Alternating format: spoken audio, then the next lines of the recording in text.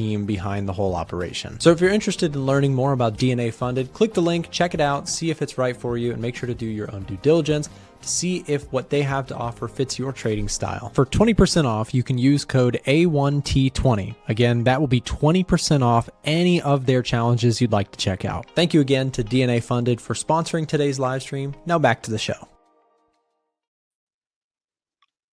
Good morning, everybody. Happy Wednesday, happy Fed Day. Jerome Powell and company putting their brains together to come out at 2 p.m. to do nothing. FOMC, here's a watch tool. Probably about a 97% chance nothing happens today. It might be baked in a little higher than that. Yep, 99% this morning that nothing changes. So Fed is likely going to keep the pause going. Jerome Powell's press conference is probably going to be more important. The pause for June is also increasing. The probability shows now about a 69% chance that they don't do anything in June. So I'm really interested to see how the statement at we'll say FOMC statement comes out with the 2 p.m. release, unlikely to change. Once Powell takes the podium and starts to talk live, I do wonder what language he has, and then when it comes to Q&A, if he goes like on script or off script. Usually he is pretty scripted, but I think given the fact that the Fed has made some changes to these recent probabilities, now looking at the potential first cut coming in July, I'm sure they're going to be asking about, trade war uncertainty or tariff uncertainty or the tariff window, blah, blah, blah. So I'm curious if he actually gets into the weeds about, how the current administration's uncertainty with the trade war and tariffs has made the Fed at least kind of take a step back and assess the uncertainty, or not. I mean, he also could just dodge all of these questions and just kind of meander his way through the press conference, get through it without any real significant information to grasp onto. And maybe it's just a big choppy day. So, I'm looking at order flows for the day. I do expect price to make some type of move. More than likely, we're going to see price have either up or down. It usually is a choppy day. Usually it hits both sides of the trade. Everyone's looking for direction on an FOMC day, and you usually don't get it. So if you're quick to the trigger, then maybe a move to the downside. You're quick to the trigger, maybe a move to the upside. I would love to take a simple trade like a butterfly spread here. But if you're not able to close that thing out near the end of the day, or price doesn't stay there, I mean, if price goes down early and then up later, or up early and down later, you're not going to see enough. You're not going to get to the profit trap at the end of the day. Like, those profit traps would be best at like literally 3:45 p.m., like right before the close. So I think it's just going to be a noisy day. Looking at the bigger picture, it was interesting these last couple of days. Looking at SPX here. So, we did peak out on Friday the 2nd. We gapped lower, stayed lower, gapped lower, stayed lower. Today's up a little bit. I think that a retest and fail of the high. Let me change the color here. I think a retest and fail of the high would make some sense from a technical side. I think that there's plenty of gap fill potential to the downside to find some support. We have gaps galore. I'm going to actually box these in. If we go to a smaller time frame, you'll see the gaps I'm talking about. So here's a 4-hour chart. So if we were to, fill this gap, it's right there. If we came down to some structure support, it's right there. We come down to fill this gap, it's right there. We come down to fill this gap, it's right here. So these are all levels that the bears could be clawing after. If the market wants to turn, we could come find these. If we were to come up to the highs, like this, to me, still has kind of a bull trap written on it. I don't think. I mean, I just read this morning that I think European Union is looking at putting in some countermeasures, and I don't know if it's countermeasures or if it's retaliation. So if this whole idea of global trade is going to go into, we're going to put counter tariffs in against the U.S., and you just add more supply chain friction, then it's probably not good for the markets. Like, more uncertainty is not good for the markets. It may not be enough to take us all the way down to the lows, but we keep seeing Donald Trump be more vocal, and he's still talking. So, I mean, it's Trump. It was a tariffs on Hollywood, and then it was a big announcement that may not be trade related, but big announcements, like, I don't even know what that means. And what else? Maybe consumers need to be prepared for like the economic uncertainty. I mean, like the narrative it changes every single day. Okay. So point is, technically speaking, this to me is a potential bull trap area that I could see the market kind of stabilizing. It's been quiet, but if the market hits resistance, I could see us pulling back into the near term. This may not be a fun ride. If we do have the market dropping, it may not be a fun ride. If the market starts to drop sooner than later, let's say that kind of today is what puts this market lower, right? Another thing that also happens, let's say this week, is Fed pauses. Powell doesn't say much of anything, and then Trump comes out and vocalizes yet again. Fed needs to cut rates. Starts to insult Jerome Powell and say they're behind the eight ball. Blah blah blah. Like that. That can start this whole dramatic thing of you can't strong arm the Fed. I think that their job is to be independent. What the Fed is noticing is 10-year yields. They're not going down, right? Like, I mean, I was watching this really closely. I put in a lock on a home that I'm closing on at the end of the month. And down here, that lock was around 6.6%. And we shot up around 20 to 30 basis points. So, I mean, if I looked at a fresh mortgage right now, it'd probably be 6.8, 6.85. So unless we miraculously come back down to these lows, and I'll look at another lock if I can within 15 days. But either way, I just don't think these yields are really going to come down as much as everyone thinks. I've said this before. My argument was that I don't think rates come down. I think that house prices come down. I think that everyone's sitting on these crazy high prices, thinking their home is worth 3, 4, 5 times what they paid for it. I don't think that's real when supply catches up. So there's going to be a little bit of a sticker shock on homes that are already existing, and then hopefully builders can catch up on supply and not be building at these outrageous prices. Where I live out here in Utah, basically these manufactured homes, builder grade homes. I mean, they build it like market plus instead of cost plus, which is outrageous because cost plus should be, maybe a home that should be like $400,000 to $600,000. They're asking, 800 to $1 million in this area. So that can't be what allows people to buy homes in the next, 1 to 5 years. If rates aren't going to get any better, that sticker price is ridiculous. So yield, wages certainly have not caught up with that. Wages are not outpacing that. So I think right now it takes about 45 to 55% of your gross income just to afford an average home price, like a median home price. So anyway, why did I buy a home now? Because rent is the exact same price or higher. So, I mean, it's market to market, but I mean, I was renting for $3,000 a month to do what? Have nothing to show for it. So I'd rather have the equity in a place that it's a phase one build that you're building into equity over the next couple of years. Median home prices in the area are about $150,000 to $200,000 more than what I'm building for. So that's why I'm buying a house. So I want some equity, you know? So, I mean, 6.6% interest is not great, but I'm putting enough money down that it's manageable, and I'll be really aggressive. I mean, I'm going to pay probably 1 to 2 extra payments a year to stay ahead of the interest, and it's manageable. I mean, it's about the same as my mortgage was in Michigan. Yeah, I get it, but there's math, and it's called being more aggressive on paying it down. I mean, I don't have to just do the bare minimum payments. It's like I get most of it's going to interest. Well, I want to pay that down as quickly as possible.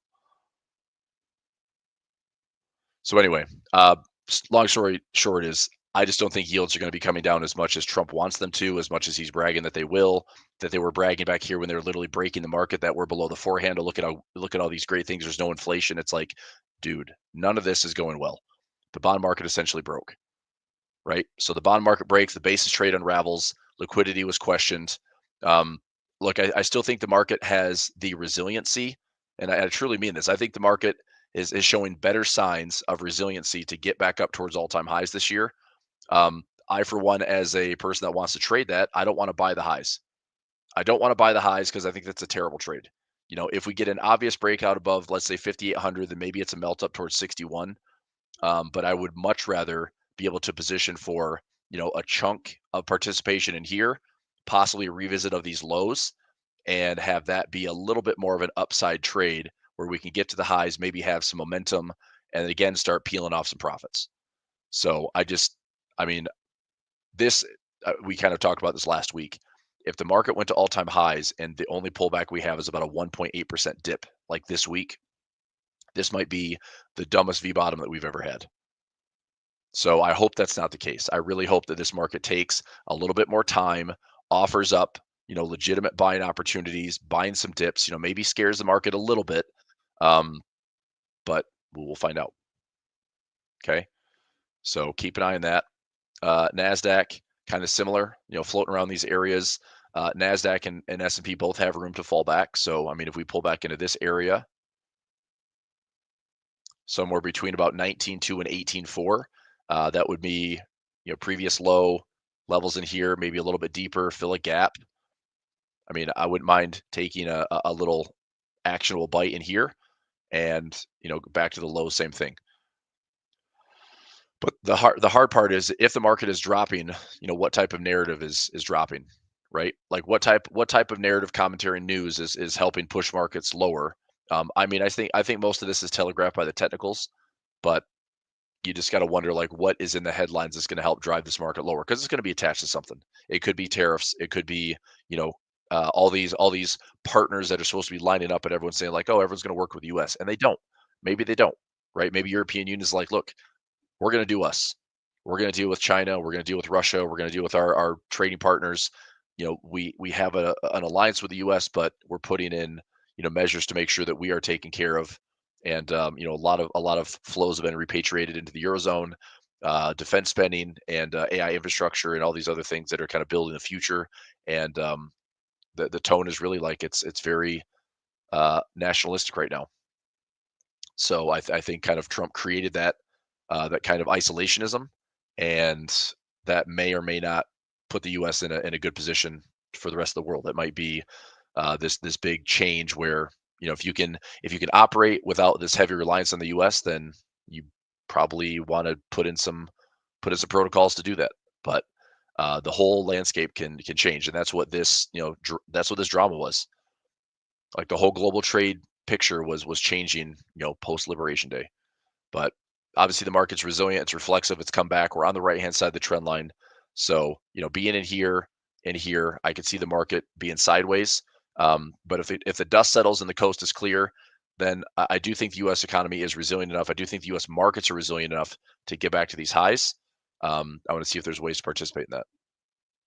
Okay, but a pullback would be ideal. I'd like to see a pullback on Nasdaq towards like 18,700, maybe even 18,400.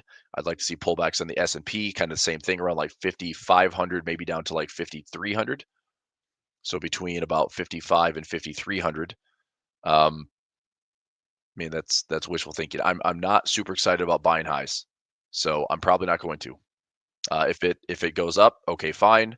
If it falls, then I'm more interested in where can I start taking some bites. All right. What else? Dow finally got above the April 9th highs. We had a couple days closing higher. We're still just shy of the 200 moving average on the Dow, which that was interesting. We're still under some pressure on stocks like UNH and some of the pharma stocks. Took a hit yesterday with Trump announcing pharma tariffs. Russell 197. Still have calls at 200. If this dips as well, I'll just keep selling calls. Volatility index is still in the 20s. I mean, this is still relatively high volatility. We could stay here. I mean, we can go back down into the low 20s. We can maybe dip into the teens. If things get a little bit more exciting, then the markets go up a little bit between like maybe 20 and 30. So that'd be a little bit more elevated volatility. I hope that we don't come back up into in the 50s and 60s. That would be another like round of just absolute chaos if we did. So I'm hoping that things kind of settle down into like maybe, and this is crazy to think like 20s to 30s would be good, right? But that would seem like a relief compared to the scares we had between like the 40 and 60 push. Okay. You thinking stocks are going up? I mean, I think they're resilient enough to go up. I think earnings consensus has been pretty decent. Mag 7 still strong. I think this market can still kind of build on a strong foundation of Mag 7. The one thing I'm watching closely would be this. So above the 50-day moving average and also above the 200-day moving average. This to me is a sign of market breadth. right? So you want to write these two down. S5FI is how many stocks are above the 50-day moving average, and S5TH are how many stocks are above the 200-day moving average. Right now, we only have about 36 point, about let's say 37%. We have 37% of stocks above the 200-day, which means 63% are below. That, to me, as a market breadth indicator, still shows that we have a lot of stocks that are still in bear market territory, below the 200-day moving average, right? So about 50% of stocks are above the 50-day, but 63% are below the 200. So we're kind of in that no man's land of like, well, does the price get back above the 200-day, or does price, think about it this way. This was price. Price has been falling, right? If we had a 50-day moving average, so 50-day moving average has been crossed over, right? And the 200-day moving average has been crossed over.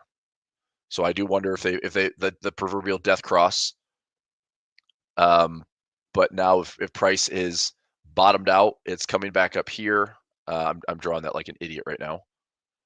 So we've got to go price is up, price is down, price is probably pulling back. Let me put in some 50 days. So 50-day would be a little bit tighter to price, a little bit more aggressive here, and then maybe price is coming back above it. But meanwhile, a 200 moving average be more like that. That's kind of where we're at, right? So we've got some stocks that are crossing back above, about 50% of stocks crossing back above the 200, but they're still below above the 50-day, but still below the 200. So this is the big question mark spot: is will price hit this 200 and reject? If prices hit the 200s and reject, then we're still in a bear market move. Like this would be that bull rally in the context of a bear market, and we could see another at least flush down. May not be breaking the April lows, but another flush down pushing lower, right? So I think right now this is not really a time. I'm not buying really anything. I'm generating income. I'm selling covered calls. This week, for example, let me go to Tesla. I mean, I've got covered calls on Tesla. I even debated just throwing in, some shares on SPY or Qs and just selling covered calls, and just if it goes up, make some money, do it again. But just trying to take some bites and nibbles at. I think right now the best thing to be doing is like if you have shares, sell covered calls. If you're looking at opportunities, I'm trying to get in and out within probably 1 to 4 weeks of just selling premium, selling covered calls, doing my income trades that I typically do on indexes. But I'm not committed to really any major direction. Okay. So let's go. We did Russell. VIX is in the 20 still. The bond volatility, it's come down off these highs, which is a good thing. Take a look at your IEF. Actually, we'll go shy. That's the 1 to 3 year. So the bond market dropped hard. There's 1 to 3 year. Here is 7 to 10 year. Here's TLT. So we're moving off the lows. It's helping yields a little bit. Here's your 2-year yield. Here's your 10-year yield. Here's your 20-year yield. But there was enough bouncing. I mean, Liberation Day, Liberation Day, this was what kind of broke the bond market. It wasn't a who was the is it wasn't the prime minister in the UK. Was it Truss in the UK when the bond market broke in 2022? The UK gilts broke in 2022. Bank of England stepped in and backstopped it essentially. We didn't necessarily have that right away, but we did have a major component of liquidity in the bond market basically get busted up and broken.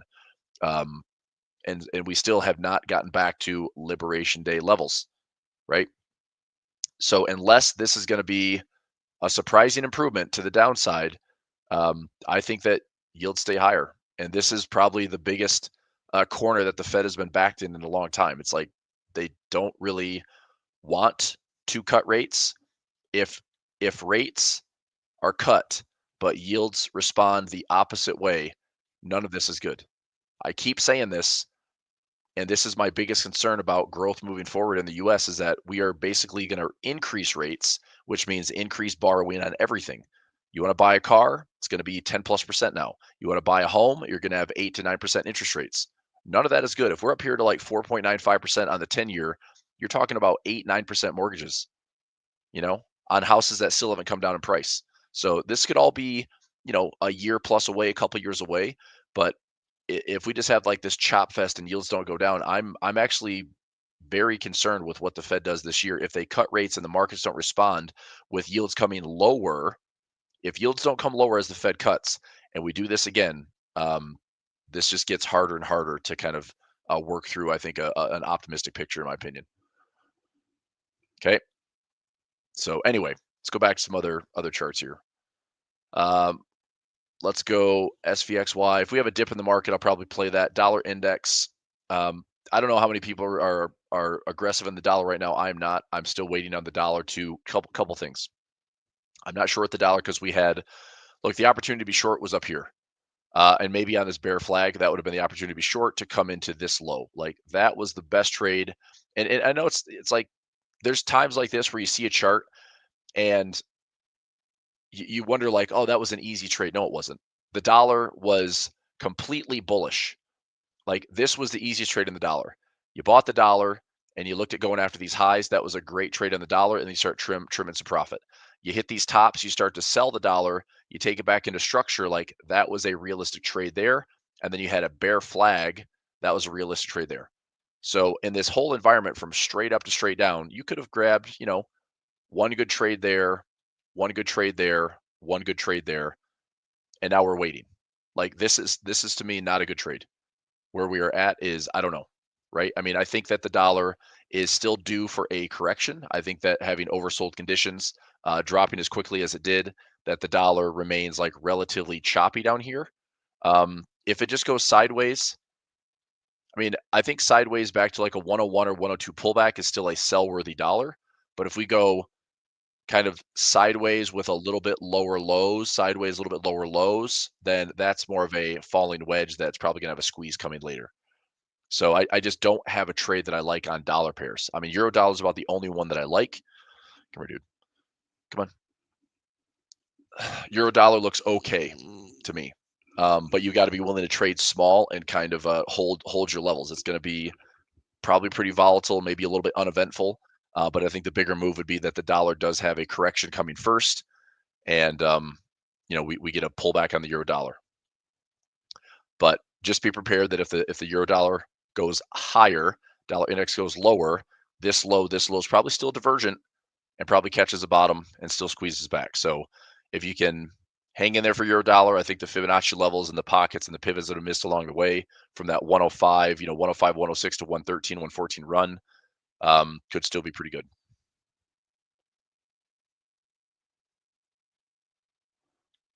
Okay, so that's dollar index. Oil. I did close out my trade on oil. I took a $10 loss. I mean, the announcement yesterday, it's like it just seems like pressure is on to have more supply side. So I mean, if production increases, it could drive prices lower. I thought it would take a stab if the market was going to hold this level, and it may still hold the level. But if we just drift lower on increased production, I don't want to sit here and say I'm going to be bullish on this, right? I mean, I'm calling the bottom, so I bailed on CL. That's my crude light futures trade. I got out of it for a $10 loss. At this point, I mean, again, kind of the same thing as like, does oil come back up to this level to reject? Does oil leak a little bit lower? If so, it's probably going to do it without me. I'm not that interested in, there's like open space to the downside, but yet I'm not that bearish. And at the same time, it's like, could we get back to 65 and then make a squeeze above it? Sure. So I think it's a tough trade. It's a tough trade. Be careful on the risk side of oil. There's so much like supply and demand manipulation that I just think it's a tough trade. So I'm not really doing anything on oil right now outside of just kind of observing. I am long on natural gas, however. I'm still holding this one out to 2027. So, this did come off these really nice lows. We got into a buy zone for a while. My issue on this one is that we are now like kind of on the cusp of, are we going to stay in this sell zone? Or are we going to get back and return into the buy zone? I'm hoping that we return to the buy zone because I'd like to see this thing going higher. And I want to still add some diagonal parts to it. So speaking of that, we're at 1811. I have a break even around 16. I probably need to, I think I'm going to sell another one. I'm going to write this down. I'm going to sell another call and just continue to lower the size of my debit. This is a long diagonal spread. So this 417 is expired. but I'm still sitting at a $5 long call with a roughly 16.25 break even. So if I can sell a 18 or 19, I don't want to get it called away per se, but I want to see I should be in some profit on URA. So you are I'm sorry, UNG. Yeah, UNG's up about $630, but I want to add another leg to this. So let me see. We're at $18 right now. Actually add this trade in. So UNG trade. If I go out, I go to $19. There's some income here. I think I'm just going to play it pretty close. All right, dude.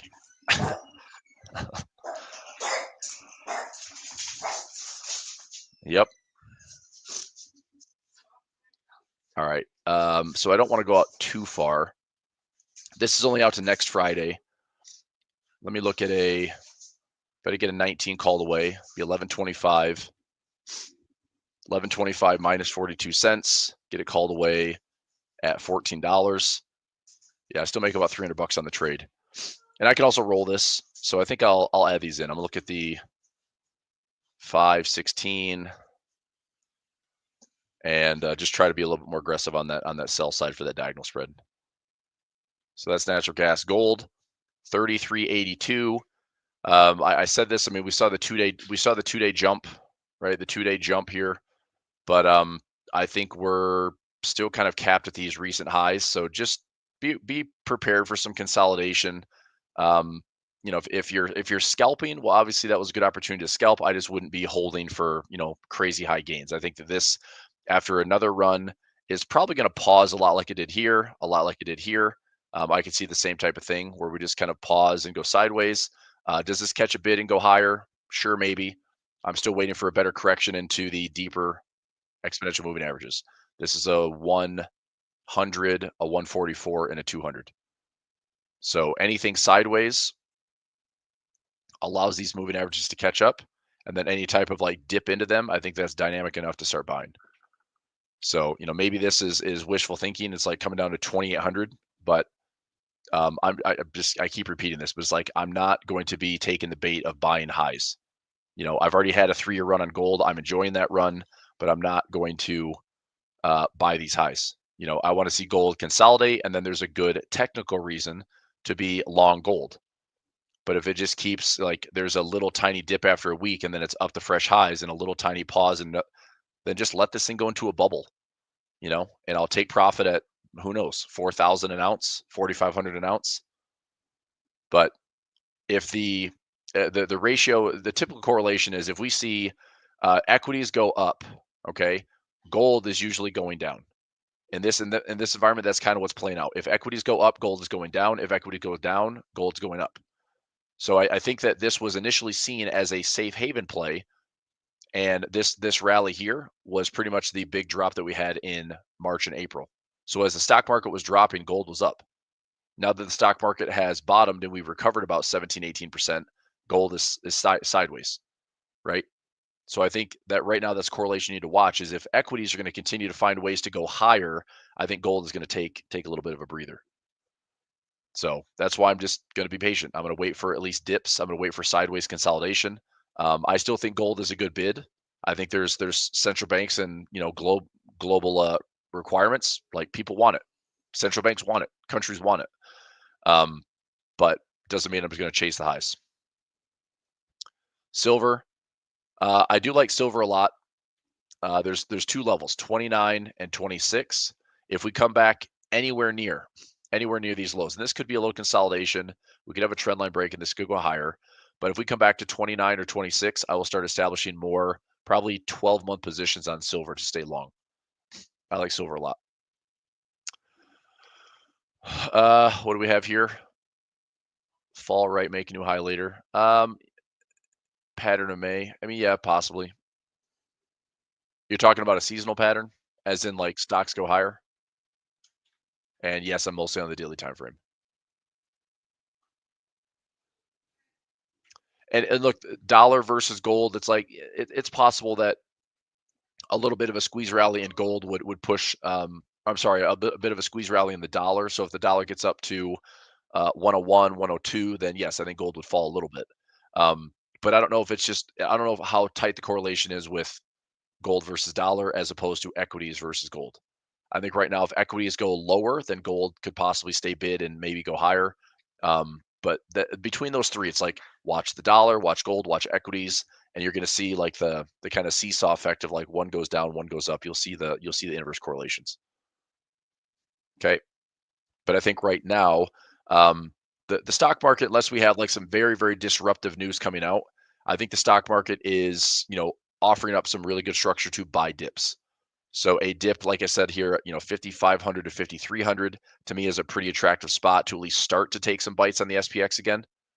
And if we, and and the target would be all-time highs. I mean, if we're pulling back to this area, if I'm taking bites in here, that's a discount, and I'm looking to get to all-time highs. If I take some bites in here, I'm looking to get back into all-time highs. Now, if we obviously revisit April lows, then this is a potential range that we have a high, we have a low, we have a high, we have a low. Like we could also do this. This market has done this in the past. 2015, 2016, a 2-year range before it broke out. 2018, 19, we essentially went sideways for 3 years. Like we could be in that environment where it's just a lot of ups and downs, and maybe what feels like a lot of volatility, but it's really just like a 20% high to low, and the market's going to bounce back and forth between those levels. Okay. All right. So gold, silver, Bitcoin, another nice like 1-day pop. We're back up towards 97,000. Little consolidation's fine. If Bitcoin wants to melt up a little bit higher, I'm not opposed. I'm not unhappy by this thing going back up to retest all-time highs. I do wonder if this is another accumulation phase where it goes up to hit all-time highs, and then comes back down to offer up either a halfway point to buy or offer up a range trade to buy. And then we have a chance to trade the lows, maybe take some profit or try to hold for a breakout. So I'm still holding, a lot of Bitcoin. I still have IBIT as my kind of stocks and options way of exposing the equity portfolio that I have. So it's still doing pretty well. Overall, overall still up about 40, almost 45 grand in Bitcoin. So we get to all-time highs, that's probably up towards like 60, 65 grand. We get to fresh all-time highs at, Bitcoin spot price is 120, 130, 140. Then we're going to be up like $70,000, $80,000. I'm probably going to start trimming that back and take some profit. All right, let me check some DTE trades here. So Bill, Upstart, App, Hood. These are all earnings plays that I'm watching. Shopify. All right, come back to that in a sec. All right, that's Bitcoin. MicroStrategy 392. I have a bull call spread on MicroStrategy that is now up $265. Max profit on this one is about 1150. So there's still plenty of time, and there's plenty of time in the trade. What I'm looking for is if we start to see MicroStrategy up over, let's say 425, 450, then I could probably close this thing out for maybe a $500 or $600 profit, which I'm okay with. Like if I can turn a 332 debit into a 100, 150% gain, max profit's like 300%, give or take. But I'd still be happy making $500 or $600 on this trade, and not having to wait all the way to January just to eliminate some of that volatility. I also still have covered calls out to, it's a collar trade out to June, but if we stay above 310, this is another one that I might continue to sell some covered calls and roll. If we're just going higher in MicroStrategy, I'll just keep rolling calls. But the reason I stuck it out to June was because if we have this like big pause window in tariffs, I turn a little bit more bullish into this window, thinking that the market's going to be relatively calm, not a lot of drama until maybe July onwards. So hopefully, to be smart, I could just let it get called away, and I'll still make about $17,000 on MicroStrategy, in addition to watching where this bull call spreads trade. So overall, MicroStrategy is doing pretty well. What else? Coinbase. Looked at this one yesterday. I'm going to wait and see what happens if we get a dip. If we dip back down to these lows, I'll probably look at some price and ratio spreads and income trades. Ethereum, I'm sure that traders are wondering and waiting, but if we get on the right-hand side of the trend line here, Ethereum could be a pretty attractive buy and a catch-up opportunity to get back to these recent highs. But I still like Bitcoin better. Really, I still like Bitcoin better. Copper still chop fest. Japanese yen, recent highs. Maybe just a big range is still playing out in the Japanese yen. I'm still long Japanese yen, not in currencies, but in FXY. EWJ, the way I'm trading the Nikkei is I'm still in profit here with a couple of dollar cost average levels. The DAX just shy of the all-time highs. So, I do wonder if this is just a big range trade, like a big shakeout trade, and maybe we're up and we come back down to the middle. Maybe this is going to be, in the stock market would be the one market that I would say that if we get to, this high, and we actually pull back, having some type of structure in here still offers a chance to buy the dip and then see new highs. If I was in a currency market, I would never do that if we're sitting at all-time highs because we're likely to have, reversions and pivots and balances. But in the stock market, when it's like these are designed and built to go higher over time, um, this could still be a bullish pattern. So if the DAX can pull back in here, I think it would offer up the opportunity where you missed the V bottom, right? If you didn't trade the V bottom, if you weren't that aggressive, then perhaps it offers up a chance to buy some more, and then we get another surge to fresh highs. Okay, FTSE, kind of the same idea. If we come up to these all-time highs, come up to the all-time highs, maybe pulling back in this zone, accumulating some type of consolidation, and then maybe breaking new highs as well. I kind of like the Eurozone a little bit better than the UK right now. Argentina, I'm staying out of that one. China, big rejection candle yesterday. Brazil is just above. Actually, it's now falling back below the 200 moving average. ILF is sideways. That's Latin America. Mags 46. We're dipping a little bit lower. Let's take a look at the heat map this morning. So we have about 61% of stocks advancing. Amazon's leading the way. Amazon's up about 2.8%. Man, it's expected to move by Friday. It's like, come on, Amazon, do something good or bad. I mean, at this point, right in the middle, this is worst case scenario. So if we drop, okay, fine. If we rally, okay, fine. If we stay in the middle, then that sucks. For an earnings trade, it's fine. Like longer term, I'm just long Amazon. I don't care, but ratio spread looking good. Long term, I think this stock gets back into the the 200s again. But anyway, Mags. Let's look at Apple. Apple is down. That was an earnings trade. That was profitable.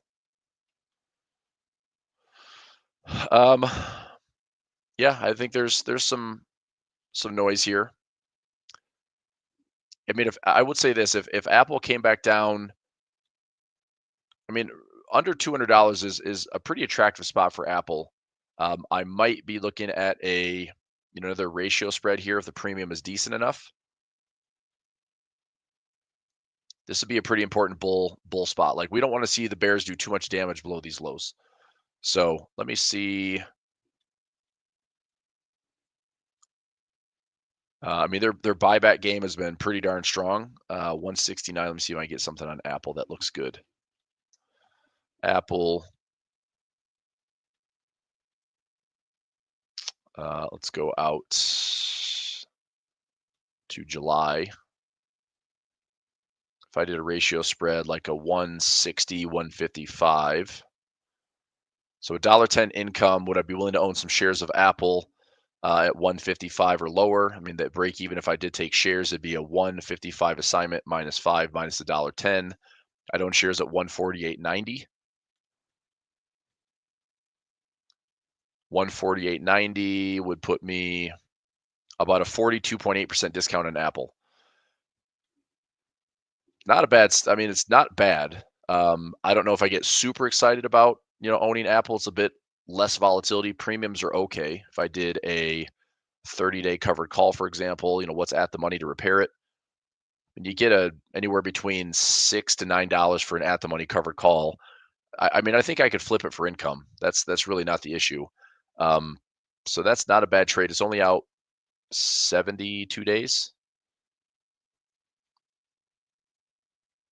Okay. So let me think about that. $1.10. 137. I mean, to me, it's worth it to keep over $100 of income. I would be willing to own the shares.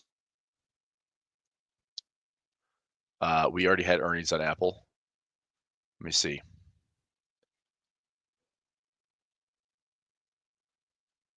Yeah, I don't think this is too bad. All right, I'm going to take this trade. So see if I get for maybe $1.10 or better. Let me try. I'm going to try to get a little bit generous on the fill and go for $1.15, but I think 110 would fill. So let me take this trade here. This is a 160 by 155 ratio spread, and this trade is out to July 18th. So let's go here. 115 not filling. Try 113. Try the mid price at 111, 112.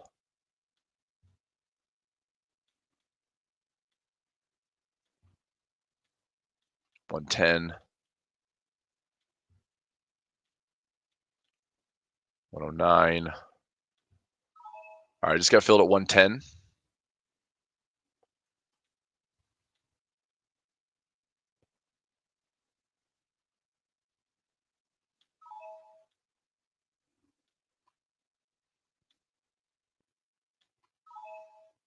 Got filled at 111.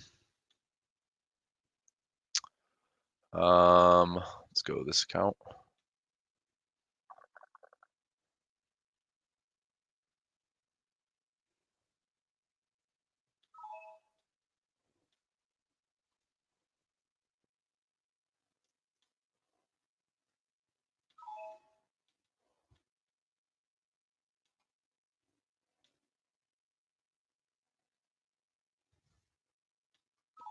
Okay, so trade is in. I'm going to add this one to the mix. So this is Apple. I'm doing this in margin accounts. I'd be willing to own the shares. 7/18 expiration. Buy the 160 put with one contract and sell the 155 put with two contracts. $1.10 credit.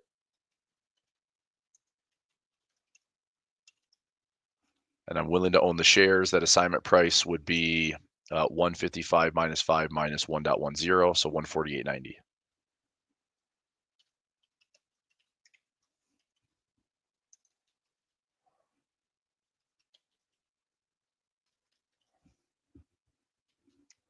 Okay, so probability of profit on that trade, about a 96% chance of profit. Chance of assignment is about 7 or 8%. So it's a pretty low chance of assignment. If you don't have the cash to own the shares, I mean, I'm still collecting about $3 total, or we'll just look at the debit of the credit of $1.56. If that $1.56 credit is trading for like $3 or $4.50, rather than taking the assignment, you could just close out that essentially cash secured put, just close it out for a loss. So if you treat it like a ratio spread with a naked put where you don't want the shares, then you can close this out at like a 200% loss. So that way you can avoid the assignment, lose a couple $100. But if you win, we got a good chance of profit here. That low in April, I think, is pretty significant. Okay. All right. So I'll add that into Pulver alerts. And this one's done. So I'm just going to modify this. So this is a 7/18 expiration. Buy the 160 put. Sell the 155 put. $1.10 credit.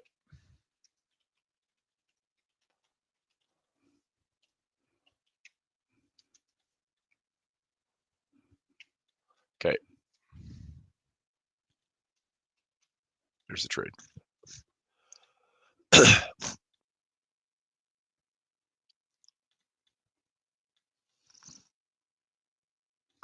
So let's go 160 in here.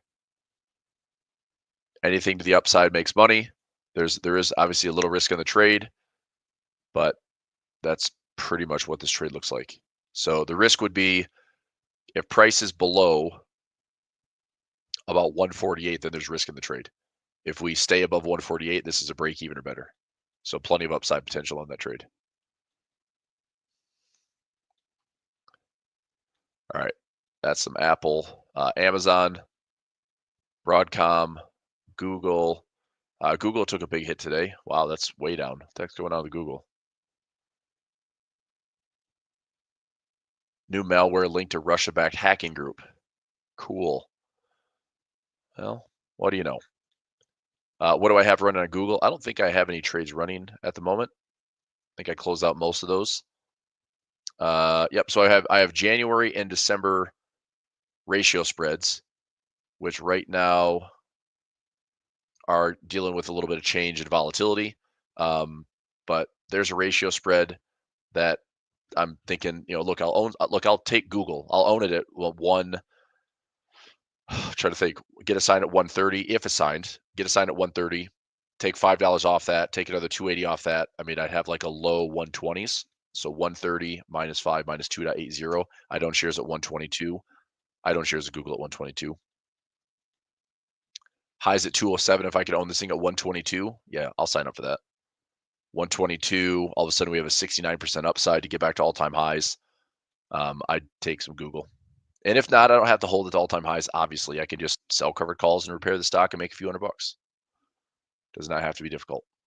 So anyway, that's Google. Meta. I still want to see Meta, maybe a range trade. If it's possible, I'd like to see some of this. If we come back down to these lows again, I'll probably put income trades in. I might dollar cost average as well. I mean, if Meta runs away from me, that's fine. I'm not buying a $600 stock. It's either dollar cost averaging into it, but if I want to trade options on it, I want to be basically doing like income-based options versus tying up 100 shares on a $600 stock. Microsoft own the stock. I mean, dollar cost allocation was started in here, bought again at 370. That's gone up to the upside. Did some earnings plays. All these 1-1-1 trades that I did and ratio spreads all worked out pretty nicely. So anyway, just kind of sitting on some stock right now. Netflix still carving out some fresh highs. Just gonna let it do its thing. Nvidia, it's okay. I mean, Nvidia's definitely quieted down. I will say on Nvidia, I do have some. I have a collar trade. So Nvidia, I took off a bunch of my naked puts, and all I have is I've got shares. There's my collar trade, and I have a naked put at 70. That's up about 35%. So I'm going to label this one. This is going to be a collar.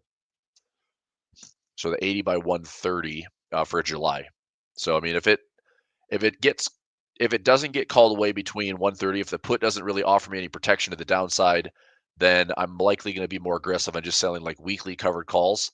And my break even on Nvidia is, check here. Nvidia.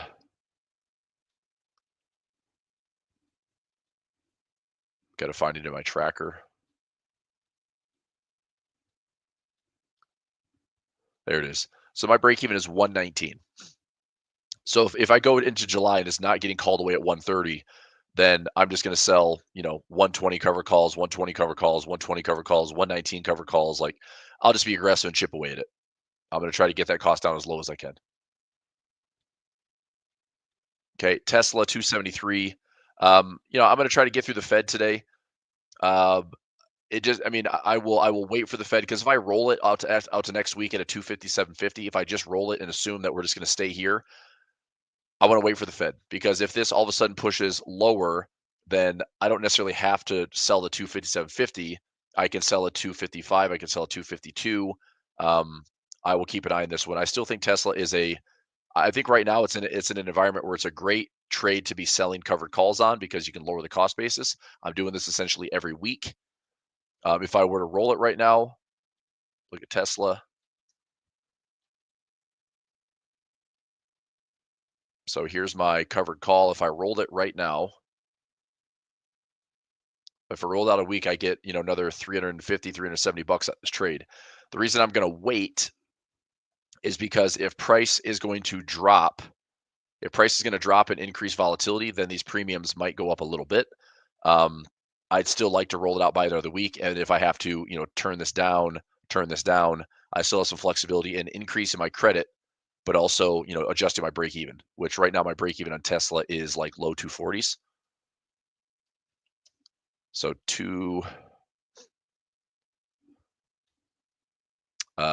New break even.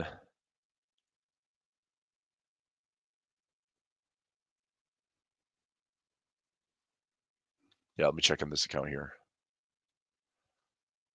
So this is a 280 covered call, up about 56%.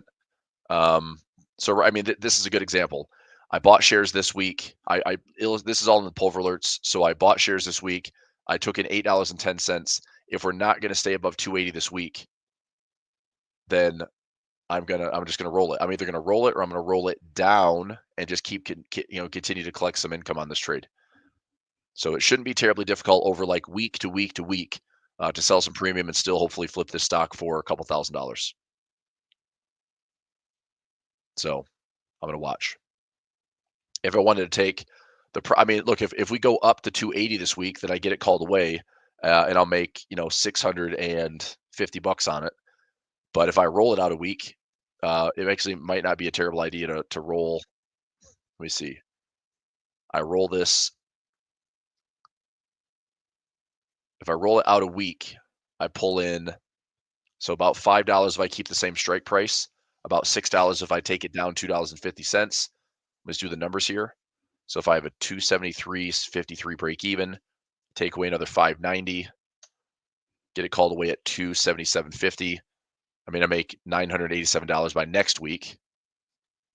Like, that's not a bad trade. If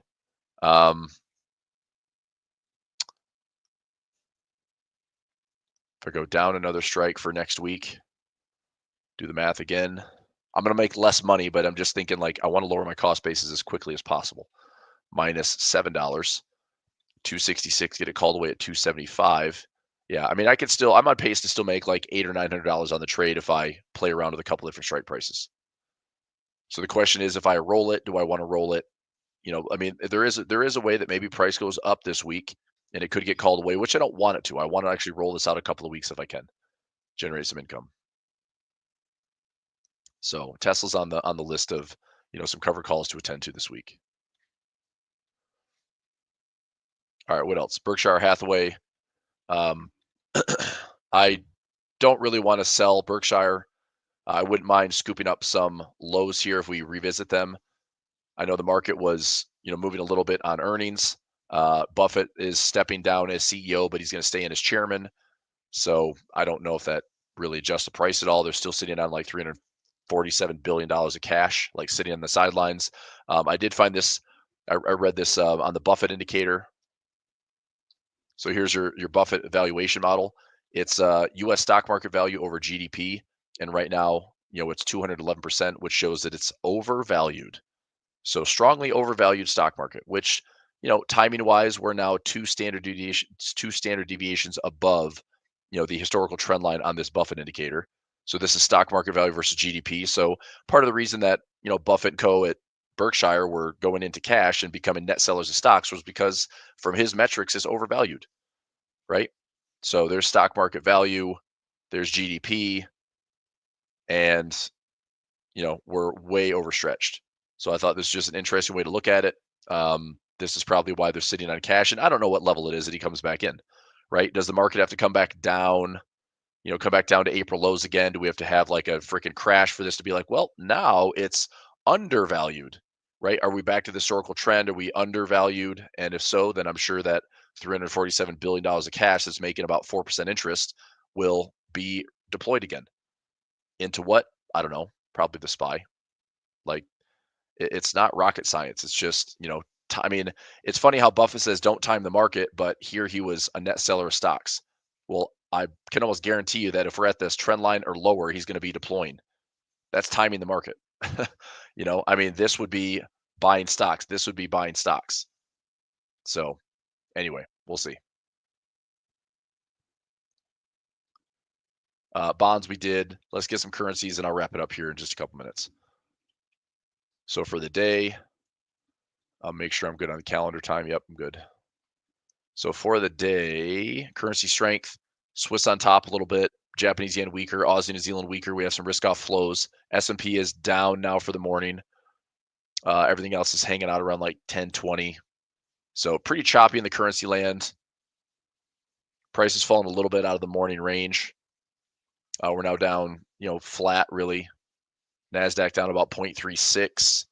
Dow is up 0.33. Russell is up 0.16, but S&P flat. Nasdaq down slightly. Nasdaq probably mostly attributed to like a little bit of a pop in Google. Google going down is going to drag Nasdaq a little bit heavier.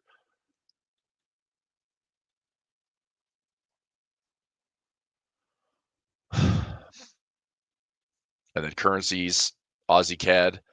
This is good. I want to see a pullback here. So a low, high.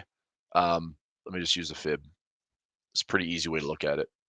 Go low to high. And this isn't perfect, but I mean, I guess you could just take the fib and swing it up to this high.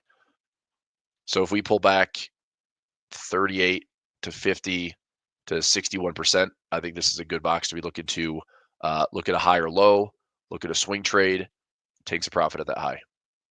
So I would be willing to buy there and also back at the lows and see if I can get back to these highs. So that's Aussie CAD. Aussie Swiss, turning a little bit south. This is why I didn't just jump in and buy a bunch of crap. Because if this pulls back, are we looking for a higher low and then a higher high, then a higher low, higher high? Like maybe that's all I get. And I turn this into profit right there. If it comes, all the way back down again to the lows, then I'm looking at this as a bottom. Does that rally back up, take out the high? I mean, so anything back into here, if Aussie Swiss comes back into like 56 or 5,700, I'm taking some profit. Japanese yen.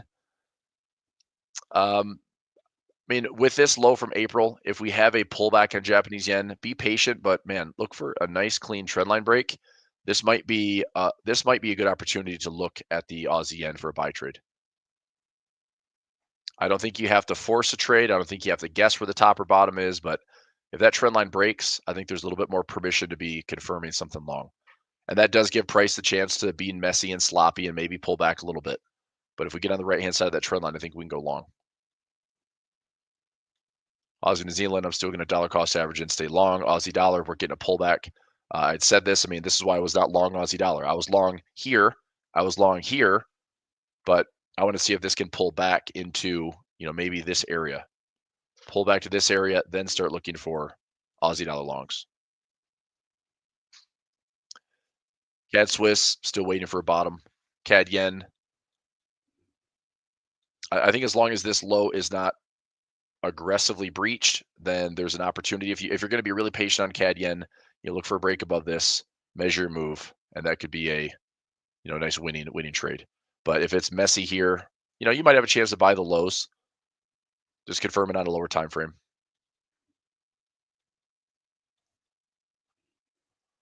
Swiss yen, no trade. Euro Aussie. I mean, if this is where we bounce, if we bounce all the way back up here, I'm probably not going to take that trade. I'm out of this trade right now. I'm just gonna wait. I'll observe. Euro CAD, I still like the sell trade. If you're selling small, I'm willing to sell at the high. So area 1, area 2, and I'm targeting 5,400 lower. Keep an eye on that one because if oil takes a big drop below the $56 low, I wouldn't want to be holding this one too much higher than I'd say like 6,000 is a nice round number. I would be willing to kind of bail out of this trade as long as we are, holding below 6,000. I think I'm going to be willing to hang out of this trade short. Euro Swiss, just strong support around 92, but no guarantee that bottom is in. But I'm looking to see if it will hold. If the low holds, good. I want to just get this thing back up to 96, 96.50 and take some profit. Euro pound, nothing. Euro yen, nothing. Euro New Zealand, kind of the same thing. We bottomed out a little bit. Maybe a pullback into, this area, but that's about it. Euro dollar, I still like the structure on euro dollar. If you're willing to sell it, area 1. If you're willing to sell the highs, area 2. Even if it's a range trade, I mean, if I sold it now and I sold the top and it goes back down, I can turn this into a small profit. I turn this trade into a nice profit. That is enough to start eliminating risk and see if we get to the 30, 38, 50% pullback zones. So that's all I'm looking for on euro dollar. Pound Aussie. I mean, short term, if you go to a smaller time frame, this one might be turning. This could probably pop right back up into this 2.1 handle. So if you're looking for a scalp opportunity, I kind of like that trade for a low risk, high reward. But you got to be pretty precise on the smaller time frames. Pound CAD, still pretty choppy. If we, hold this resistance area, that's a good spot to look for sells and just trade the range. Pound Swiss, I still like Pound Swiss. I will probably take a trade on this one if we come back into this halfway point or this low. I'll buy small, and I'm looking for this pocket to get filled. So I'll keep an eye on Pound Swiss, but I think if I'm dollar cost averaging into some lows, this thing will, give me the move into the pockets that I want. Pound yen, no trade. Pound New Zealand, equal lows, maybe a range trade off the lows. Get some precision on a smaller time frame. Come to the lows. You guys kicking me off, Chandler? Hey, Chris. Yeah, we have the next segment beginning soon, but Cool. I wanted to thank you for those of you guys who might not know. I don't know if we put it anywhere, but Chris sent us a little care package to the office, and one of which was a collection of hot sauces.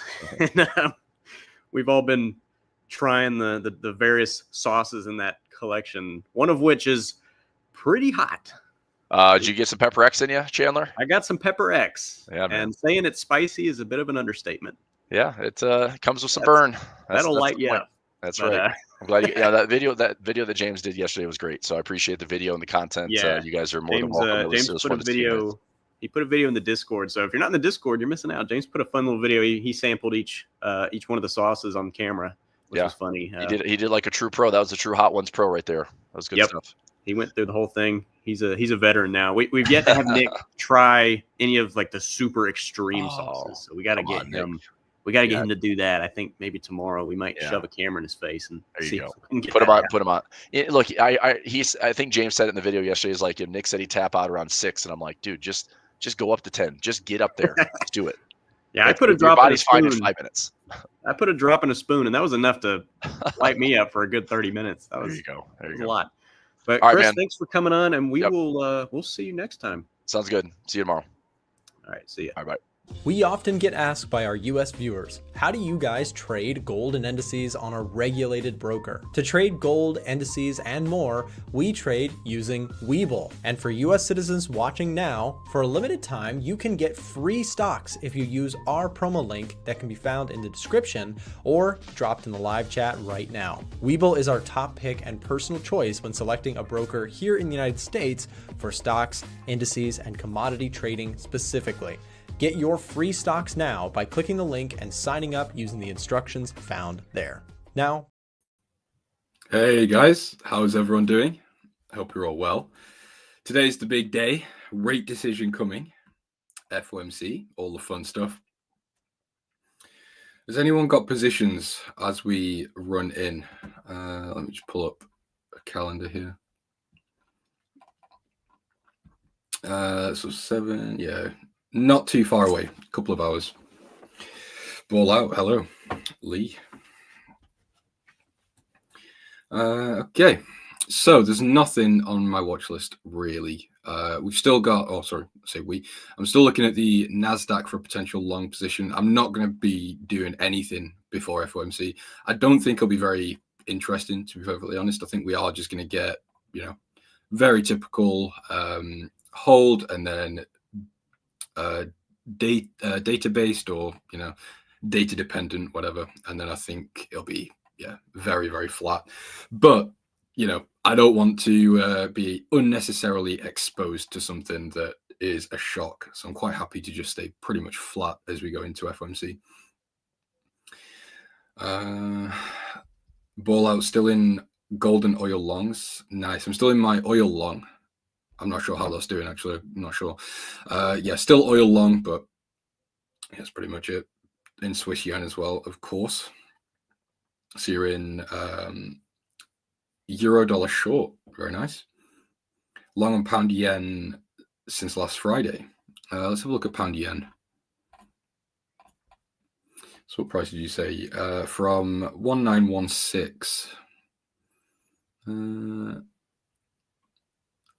1916 is pretty much here. So you're just around entry, really, aren't you? Long New Zealand dollar, interesting. Oh, sorry, short New Zealand dollar. My bad. Did I say short or long? I'm not sure. It's been a long week.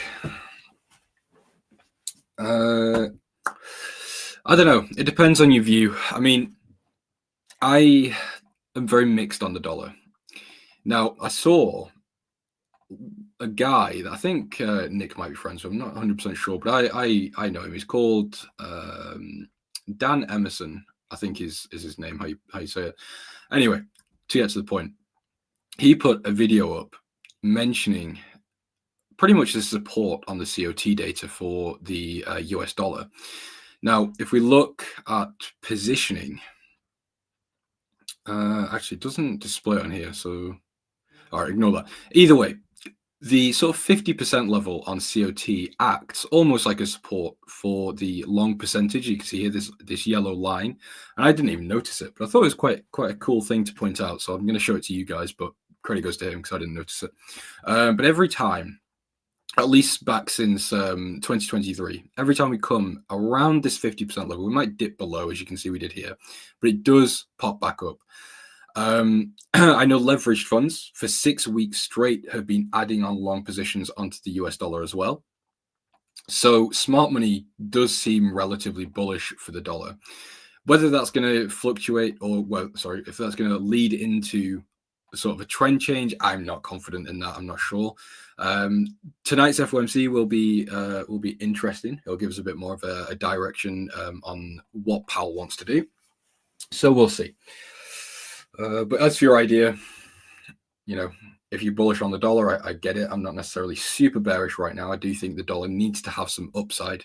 Or when I say need, I'm going to say due some upside. I think that's a better way of saying that. We've had a multi-week sell-off here. We've had very, very little upside. So I do think it would be expected for the dollar to come back up slightly before maybe heading lower. However, you can see I've got the drawing on the US dollar here on the chart. We do have this really nice weekly trend line. And again, if we pair this with the COT data, this might be quite a nice long opportunity to get long on the dollar back into possibly previous highs. And that would also be backed up if the Fed is neutral, slightly hawkish. I don't think he's going to be, or Powell, I don't think he's going to be very hawkish. I'd expect him to more be around the neutral. I don't think we'll really get that much from him as normal. Lee, hello. Have I eaten Bashi? I'm going to assume you mean because he's not here and not that I'm fat, but no, I haven't eaten Bashi. Yet, anyway. Might change soon. What's your thoughts on dollar Swiss? I would quite like to go long dollar Swiss because I think the Swiss is overvalued. Oh, well, sorry, that's the wrong word. Not overvalued. I think the Swiss is at a precarious point, shall we say. I don't think it's going to have that much upside. And if it does, that then puts it at risk of an intervention by the S&B. So I'm not going to sit here and say, I want to go long on the Swiss because I would be very cautious going long. So that puts me automatically more towards a short position. And again, I'm sitting a little bit bullish. I've been relatively bearish on the dollar recently. And now I'm starting to maybe flip that idea on its head. Not long term. I still think we're going to see the dollar hover around 100 to 90 by the end of the year. We'll see. I mean, that's a big range, but we'll see. But short term, as I said, I do think the dollar is due some upside. I don't think the Swiss has got much left in it to the upside, unless we have some super risk-off event, which could do, but I don't see that on the horizon right now. So yeah, if we can come back down into this low, that would be a buying opportunity for me. I mean, you could even buy it right here. This is a really nice support level to possibly get long. The only downside here is you are buying against the trend. I mean, very, very strong momentum to the downside. If you want to try and fight it, be my guest. It's not really ready for me. I would need to see a trend change. I need to see his moving averages cross, price come higher, then I would be looking to buy. So yeah, let's see actually what's on the Edge Finder quickly. So we got dollar yen. I don't think dollar Swiss is here, is it? No, it's not. Okay. Well, that dampens the idea. So yeah, possibly waiting on dollar Swiss to come a little bit higher might be the play, and then also wait for the Edge Finder to possibly align as well. Interest rate, surely they will be positive Jay Powell wants to fix dollar market. Your thoughts? What do you mean positive? Do you mean hawkish? It's not that simple, unfiltered real talk. Powell can't just come out and say, you know, I want the dollar to be better, or I want the dollar to be higher. So, you know, don't worry about inflation. Don't worry about the labor market. It's going to be, you know, I'm going to hike rates. It's not that simple. He's got to be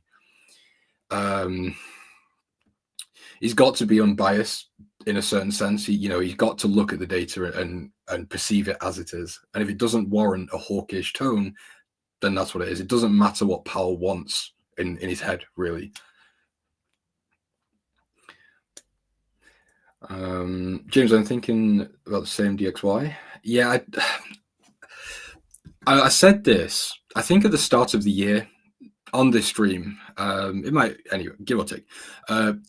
It's very difficult to be a bear on the dollar, especially long term, because the US or United States, a very big player in the global economy in pretty much every sense. So it's not really like we're gonna or can start positioning for a huge sell-off on the dollar, unless there is something that really does warrant it. It's not something you would just sit and say, I don't really like the dollar, I'm going to start looking for it to come down about 50%. It is very unlikely to happen. So yeah, I think dollar upside is a lot easier to say than downside in my view. But yeah, we'll see, because we could see the dollar to continue to come down if we do have a dovish tone from Powell. I think it's expected we're going to get some rate cuts later this year. But I think Chris said it earlier on the stream. It's very likely, or pretty much guaranteed, we're going to get hold on this meeting, and then I think we're also expecting hold on the next meeting. So we might see the dollar quite stable in between that period, and because the markets are forward-looking, maybe later down the line towards the end of Q2, start of Q3, we might start pricing in those rate cuts. We'll see, or maybe even sooner. I'm also seeing retracement before upward momentum on dollar index. Okay, it seems like we've all got a similar idea on the dollar, and that kind of gives me the spooks actually. You guys are might be getting counter traded. We'll see. Look at the eco tab.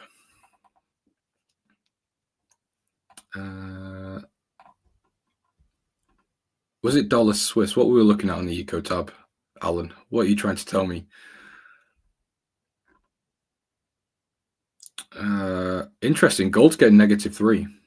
Silver's getting negative. I really like the setup on silver actually, but just seeing that has scared me off, so I won't be taking this. But on the H1, it looks technically. Oops, that's not what I wanted to do. Hold on, give me a second. Technical difficulties. There we go. On the H1, the technical setup looks really good. I'm not in this position again, just for clarity, but we do have really nice structure through here. We've got the moving average trend change, so maybe upside, but again, that's just based on the technicals. If the economic indicators aren't supportive of upside, then I'm not going to take the trade. So yeah, that kind of wipes out the idea for me at the moment. We do have dollar CAD, dollar yen. Is that it? Can I scroll? Hold on. I think more technical difficulties.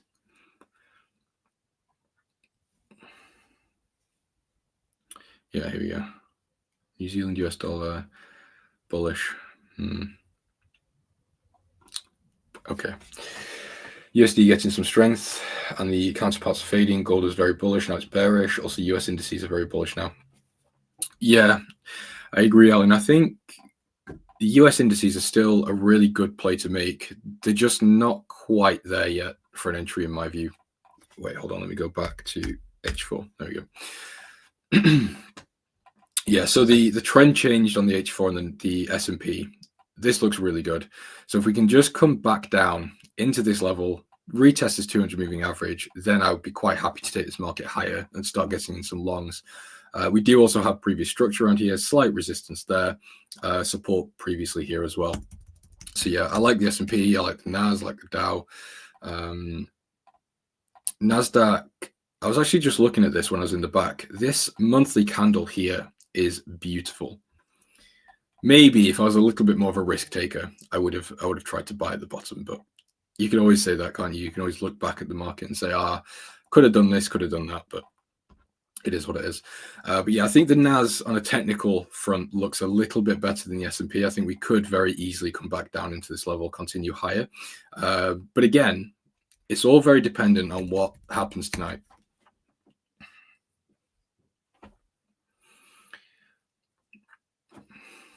Hold on. I think I've missed some messages here. Just market indecision ahead of Fed. Yeah, Lee, that's very normal. We often get sideways chop, especially ahead of FOMC. I'll tell you the edge finder is awesome. It confirms by fundamentals. Ball out, I totally agree. So he looks on fundamental data analysis. If it's like that, should be not worried then. Oh, you mean Powell? Okay. Yeah, pretty much in a nutshell. The edge finder is this magical tool. So it takes it takes the economic indicators. So you got retail sales, services PMI, manufacturing PMI, GDP trend, inflation, and it will weigh up. So it will say, okay, the UK inflation is this, the US inflation is that, and it will give it a score of 1, 0, -1, essentially.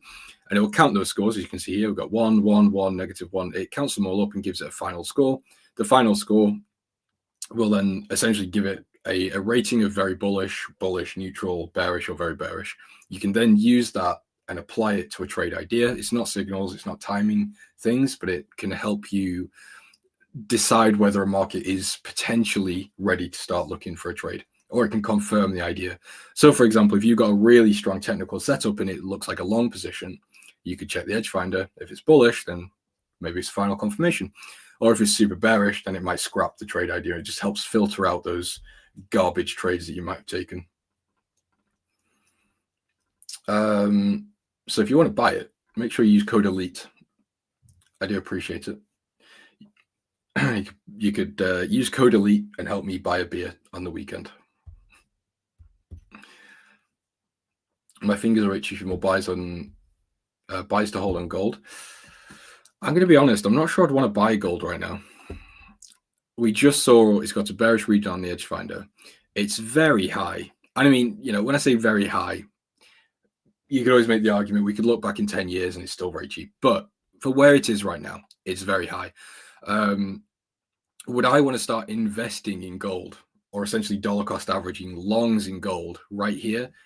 Probably not. This is we've got the high. Technically, this is now a lower high, especially relative from all-time high. I don't know. I think it's a little bit risky to start buying it right here. If you wanted to start dollar cost averaging into gold for the long term, I'd at least be waiting for this 3,000 level to get hit again, which might not happen. I don't know, but that's just my opinion, my view.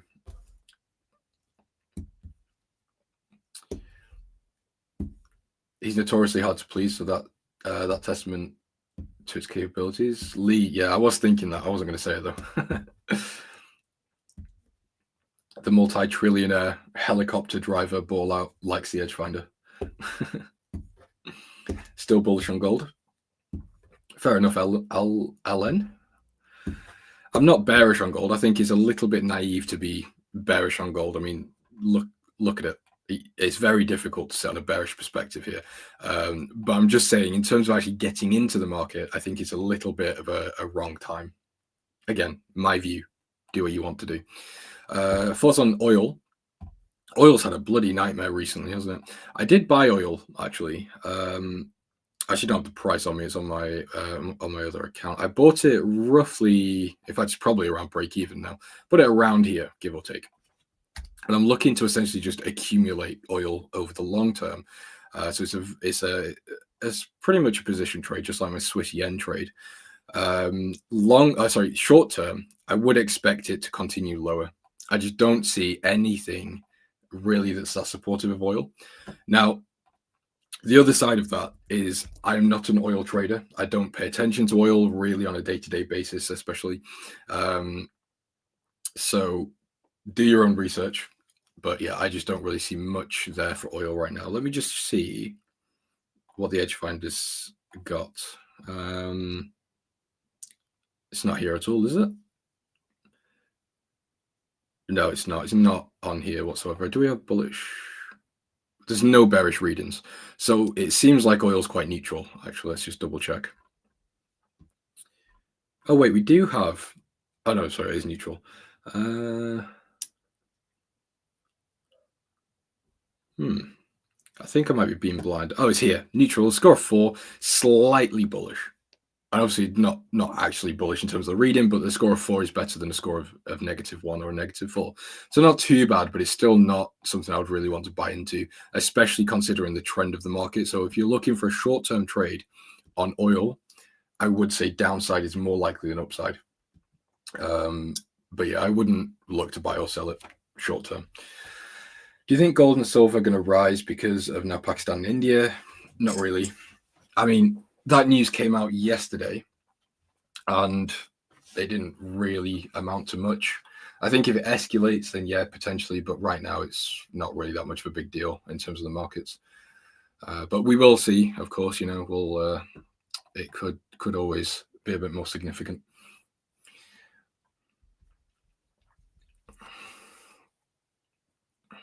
Yeah, but I think that's probably a sensible idea, is waiting for oil to reach a certain point.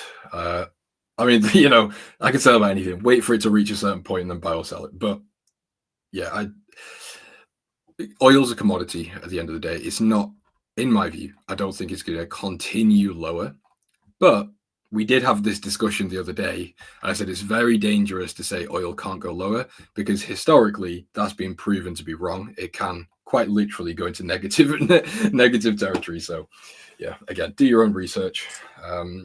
That's about all I've got for you on oil. It's not something I really trade.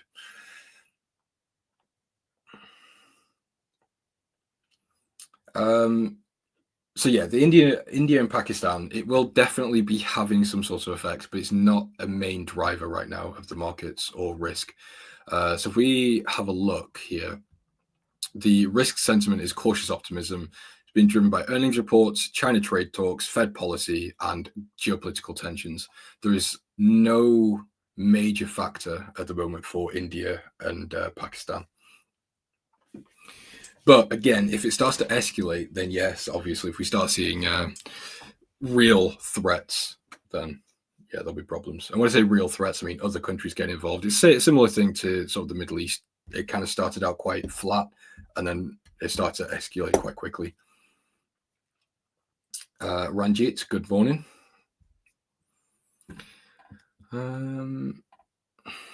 Thoughts on yen?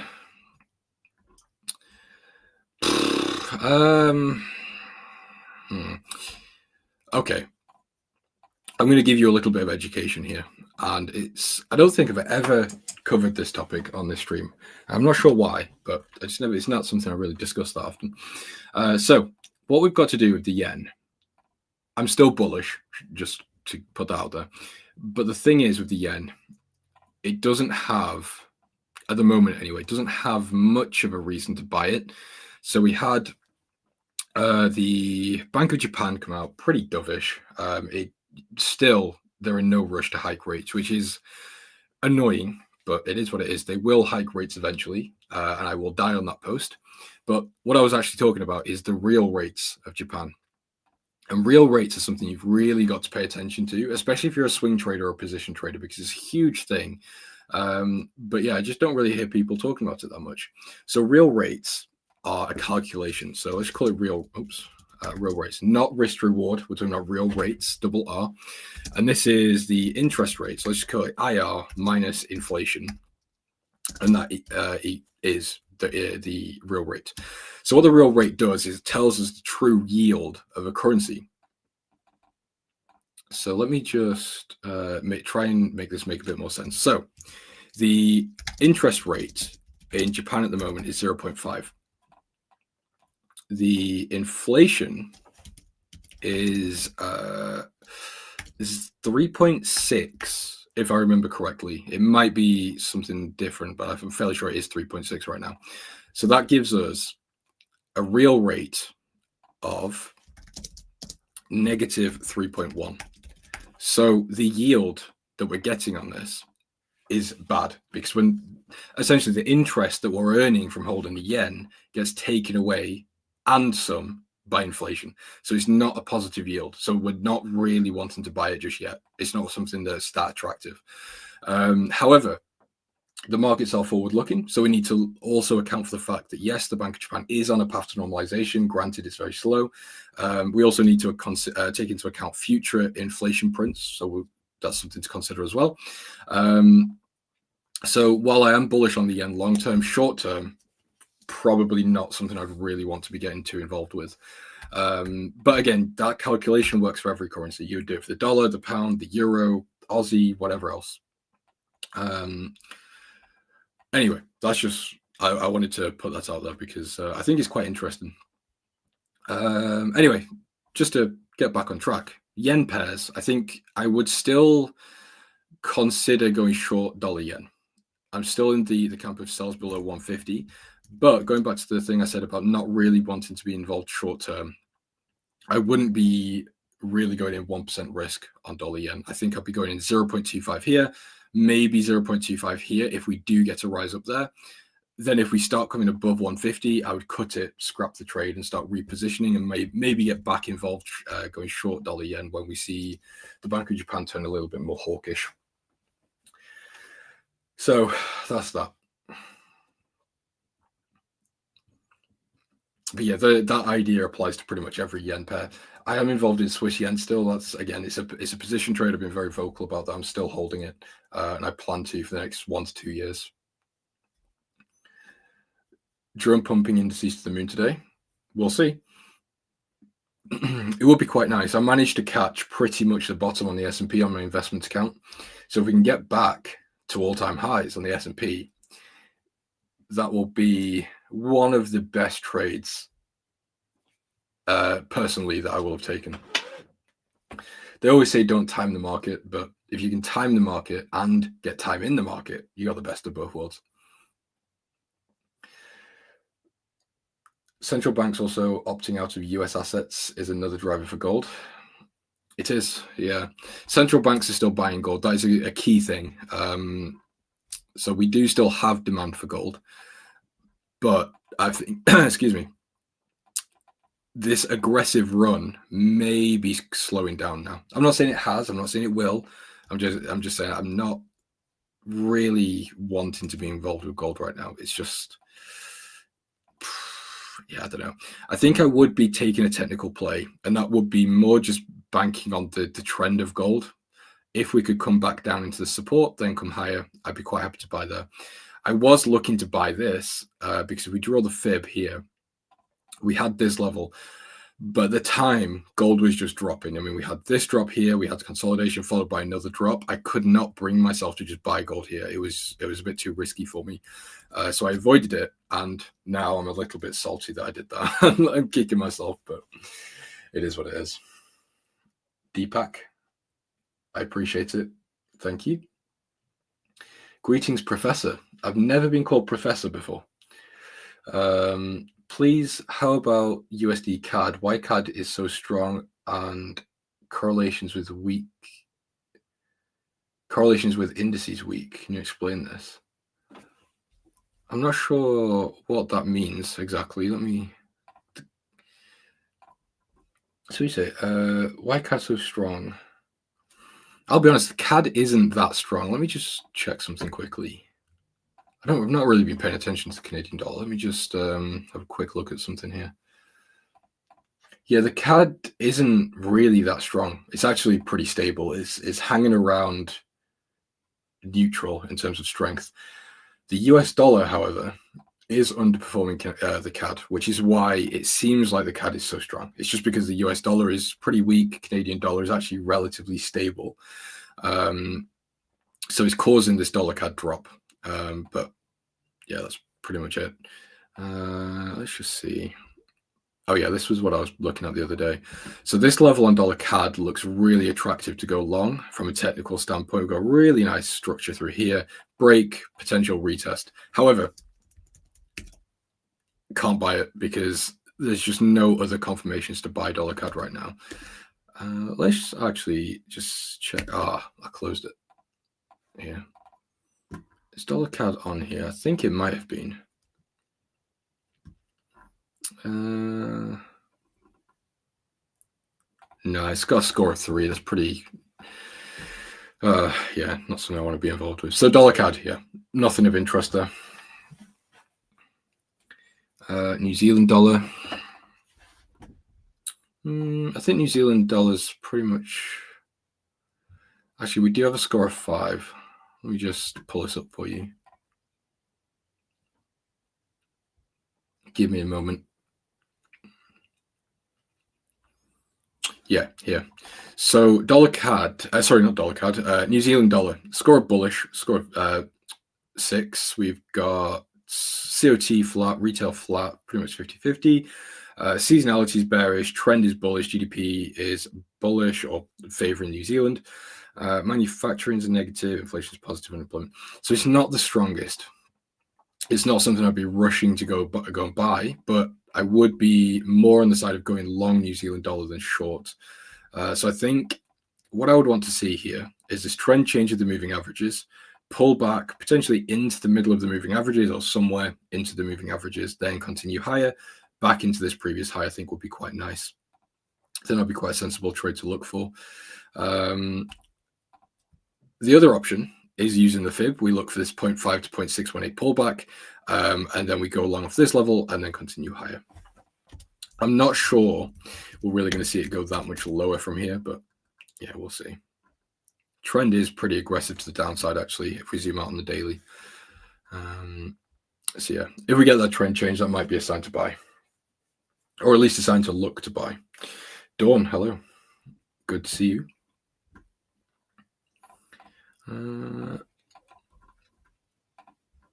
Okay, so yeah, there's not much else to discuss. So far, well, yeah, FOMC seems pretty straightforward. Very, very likely we're going to get a hold. Very likely Powell's probably not going to say that much. More than likely just going to data dependent, blah, blah, blah, blah, blah. As always, then we don't do anything. I know we probably get a hold on the next meeting as well, but obviously we have to stay data dependent as well.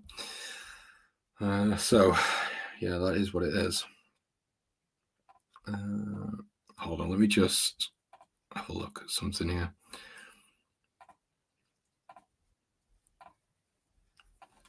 There we go. So COT, very short Swiss, very long yen. Actually, that's really nice for the Swiss yen. I didn't even pick that up. Swiss yen shorts are being backed up by the COT positioning. The Nikkei net position is actually pretty flat at 39. It's not really that meaningful, but they have added long contracts, reduced shorts. Dow, similar thing, long contracts added. And you will notice this is pretty risk-on behavior. I mean, the Nasdaq actually isn't, which is interesting because Nasdaq is quite a strong buy on top setups, but short contracts are being added quite heavily. Long contracts added, but very negligible or meaningless really at 363. So yeah, net change is negative 0.37. Overall position or net positioning is still bullish, but this addition of shorts, I don't really like that. Euro. Actually, very bullish behavior on euro. Large amounts of shorts taken off. Overall, yeah, pretty bullish. Net position is bullish. Okay, interesting. I've got about 15 minutes left on the stream, so if there are any questions, please let me know. I'm not sure who's on after me, actually. So you've got Nick after me, then you've got Alan Perez, then you've got Nick again after Alan. Okay, right, we've looked at COT. Let's have a look at retail. So I don't care about indices, commodities, metals. I want to pay attention to major and minor currencies. It's not really changed too much. It looks like retail might have caught on to the Swiss yen short idea. Maybe I should have kept that in the back pocket. You think all of retail paid attention to the A1 show where we're discussing Swiss yen shorts? I don't know. Maybe. I don't like that though. Although actually, I suppose it's a good thing. If the market goes higher, does mean I can add on more positions, which is completely fine with me. Dollar Swiss majority long. Euro Swiss long. Euro Swiss, actually, I do quite like the idea of that. So again, I'm not. Yeah, I just don't really like Swiss long. So I quite, or yeah, I think I prefer to be going short Swiss. As I was saying earlier, I don't think the Swiss really has any room to go higher. It could obviously, when I say higher, I mean it could obviously come higher, but I don't think it's sustainable. I think if it does come higher, eventually we are going to get met with the S&B intervention to bring it down, back down lower. I'm not in the position, by the way. So yeah, Euro Swiss longs make sense. We do have smart money buying the euro. If we're switching from a risk-off market back to risk-on, that's also supportive. So we did have a risk-off market, which supported this this upside in the Swiss that we saw. So if we're coming back to risk-on, we could see outflow of Swiss back into euro. So yeah, we'll see. But yeah, I think Euro Swiss definitely makes sense, just from a sentiment perspective. In terms of the fundamentals, we've got the S&B is still expected to go into negative. Oh, sorry, still has the possibility to go into negative rates this year.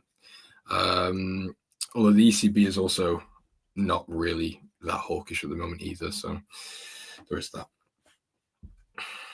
Hello, James. What do you think about gold with interest rate Fed today? I'm going to be honest, FOREX God tier. I think it's going to be quite flat. Don't forget, interest rate decisions are already priced in. So unless Powell comes out and says, we're actually going to cut rates 25 basis points, we're hiking rates 25 basis points, as long as he holds, very likely we're not going to see anything. It's pretty much guaranteed gold's going to stay flat. What could move gold, though, is the statement afterwards. So if Powell comes out very hawkish, very dovish, that could also move gold. But again, I would expect it to be pretty much neutral. So I'm not expecting anything tonight in terms of market movements. I would be quite surprised if we do get that. What's my chart of the week? I don't have a chart of the week. I've pretty much been away from the desk all week, really, or away from the charts. I'm currently building another company, which I may disclose. Well, we're going to launch it in August, so I'll let you know then, but staying under wraps for now. So yeah, not really trading that much at the moment. How do you trade COT? Dorian, you wouldn't trade COT, really. It's not something you would look at and take a trade based on it. You would more use it as a, excuse me, you would use it more of a sentiment gauge. You could also use it as a confirmation. So let's say, for example, Euro Swiss. Let's say you wanted to go long here on a Friday. It comes on Monday. We know, or we got a flip in COT. So we, hypothetically, of course, we see smart money heavily shorting Swiss. We see them long in euro. And you've already planned this idea. You're looking at the S&B, the ECB, you're looking at inflation, whatever else there may be behind the trade. You use that COT data as confirmation. What you wouldn't do is sit here on a Sunday or a Monday and say, oh, on Friday, smart money just sold Swiss and bought euro. I'm going to buy. That's not really a good way to trade because COT, first of all, is a lagging indicator. It's a week behind. So it's not like Monday morning institutions get to the desk and start clicking buy on euro, sell Swiss, or whatever else you're looking at. They've already done it. So there's that aspect as well. So yes, the COT is very, very powerful. It's very good, but it's not a signal, if that makes sense. It's more of just a confirmation tool or an indicator, if you will.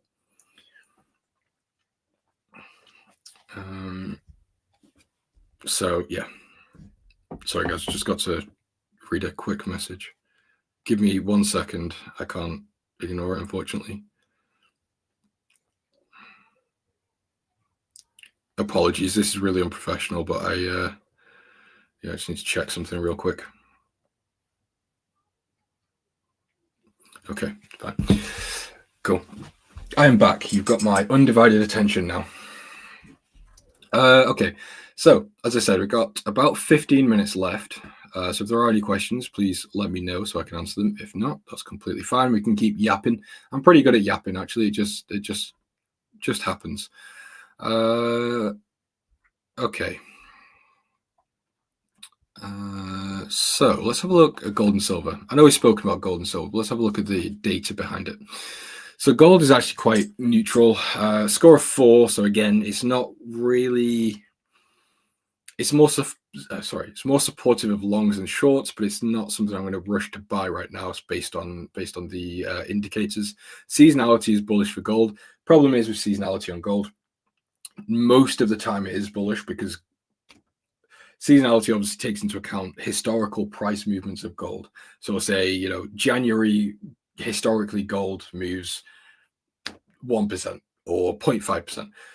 So gold, same thing with the S&P. I mean, the S&P is a little bit more accurate, but gold, and especially G10 currency pairs, is not the best to use, really, in my view, because gold pretty much just moves up anyway. But things like the S&P are a little bit better because you can get like the Santa rally, you can get the summer cool down sometimes where when traders step away for summer, sometimes you can see the S&P start to drop off or at least flatten out a little bit. So yeah. What webinar is this? What do you mean, what webinar is this? It's not really a webinar, to be honest with you. It's a live stream. It goes on every day. I'm just a guest. It's not my stream. But I come on 2 or 3 times a week normally.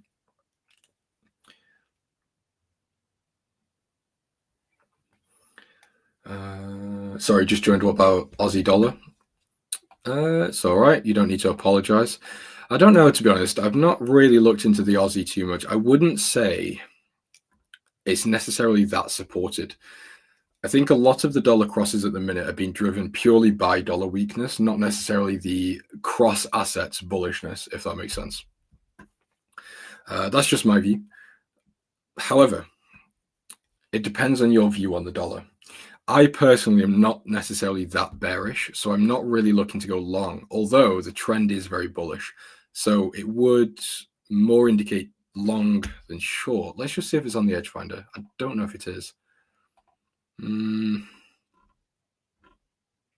it's not. It's actually it's completely neutral with a score of 1, so it doesn't really give us any indication. What I would say, if you want to trade a dollar cross, in this situation, Aussie dollar, wait for tonight, pay attention to the statement. So you would say, okay, Powell's neutral, actually it doesn't really change anything. I'm just going to have to sit out, or I'm going to have to trade the range. Or Powell's dovish, is hawkish, whatever it may be. Take that into account, start planning for the next Fed, and look forwards as the market looks forwards. So yeah, sorry. I know that's probably a really boring answer that you didn't really want to hear, but yeah, there's nothing I can really tell you on Aussie dollar. It's pretty much flat.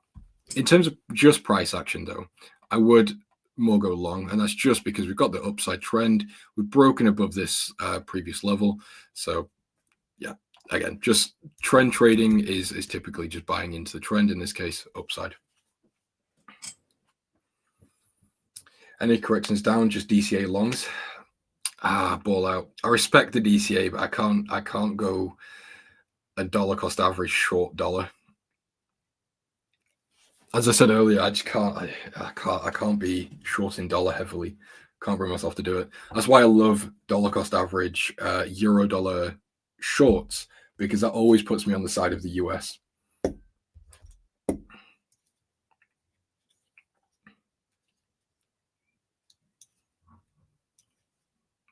Wait, no, ball out though. If you're dollar cost average longs on Aussie US dollar, you're shorting the US dollar. Is what I'm talking about. I'm talking about the US dollar specifically, not the pair.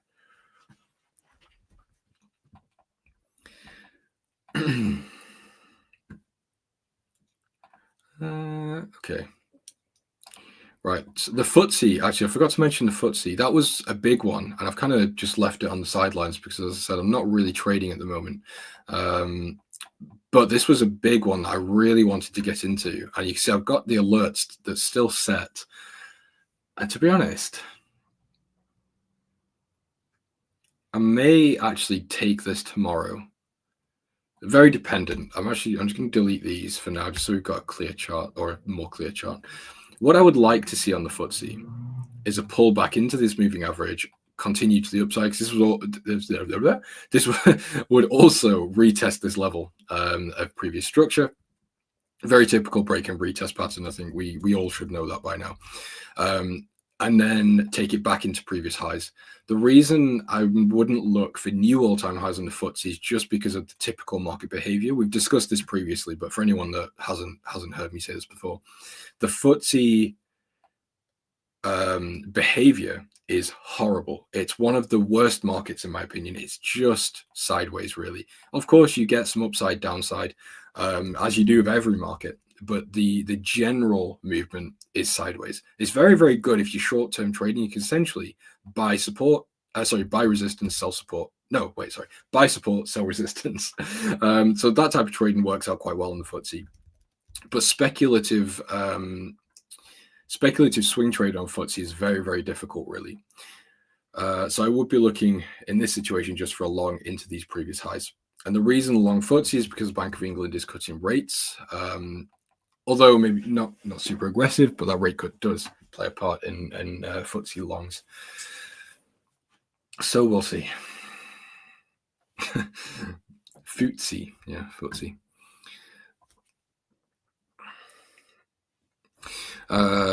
Actually, let me just see. It was at one point, it still is. Score of 12 is really good. So we also have the edge finder that backs up longs on FTSE.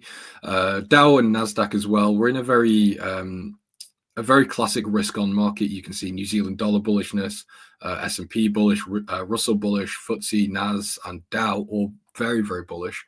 So, yeah, typical risk-on behavior by, or risk-on readings, at least by the edge finder. So the Dow is actually in the lead at the moment. I really like this. Depending on Powell, this may be the next trade I take, actually. I really like this technical level. We've almost got this trend change. The data is supportive of longs.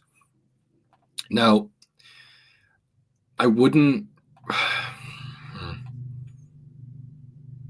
Yeah, I'm just trying to think of the best execution, because I would love to be able to dollar cost average this, but I'm just not sure that's actually the play right now. I think I'd rather just wait for a technical entry than consider a dollar cost average after that. So yeah, maybe if we could even get a pullback into this fib level, this 0.5618, I think that would also be a pretty strong entry point here, and then continue higher. Now, as I was saying with the FTSE and not targeting all-time highs, I think the Dow is a little bit different. You could, in theory, target new all-time highs with the Dow, because the behavior is the opposite of the FTSE. It is very, very bullish in the long term. So if you manage to get into a position, and let's say, hypothetically, let's say you did enter around here on this 50% pullback, stop loss below the lows. Actually, let me just draw the trade. That'd be easier, wouldn't it? Do something like this. So let's say you got into this trade and price was just running up, something like this, trail stops here. You could essentially just hold this trade for a year, obviously assuming that you're not going to get stopped out break even or whatever it may be.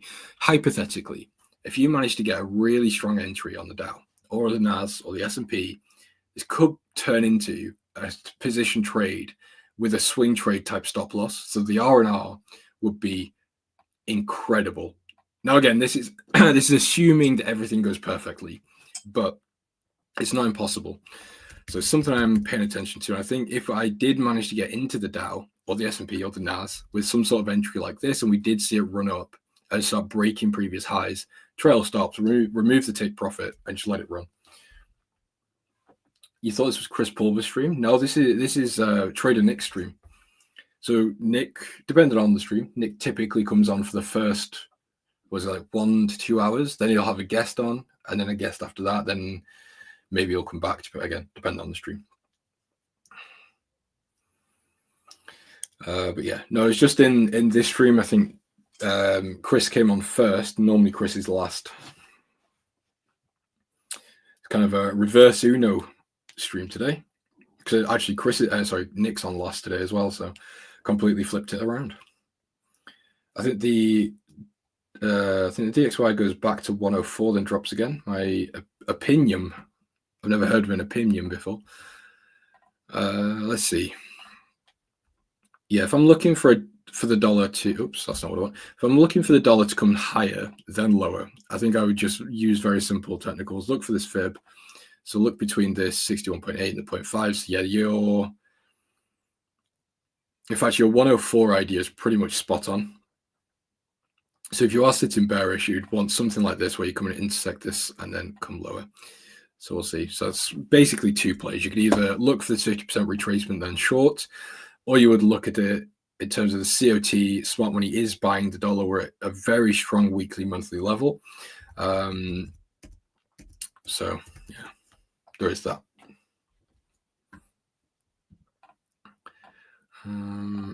What I'm just going to do is actually pull up the US heat map. So yeah, even the heat map's pretty much not telling us anything, really. It's slightly bearish with 46. Obviously, it's under 50, so not the best, but it's not really signaling anything. So in terms of where the dollar could go, I'm pretty much flat. I would, again, I've said it before, but I'll say it again. I would sit more on the bullish side short term. But yeah, there isn't really a strong way to gauge dollar direction right now, in my opinion.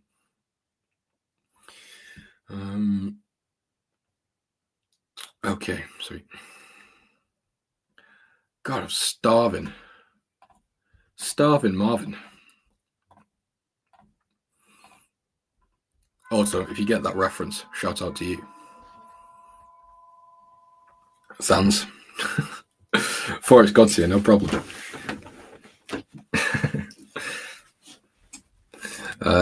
So this is what Swiss yen's looking like. I forgot to go through my open trades, so we can do that for the last 5 minutes. So Swiss yen, I had a position here. I think it was around here. I took off this top position just to accumulate some profit. So this position stayed here. I cut my higher position when we came, I think I cut it around here, made about $600, which was quite nice. Because and this is one of those things, when you've been in the markets for a while, you'll get this gut feeling, this discretional thing, and I can't explain it. The only way I could really try and explain it is this aggressive candle here. And I've said it multiple times, but candles like this generally get filled or corrected. So when we had this, I was like, you know what? I'm going to take the profit or take some profits, wait for the pullback into the same level where I sold initially, and then just re-add in. So I just got $600 for basically free. So I've not actually added in yet. I'm just seeing how price reacts for the next couple of hours after FOMC. But that's the plan. So that was actually pretty straightforward. It's probably the easiest $600 I've ever made. The Aussie Swiss trade's coming back down to entry. This wasn't my trade. I actually don't have the analysis for that one, so I can't really cover it. I am euro dollar long. This trade has been an absolute pain. I think Nick's actually in a similar position. I think he got a better entry than I did. But I'm really considering cutting this one, actually. I think it's a little bit late. I may as well just wait for FOMC because it's in, what is it? I'd say roughly 0.2, 0.3% drawdown, give or take. And to be honest, I'm more than happy to just sit through FOMC. As I said, I don't expect that much. We might see a little bit of chop, but I wouldn't expect a euro dollar to just tank either way, upside or downside. What else do we have? We've got New Zealand Swiss actually just got, well, yeah, absolutely blown through. This was one of those trades. I actually did very well on this trade, even though it doesn't look like it. I did. So I took this trade on two different accounts. I took it on a Darwin trade, a Darwin X account and on a personal account. Thank God. And I'm saying thank God because I'm going to be honest, it was more of a, I don't like saying luck because I think luck is a very poor thing to rely on in trading, but I'll be honest, it was a bit of luck. I was asleep last night and I woke up. I can't remember why I woke up. I just woke up and it was a headline and there was two headlines. There was one from the Pakistan and the Indian situation.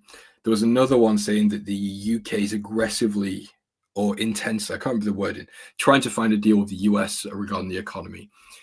I was like, oh, whatever, I don't really care that much. I'll go back to sleep. Anyway, I checked MetaTrader. This trade just flew on market open, just flew to the upside. So I closed it on the personal account, left it to run on Darwin. Darwin got stopped out. So I made a very nice profit on personal account. Darwin obviously hits a 1% stop. So I'm actually not too bothered about that trade. And that's, is that all the positions? I thought I had another one. Yeah, no, that is it. Okay. Well, that was it. So, yeah. But as I said, I'm not really doing anything at the moment. So that's why I'm just letting these trades run, because I'm quite happy to not really be that involved in the markets at the minute. What else is there? I think that is pretty much it. Euro New Zealand, potential short, actually. Trend is quite nice here. Although I don't really have a fundamental reason to go short on Euro New Zealand. But I quite like this. Trend change, small structure here. And again, this is just from a technical basis, possible downside here. Although fundamentally, I actually think Euro New Zealand is quite bullish. But again, I don't have the analysis to back that up right now. Anyway, guys, I've just realized I've slightly run over, but I've not had a message or anything, so I don't know if Nick is ready to take. Actually, is it Nick? Yeah, it is Nick. I assume I'll get pulled off when time comes. Anyway, it looks like I'm getting pulled off now. Oh, it's Hey, Nick. James. Hey, What's up, Nick. man? Good. How you doing? I was listening to your analysis. I was like, hey, keep going. I'm enjoying the commentary. Yeah, it's another one of those days. Unfortunately, I just don't really have that much going on. Yeah, unfortunately, I've been stuck in kind of a grind too, where I'm like, there's a lot of trades that I like the idea of. Like I like the indices long right now, but I'm just stuck where I'm like, well, I can't justify chasing, but I'm like, okay, if the trade pulls back, problem is I've been in that mode for like a lot of trades in recent times, which is frustrating. It's just part of the grind, I feel like. Yeah, no, I've got a very similar thing with the US markets at the moment. So the S&P, the Nasdaq, the Dow. In hindsight, I'm looking back and I should have bought that, when it hit the 200 weekly moving average. I should have just taken the risk. Should have done it. But at the time, it was like, I can't do it. It's selling off too aggressively. It's one of those times the markets are just very, very tricky to find a solid swing trade idea on at the moment. Yeah, I've been actually doing a lot of FX here recently. I went long. I saw you talking about the Kiwi Swiss franc. I just bought recently the NZJPY. Okay. Very small size because this looks a lot like the indices where they've run up. It's run up a good bit. I may get better entries if this thing goes down. I know you and I kind of share a similar dollar cost averaging style, so I'm looking for if I can get it push up to this 87 level and beyond. I do think that if you break through that, you may have some upside in the Kiwi dollar, but we'll see. It's been interesting. You've had kind of like this big dry up in volatility. Of course, going into a Fed day, we may get a big spike in volatility, but we've seen that in the indices too, where we had these ginormous moves. Look at the size of these candles, and then now we've kind of slowly grinded back towards just a little bit more of a boring market. You could see it also present in the VIX, where you had this big run up in the VIX and now kind of collapsing back down. But still, just a heads up to everybody, this is still elevated volatility implied in the market. That tells you that, at any moment, the market could still move pretty substantially. It's still expected to move much more than it was expected to move early this year, early February, so on and so forth. So just something to think about. Yeah. There's still a lot of uncertainty in the markets. I mean, I think people are sort of forgetting at this point, but the tariffs, it's not done. It's just paused. So there's still something to account for. There's still deals that have been talked about. There's still anything could happen. China could say something, the US could say something, Europe could say. It's one of those things where we're quite literally stand on the edge of a cliff. So even if we find, there is a perfect condition, it takes one person to say one thing, one headline, the trade's ruined, or take profit. So yeah, it's tricky times. Yeah, it is. I want to show you something, James, because this is so I am bullish on the indices, but let me show you an example. I've been talking about this a lot on my channel recently, where, you know, when you had this market in free fall, you had bears like really loud, really confident about how the market's going to crash. And we know that that's oftentimes when everybody is, you know, euphoric or everybody is fearful, that's usually a sign that the bottom is pretty close. But I wanted to show the other side of that because I did a lot of bear bashing in my last few weeks. But let me show you just an example of one of the most respectable bear cases that I've seen here recently. So this person in our Discord put together what I think is the most feasible, responsible bear case that I've seen being a bear in the stock market. Like, again, I don't really see the vision when people are like, oh, I'm getting short, I'm buying puts like aggressively when the market is in free fall, because at any point you get these 10% snapbacks, which can really crush people who are, you know, over leveraged or making big bets that the market's going to fall. But this right here, this is a good example to everyone. If you are bearish on the indices, let this, in my opinion, be an example of what bearishness with proper reasoning looks like. Macro trader within the group says NQ trading above Liberation Day highs before any trade deals have even been announced. Number 2 point, the rally is likely a bull trap as it is not backed by volume or liquidity. Number 3, FOMC is likely to be hawkish as we see sticky inflation and jobs data holding together, which is fair. I think there's likely going to be some continued kind of standing still in terms of Powell. And then 4, rejecting the weekly supply and 61.8% retracement level, also forming a head and shoulders on the 1 hour time frame. So here's a person who's mapped out, coming back into key moving averages, pulling back after having, you know, flushing out a lot of the overzealous bears. We're now seeing, you know, a lot of the bears gave up already. And so, you know, I'm a bull, but I can heavily respect this perspective. That's what I would just say is, like, when somebody asks you, and this is good for everybody who's listening to the stream, right? If somebody says to you, why are you bullish or bearish on something? This is what you should be able to do every time. This is mapping out your logic, bullet point form, simplified with screenshots attached.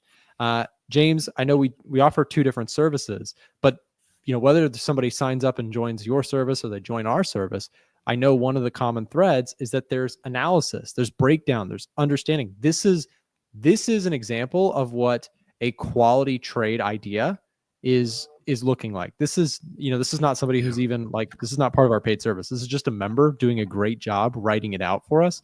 I just wanted to get your thoughts on that. Isn't that a pretty good example? I saw that. I was pretty impressed. It's very good, yeah. And to be honest, that's actually kind of swayed my thinking a little bit. I was watching a video today actually by Anton Kriel. I'm sure many of the stream know who that is. And it was an old video, but he was talking about one time when the stock market was heading down. I can't remember the full story, but it was essentially him and one of his colleagues at Goldman Sachs were down about $400 million. Because they were shorting, I think it was the Nasdaq, and they were in some serious trouble. So what they did was they went and got long on Euro stocks to offset some of that risk. Then they saw the Nasdaq head slightly further down while they were still in what we would call drawdown.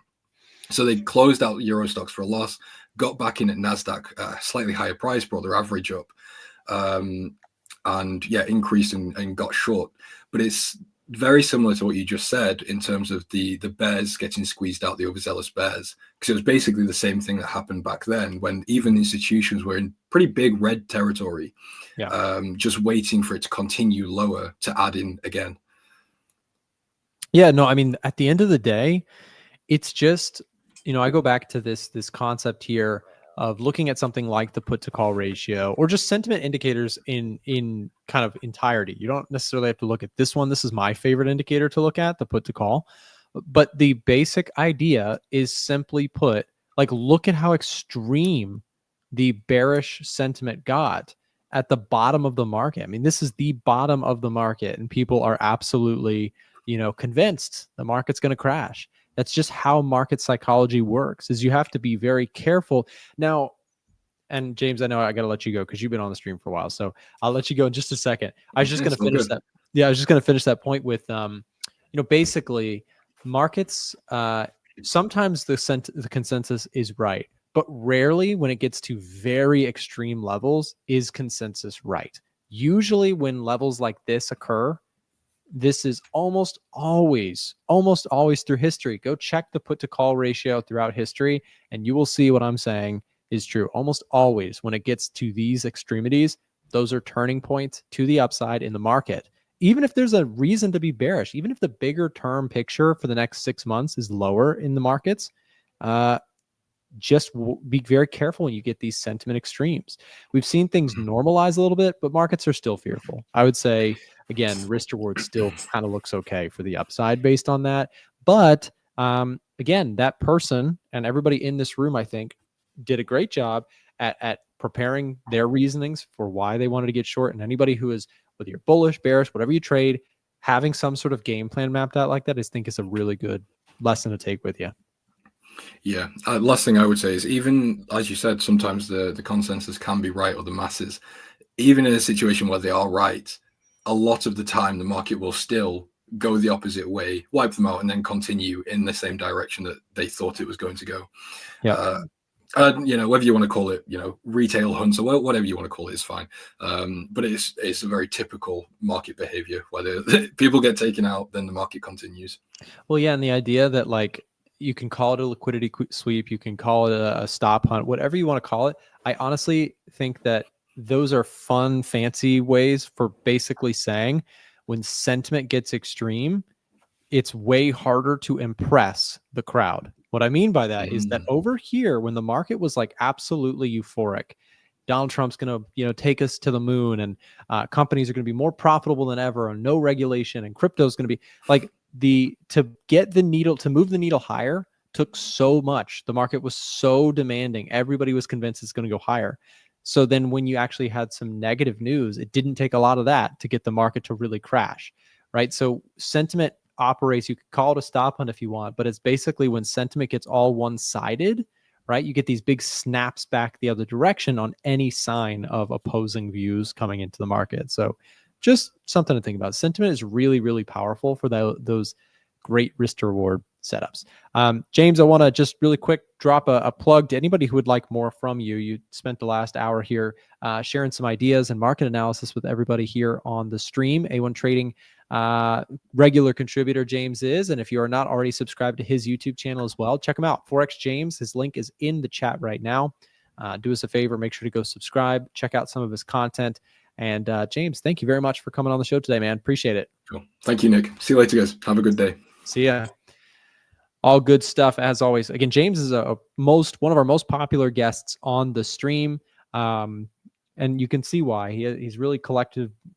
His thoughts are well collected. He describes what we're talking about here, like this person that I just got done praising. Right, this way. What you'll notice is that a lot of the great trading content creators strive to do this in video format, right? I try and do this kind of thing in my video format, which is just to map out ideas for why I have a bias on a certain currency pair, commodity, etc. So earlier today, I took a trade inside of the Discord room, and I'll show you an example of what one of my trade alerts looks like why or how I map this out. So I went long the NZD JPY currency pair. Here is the reasoning behind the trade. So all of this is my reasoning for the trade. So with every trade, I try and do my best to map out an expression of why I like a certain chart, long or short, and kind of my game plan for the trade. So I bought NZD JPY around current levels, and I plan to try and see if I can get a bigger breakaway move. We are seeing some good progress on the Kiwi yen in terms of price action. I discussed this currency pair yesterday on the stream and sent out a trade alert here just a moment ago, or just a little short while ago. If we pull up NZD JPY, I'll just map out the idea behind the trade. So we had a really nice breakout of a key level of resistance. Here we had resistance, clearly a big sell-off there. Here we had resistance, sell-off, but then found support and we were actually able to push through and close above that level. So on the daily candle, right, we had a close above, And then we've had a couple days back down into this current level of support. So I know this is a very brief pullback. And so I'll map out my game plan with this trade. I'm not all in long Kiwi yen right here. I have a small initial long position here with willingness to add to the trade if it goes against me back down to this level. So I like both of these levels for long side continuations of this currency pair higher. I don't know which of these levels is going to perfectly hold. I think we could get a bounce here. That's why I'm long. But if we don't, I also like the idea of adding into the trade here and getting a bigger size. So I have both scenarios ready. I like the long side of this currency pair on a technical basis. But now let me show you just quickly the reasoning behind the trade on a fundamental perspective. So shortcut version is to quickly look at the economic surprise meter, which shows me which currencies and their respective economies are surprising economic forecasts most often recently. And New Zealand, as you can see here, is getting a 75%. That means it has a very high or upbeat economic data prints recently. We compare that to Japan, which at just 44 is much weaker than the rest of the group for the most part, other than the Canadian dollar. So when we look at the NZD JPY currency pair, we're talking about an economy that is upbeat right now relative to forecasts. And that is the key. Relative to forecasts, we're getting some upbeat economic data from New Zealand compared to Japan, where we're seeing a little bit of a miss. So if I pull open, I could go deeper by going to the New Zealand economic heat map. And you'll see that most of our indicators for the New Zealand dollar, when looking at PMI numbers, GDP growth numbers, etc., are coming in better than expected. Like, for example, we had GDP growth come in at 0.7 compared to 0.4%. Now, why is this red? Well, because 0.7% GDP growth is still not super impressive, but this is a heck of a lot more impressive than what was forecasted by analysts, right? We also have 53.2 in terms of manufacturing PMIs, 49.1. So we saw a slight uptick from the previous report on services PMIs. Retail sales, relatively strong. If we take a look at unemployment rate, 5.1%. So it came down relative to forecasts of 5.3%. Long story short, we have some pretty good indications right now that the New Zealand dollar has been upbeat. The Bank of Japan, or I'm sorry, the Japanese yen has had the opposite effect. The Japanese currency is getting some weakness to it due to missing some of their expectations, right? Unemployment rate actually ticked higher. GDP growth came in a little softer than expected. Do you see how we're mapping out, we're comparing these two currencies based on their economies? Does that make sense? Do me a favor. Chat's kind of quiet really quick. Just do me a big favor. If you could just let me know if that makes sense by typing yes in the chat or putting a 1 in the chat. If you understand the breakdown that I just did, I know we did a really rapid version of it, but we compare the strengths of these two economies. And then we look at the technicals, and that is ultimately, in my view, a much better way to look at currencies. Most people look at currency pairs just looking at candlesticks.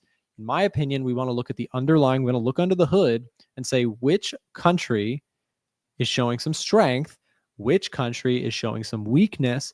And one of the easiest ways, if you have the Edge Finder, is to use this new economic surprise meter chart. I love this new page so much. It is so quick and so easy for me to compare which countries economically are upbeat and which ones are downbeat, right? So a higher score, we could read this together. A higher score indicates that the majority of key economic metrics like GDP, PMI, CPI have recently been strong relative to economic forecasts for the currency. A lower score indicates that the majority of key economic metrics have recently missed their expectations relative to economic forecasts. Okay, thank you guys for the yeses in the chat. So appreciate that. But yeah, so again, I look at this pretty much every day now. This is so simple for me to get an idea of which currencies I really want to be more long focused on and which ones have negative trends associated with them. So quick way to look at this, of the majors, right? Here's your majors. This is your major section. The strongest in terms of economic upbeat or downbeat readings. The UK is getting the strongest relative outperformance to its forecasts. New Zealand is number 2. Number 3 and 4 tied, Australia and Switzerland. And then we can go down the list. We could say Euro is next. US, then Japan, then Canada.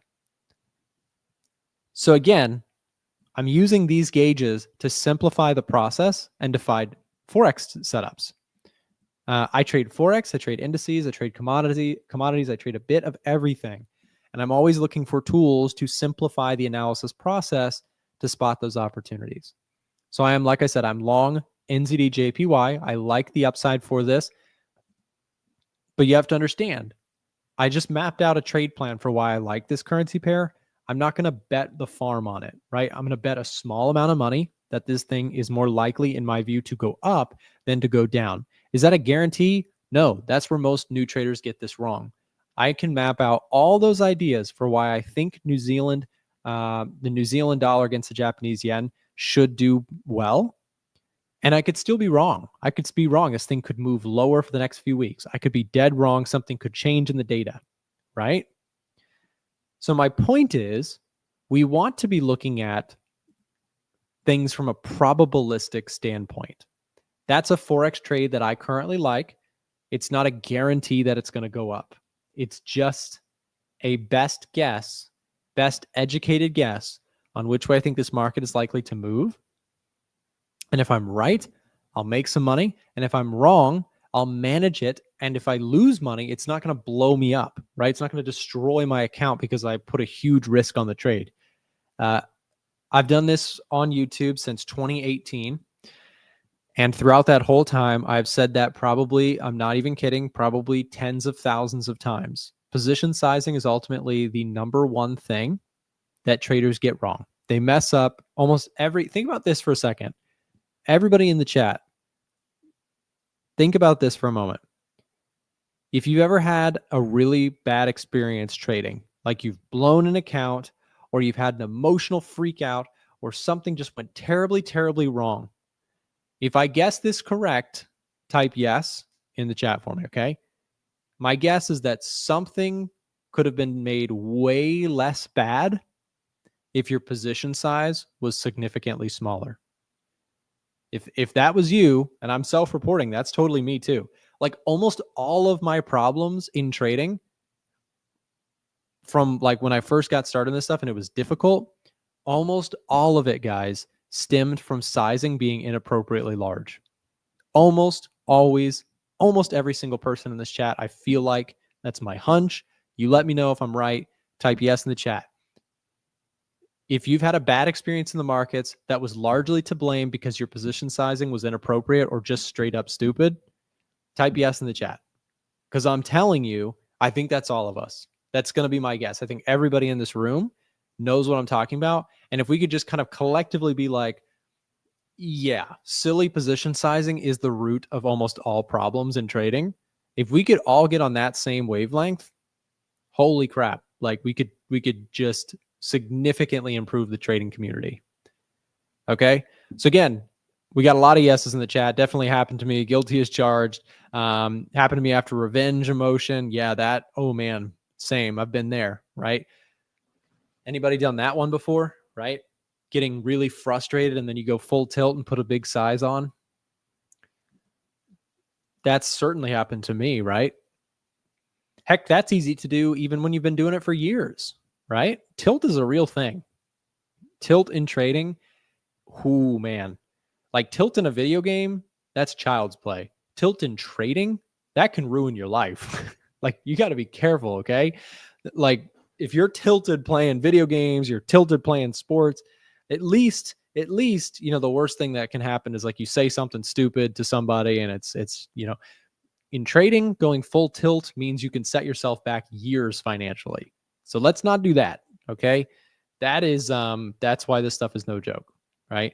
You got to be really careful. And a lot of people make that mistake.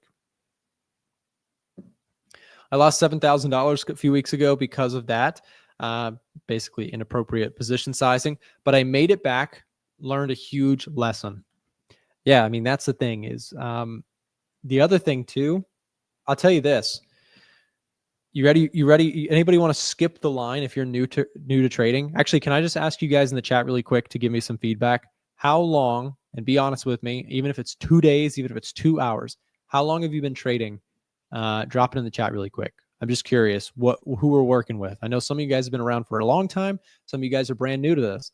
No shame. How long you been in the game? Just let me know in the chat really quick. How long have you been trading?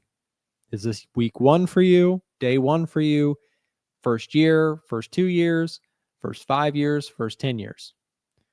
Let me know. Anybody brand new to this stuff? If anybody's brand new, like, I'm not going to lie, you are in a great spot. I know that sounds arrogant, but like, please consider subscribing if you're new. I'm telling you, I do my very best on this channel. I've gone through, it's kind of like when like, what's that? You guys know the All's Quiet on the Western Front? Has anybody seen that movie? In that movie, all the kids are like so excited when they first get like recruited to be soldiers, and then they very quickly like grow up, learn hard lessons. That's like what trading is like. Trading is going through the fire and the flames, and you don't even know it yet. Trading is very, very difficult, and 99% of people won't make it. It's just the cold, hard truth of this industry. It's not easy. So why am I telling you all that? Why am I telling you it's so hard? Well, here's the thing. If you're brand new, welcome. Trading's really hard, and don't let anybody tell you otherwise, because social media will try and sell you the dream very easily, very quickly. Trading is a very long and tedious and painful journey to become a profitable trader. Anybody can go long and something works out really well, or go short, but the long term, do you survive, right? Long term, not based on like 1 or 2 trades that went really well. Long term, are you making more than you're losing? Most traders will not. It's very difficult. You might have a good trade. You might have a good month. You might have a great, I'm up 3%, 5%, 10%, 15%. And then you can have one terrible, going tilt mode and you lose 20%. So just be careful out there. But the reason I'm telling you is that one of the things, this is something that, I learned the hard way multiple times. Position sizing for me was something where I thought my position sizing was small when in fact it was not. I learned that lesson many times in a row. So what I mean by that is, like, let's say your position size is X, okay? Here's your position size. Your position size is X, right? So your position size is X, and you say, this is an appropriate position size. Well, here's what happened to me in a nutshell. Position size is X, and then my drawdowns became still very large and surprised me. And I said, oh my gosh, this was not too big. So I said, fine, my new position size is sliced in half. That's got to be small enough, right? Because again, I don't want to reduce it too small. I won't make any money. Ready? That's the trick right there. We're jumping ahead, foreshadowing, if you will. I said, I don't want to reduce my position size too much because I still want to make a lot of money, right? And then I said, okay, well, fine. Clearly, this is going to blow my account. So I need to reduce my position size to get on a better track. The same thing happened again. This is the process of this is how you get humbled by the markets, okay? X went to X divided by 2, then X divided by 4, then X divided by 8. And I said, now we're starting to be a lot better. This was stupid, and I thought it wasn't. So if you are still in the process, and by the way, this was not 6 days into my trading journey. This was over the course of 2 years where I learned this lesson. So if you're anywhere under 2 years into your trading career, you may still be in the process of learning this and not even realize it, because I didn't. I said, well, I don't want to reduce my size, because if I reduce my size, like, there was this part of my brain was like, if I reduce my size, I'm not going to make a lot of money. I was still so focused on making money instead of doing what I ultimately needed to do, which I reduced it small enough where my focus went from, I want to make money, Over here, I wanted to make money. Over here, where profitability actually kicked in, I wanted to save money. I wanted to protect. Once I went defense rather than offense, my trading clicked. Position sizing was the secret weapon for me. Okay? This is a topic that I'm incredibly, incredibly passionate about because that was such a game breaker for me. Game changer. Okay? So for everybody in this room who may still be in that process and you don't even know it yet, I'm telling you, instead of doing this, and by the way, each one of these transitions was a painful learned lesson. Oh my gosh, I thought my position size was small enough. It was not. The drawdown got way too crazy. I had to reduce it. Repeated that, lost money, repeated that, lost money, repeated that, lost money, right? You can skip a lot of that nonsense by simply saying, I'm going to go minimum position sizing today, and I'm going to work the other direction, right? You could skip a lot of the pain that I went through and a lot of traders go through by simply saying, let me go, if you're trading Forex, 0.01 lots. If you're trading stocks, trade one share. If you're trading futures, trade one contract or one micro contract. I know that doesn't sound fun because you're like, well, I want to make money. I want to make a lot of money from this. How am I ever going to make a lot of money if I'm trading minimum size? I'm telling you, making some money is better than losing a lot of it trying to make a lot of it. Okay? So if anybody took that to heart, I'm telling you, you probably just saved yourself a lot of pain, suffering, and money. I'm not, what do I get? Think about this for a second. If you feel resistance to what I'm saying, if you're like, no, Nick, like if I reduce like small size, scared money, don't make no money, right? That's that mentality. I'm telling you, you can go through that route just like I did. And you can fight that idea and say, nope, I'm going to make 10, 15, 20% per month. And I thought I was going to do that too. The only time I actually got to be a profitable trader was when I absolutely humbled myself and said, I got to go small. Small saved me. Small size. And by the way, it's only small size per trade. It doesn't mean you can't scale up over time and make substantial amounts of money. I've done really well in markets over the years by playing defense rather than offense. Okay? So there's your rant for the day. I hope that helped. I hope that resonated with somebody out there. If it did, just do me a favor really quick. Drop me a yes or a 1 in the chat if that made sense. If you're going to skip the line and maybe lose a lot less money than I did first figuring this stuff out, type yes in the chat really quick. Again, that was holy crap. That was a huge, huge revelation for me. And I share it all the time on my channel because it was so life-changing to me once I realized I don't want to get rich quick. I want to stay in the game for the long term and compound this stuff, right? Trying to get rich quick means you probably are going to blow your account over and over and over. The funny part is people who try and make money quickly in markets, they consistently make themselves more broke. And people who are very patient and very conservative in their position sizing actually get rich in the markets over time. That is the key difference. That is the opposite of what social media tells you. Social media tells you, go quick, big money, Lambos that are not rented. Totally, I promise they're not rented, I swear.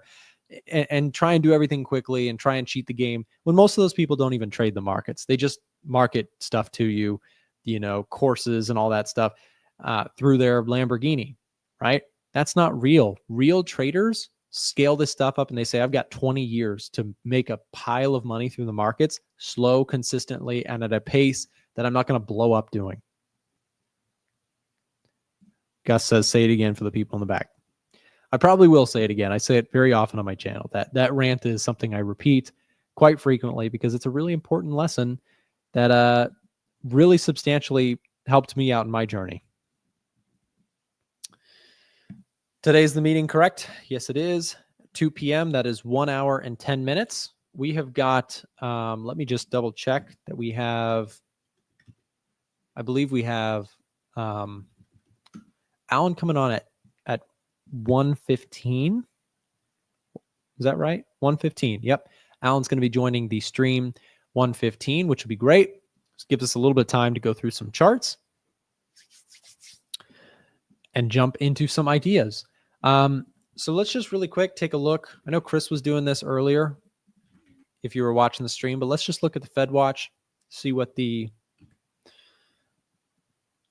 projections for today are. So it is almost a certainty that we're not going to get rate cuts today. It would be a big shocker if we did.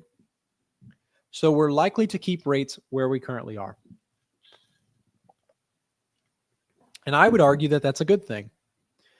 I would argue that we don't want rate cuts today because, although Donald Trump would love some rate cuts, we're still dealing with inflation, and the labor market gave us a good print, right? The jobs numbers added in the month of April were pretty healthy. So I feel like rushing rate cuts is not something we necessarily need to be doing. Are they still appropriate this year? I think so, because inflation's come a long way. The labor market is showing some signs of cooling off. So we do want rate cuts this year, but there is a not too hot, not too cold approach to this. And in my opinion, cutting interest rates today is not quite ready. If you're talking about between now and the next two meetings, we start to see some material weakness in the jobs report, then yes, we probably need to cut interest rates.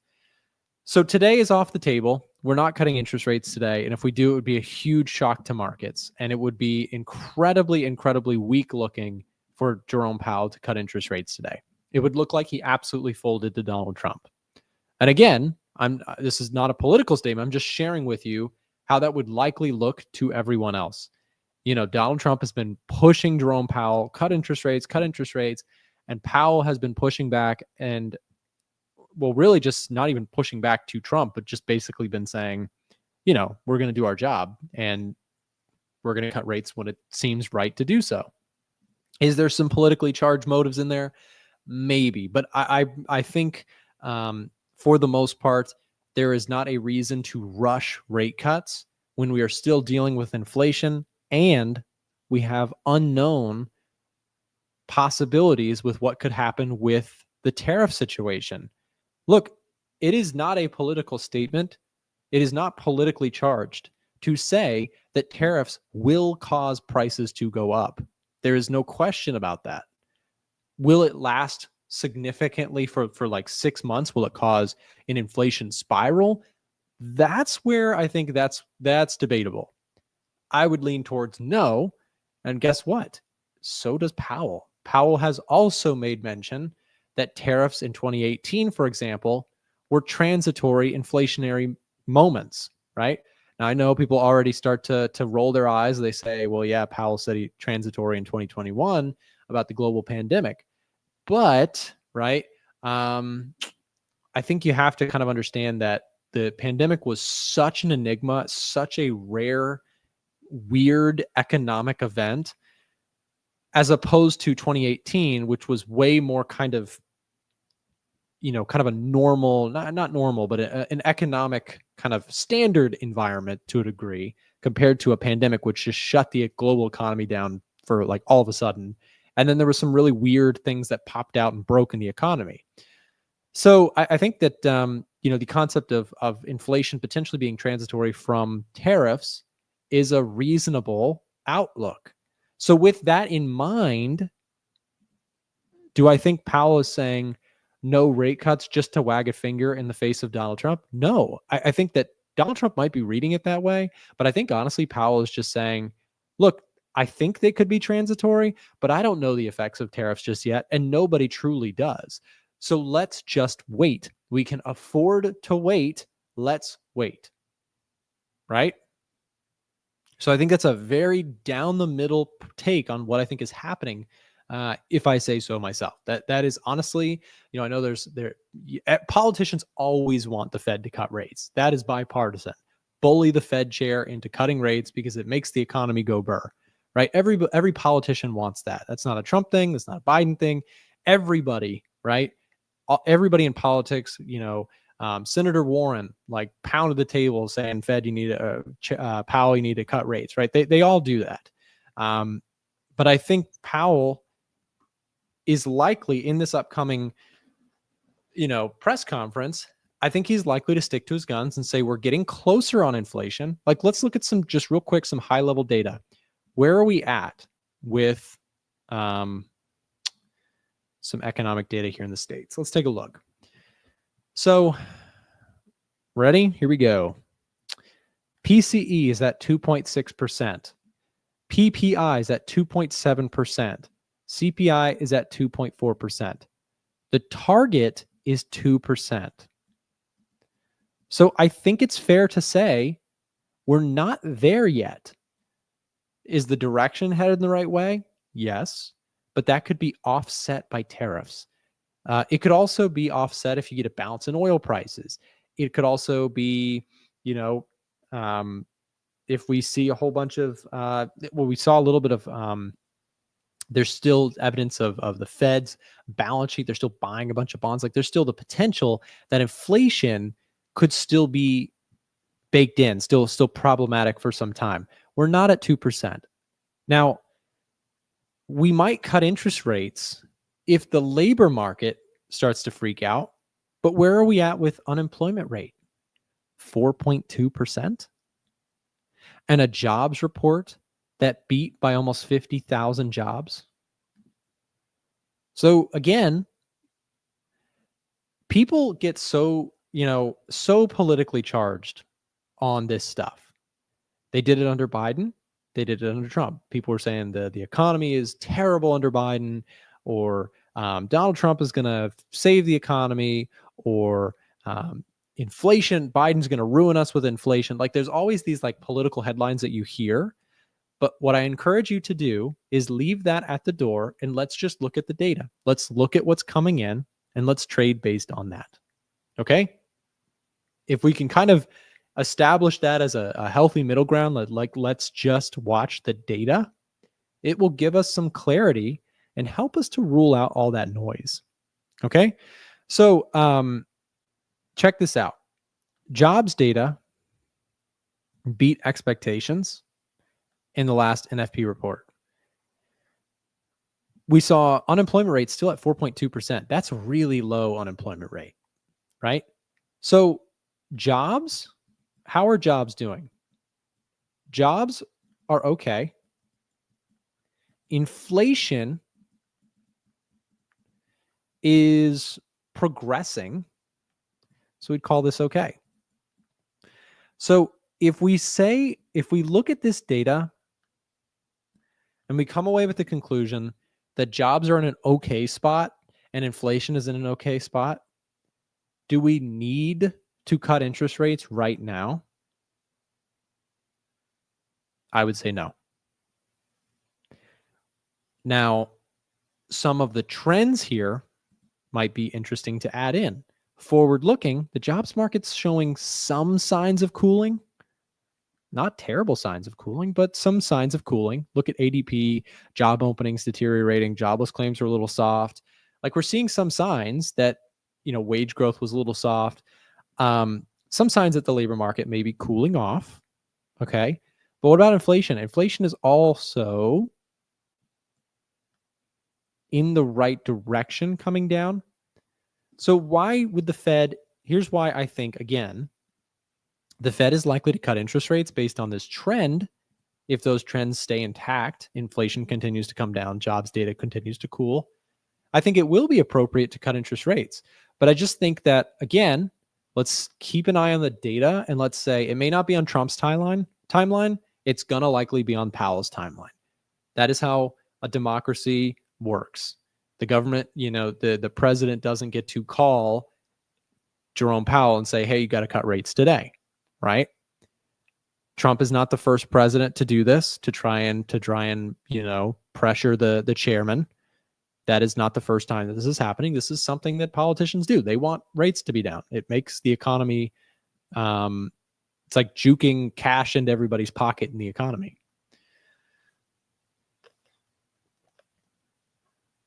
Now, where does that leave us? Well, that leaves us with likely Powell is going to defend what I just described. That's my guess. I could be wrong. He could say something that, maybe is surprisingly dovish, maybe surprisingly hawkish. If Powell defends and says we are not close to a cutting rates as the market thinks, basically, the stock market's going to likely roll over, right? Because the stock market's looking forward to rate cuts, just like I just described. If the market sniffs out that we may get more rate cuts than in a shorter period of time, like let's say, for example, that Jerome Powell says tariffs are very likely to simply be a one-time price hike and not a big long-term problem to inflation, boom, that market's going to rip. That could be a new trade setup for me. If you get that stance from Powell, very dovish, market's probably going to rip higher. But what if he says instead that tariffs are a big question mark and that the way that they're being conducted poses serious inflation risk? If that's his mantra, down we go. So which one is he going to say? I don't know, right? And I'd be silly to stand up here and say, or to sit here and say that I know what Powell's going to say before he's going to say it. None of us know for certain. The market's waiting. So from a technical perspective, when we look at the Nasdaq, I like the Nasdaq to the long side and would actually be a fan of buying the Nasdaq if we actually see this move today. If we get a dump in the Nasdaq, I'd be very curious to potentially pick up some long trades. And if we see a breakout, I'd be interested in a pullback for longs there. Again, I think the path of the Fed is to cut interest rates, whether it's sooner or later. From my analysis, doesn't take me too. Again, I don't think that we need to really worry too much about how soon those rate cuts are coming, unless we had problems, right? Actually, Babu in the chat says a rate hold is good for indices, and I would say, yeah, I don't freak out about the idea if the Fed says we're going to take our time to cut interest rates. I'm kind of like, that's fine, right? I don't think we need rate cuts for this market to rebound. I think we need trade deals for this market to really rebound.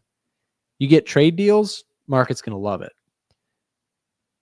One thing that concerns me is that the market is very much already expecting trade deals. Let me also take a second to respond to Bulent. Sorry for taking some time before getting to your comment. Bulent's a channel member. He says, on another topic, wait for the pullback. This is the second most important topic after position sizing. Waiting for price to reach a suitable level, waiting for the market structure, being patient. Bulent, that's a great point and very, very important to say. Especially, where I'm feeling right now, indices have kind of ripped higher without me. So I'm living that experience right now. Like, I'm bullish on the indices, but I've missed that explosive move higher in terms of a trade. Now, I've gone long some stocks. Like, I bought a lot of stocks in this recent sell-off, but I still have plenty of cash on the sidelines that I'd like to deploy in some long NASDAQ, long Dow Jones positioning. So if we do get some sell-off today, I'm actually a fan of getting long if we can get some retests at some levels, like you pointed out, where the market comes to us.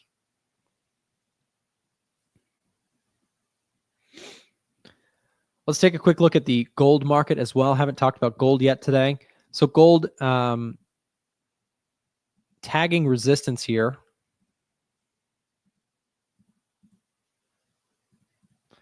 Resistance on the daily chart, this previous all-time closing high. Remember that this is the all-time high, but this is the all-time closing high. This is where price landed right here.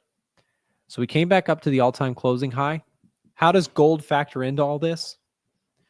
Well, if Powell sounds dovish, gold goes higher. If Powell sounds hawkish, gold goes lower. We don't know what he's going to say exactly, but I do think the likely standpoint is that Powell is going to hold interest rates steady. Labor data was relatively strong. Inflation data is cooling, but still has work to do. I think the Fed's likely to cut interest rates this year a couple times. And so when we look at gold, I do think that the bigger picture story is still bullish for gold. But we've had some trade deals here recently, or not trade deals, but some progress on trade deals. I think US and China are going to talk this coming weekend. Many other countries are at the table with the US. Seemingly there are deals coming. At the same time, Ukraine and US made a minerals deal. So deals are happening. And so deals to me are kind of more of a negative thing for gold than a positive thing. Standstills, standoffs, stalemates, those things are more bullish for gold. Uncertainty, right?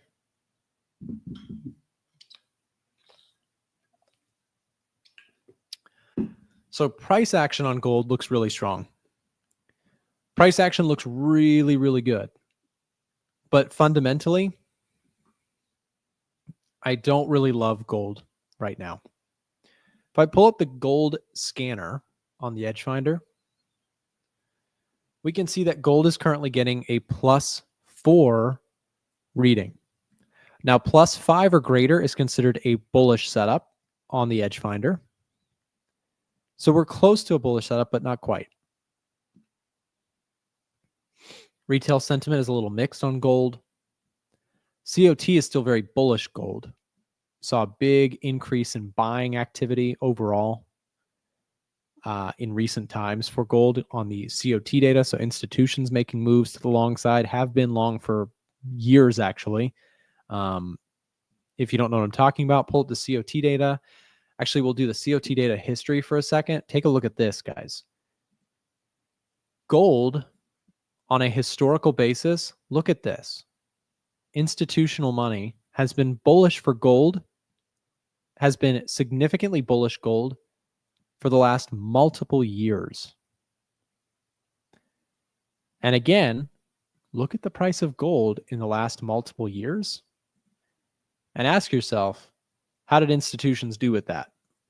So everybody who was so bearish on gold during all this time, just keeping an eye on institutional money would have told you big money has been buying and holding gold for a long time. Now, recently, there has been a little bit of distribution of gold, which I do find interesting. That's shifted a little bit here recently, but still net very bullish accumulation of gold.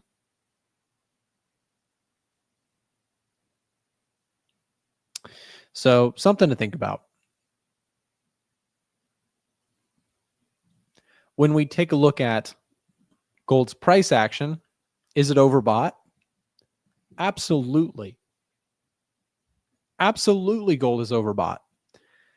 But you know what the problem is? It's been overbought for like 2 years and keeps going higher. This should be a good lesson for many traders that overbought and oversold don't mean anything when fundamentals are at play. When the fundamental trend is really strong, there is no such thing as overbought or oversold when the fundamentals are very supportive. Central banks around the world have been buying gold. We also know inflation has come down globally, causing central banks around the world to cut interest rates. These are very strong things for the price of gold. Selling gold, I know this is hindsight, but I've also, this is in my trading activity, so I'm speaking, factually about myself. There hasn't been any instances in the last few years to really get bearish on gold. I've not been bearish. I've not taken any shorts I can't even remember the last time I shorted gold. The fundamental story, I know I'm speaking with a chart that's already made a huge move, but you can go back and review all my trades. I have all my trade history on my Discord and in the videos that I do recapping my trades. No bearish setups for gold. None. Bullish, bullish, bullish, bullish because of the data, right? We don't ignore that stuff. Sure, is it overbought? Absolutely. That just doesn't mean, though, that it has to come down, right? That's the fool's errand, is trying to say gold is overbought. It's got to come down now. Do you know how many dead bodies are surrounding you? I always make this this visual in my head of like gold is this big dragon and you're stepping in with your little sword and saying, I'm going to conquer gold. I'm going to call the top on gold, right? And there's countless fallen knights all around you in the room. and here comes this beastly, monstrous dragon. That's gold when people try and short it. It's like, step right up. You know, we got some snake oil to sell you. That is trying to sell gold, right? It is, again, will it change at some point? Absolutely, right? Nothing trends forever in one direction, but clearly it can do so for way longer than people think it can. Okay? Picture a dragon. You're standing in a room with countless fallen soldiers all around you who tried to take on the dragon, calling the top on gold, trying to defeat gold. It's a little bit of a fool's errand to try and think that you could beat the dragon, right? Wait for the dragon to, I don't know, for its armor to fall off or something before you try and fight it. But you're talking about a fully armored up, fire-breathing, full maturity, beast mode dragon, and she does not play around. That's what you're trying to short? You kidding me? I'm having fun with this analogy, can you tell? 100 men versus the gold dragon. See, that's not even debatable, right? With the 100 men versus the gorilla, you know, you might be able to tire it out, but a dragon, a full-blown dragon? Anyways, again, if you have your reasons for shorting gold, do your thing. I'm just telling you, there hasn't been a very good fundamentally one for a long time. And that has paid dividends to be on the long side, not the short side. Not literally, because gold doesn't pay any dividends. It doesn't offer any yield, but it's trended very well higher as a wonderful hedge to fiat currency losing a lot of value.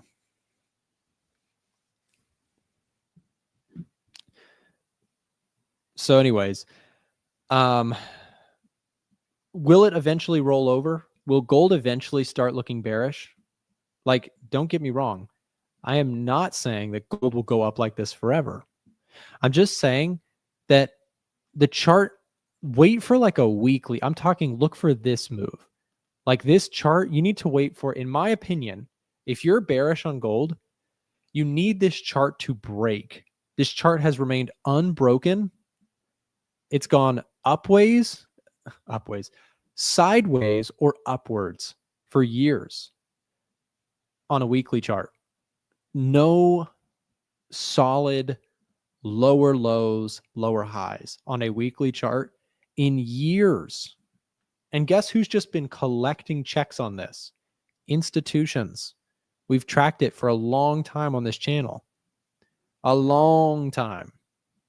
By the way, if you don't have access to the Edge Finder, here's a great chance to pick it up at the lowest price of the year. This discount is ending very soon. For a limited time, you can currently get access for 45% off. If you're watching with us live and you want access to our tools that we use every day, whether it be me or James or all the other hosts that were on the show today, the Edge Finder is a wonderful tool that helps traders scan lots of market data and to stay on top of powerful trends like this.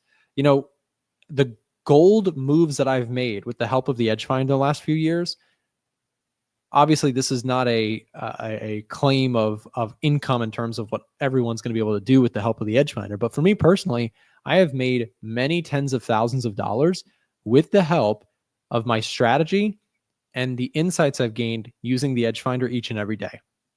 The right tools can excel you very far in your trading. If you don't have a copy, this is the lowest price that we do all year long, and it's ending very soon.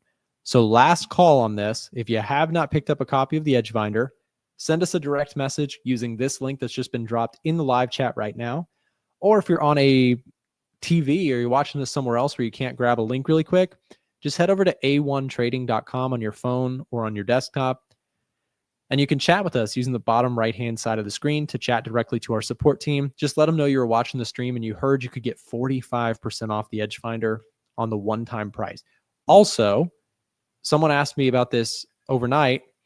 They sent in a DM and they said, Nick, I want the Edge Finder bad, but basically I can't, the dollar exchange rate is very expensive to me. Would there be any way that I could split it up into payments?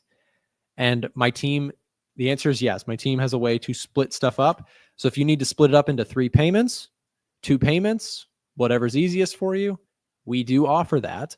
All you'll need to do is ask our team about that right here. We can split that up to make it accessible to you. So even if you don't have the full amount right now, you could split it up into a couple months of payment plans so that you can get access at this low price before it ends. Okay. So where are we at? We've got 45 minutes before we get some stuff out of the Fed.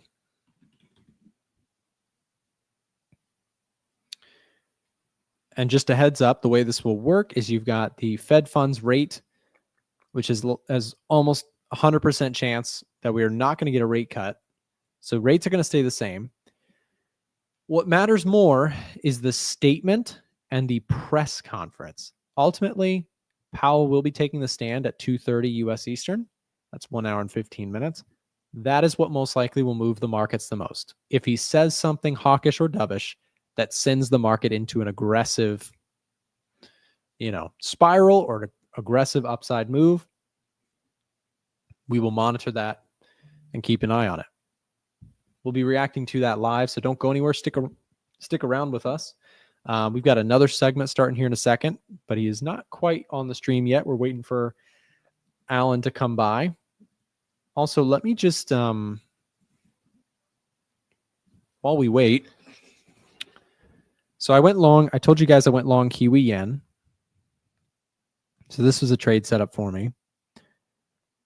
Let me look at some other currency really, really quick. Euro yen, dollar yen. I don't like dollar yen. I'm going to tell you, I really don't care for that one very much on the eco front. But euro yen, I don't love the technicals on this one. Daily chart's pretty ugly. But Kiwi yen I like. On the bearish side, nothing on the bearish side. And indices, I'm waiting for pullbacks. Part of me, a small part of me, even though I'm long stocks, I would like to see markets pull back just a little bit here today so I could get some potential entries. But if I don't, I have a good list of stocks that I'm already long. All of these green flags are stocks that I own shares in. As of the recent market sell-off, I started buying shares of stock around here, continue to do so all the way through this market sell-off. And if we do go lower again, I will repeat that process. I'll buy more stocks in companies that I like for the long term. But right now, I actually think that short term, we do have upside momentum forming in these indices. And I'm looking for buys around the 5,500 level on the S&P 500. Guys, I'll be back for FOMC.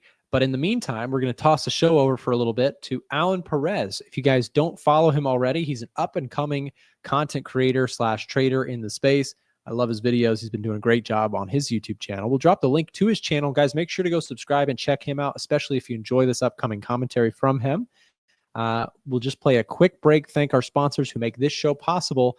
If you're enjoying, hit the thumbs up button. Remember that Edgefinder 45% off sale is ending soon. We'll drop the link to that while we play this quick break. Stay tuned. If you're someone in the United States looking for a Forex broker, it's been hard to find recently. There's been a lot of changes in the industry, so I wanted to take a moment to tell you guys about Oanda. Oanda is a US regulated brokerage that allows US traders to trade currency pairs like the euro dollar, the pound dollar, the dollar yen, Kiwi yen, all sorts of different currency pairs. So if you're interested in checking out Oanda, we're going to be dropping a link in the chat right now as we speak. They, again, are a huge brokerage in the United States that allows you to trade without the worry of whether or not your account is going to get shut down tomorrow from an offshore, unregulated, sketchy brokerage. They have been around for a long time, and I've used them myself for a number of years. So if you're looking to trade FX and you're in the US, this is the brokerage to check out in my personal opinion. So take a look at it. We'll drop the link in the chat, like I mentioned, should also be in the description of this live stream. Do your due diligence and see if it's right for you.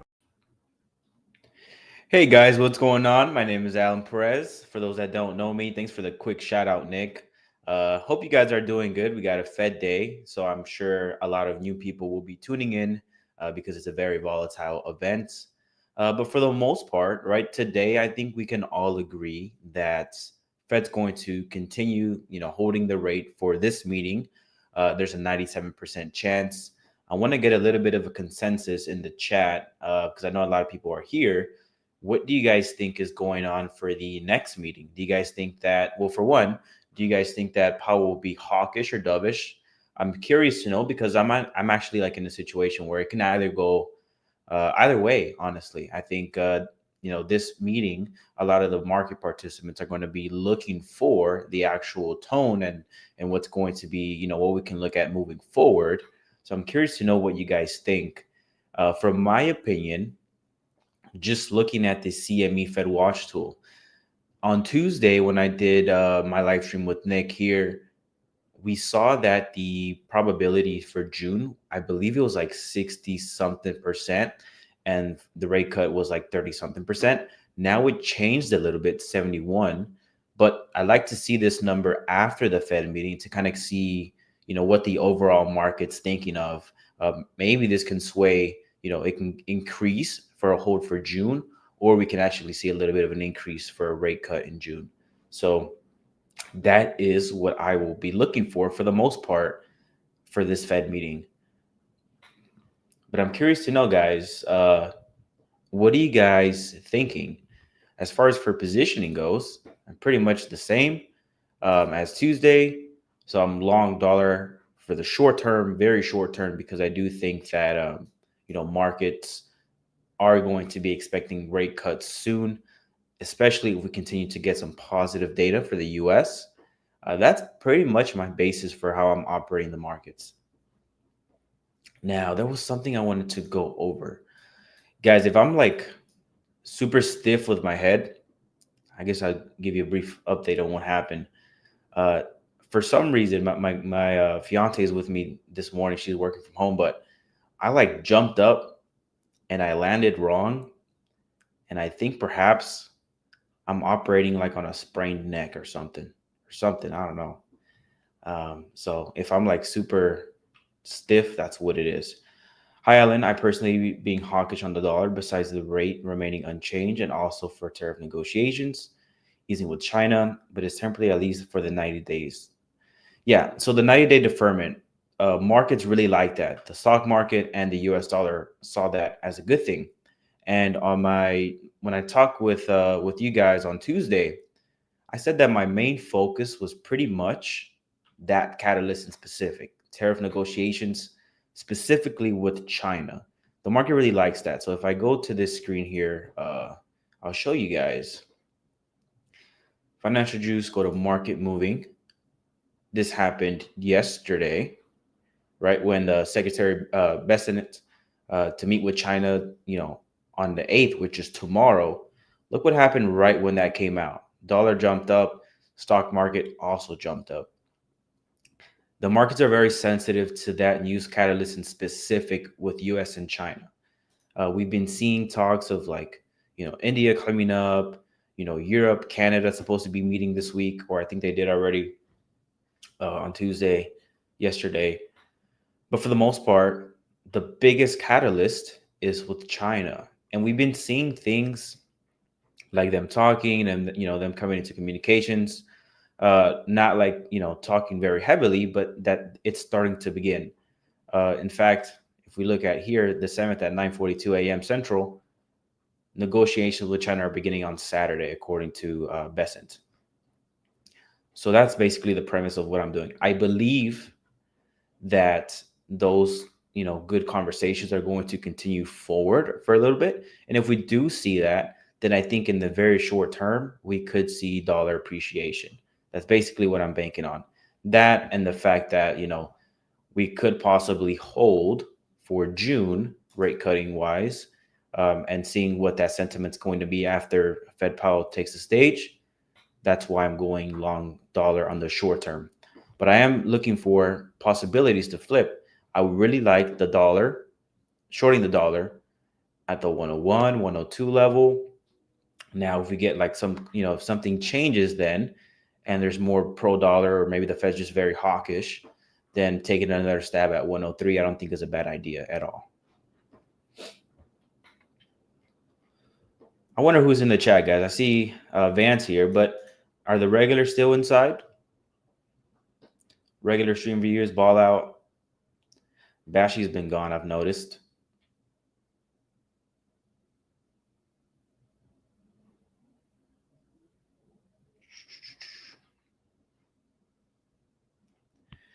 Quang, how you doing?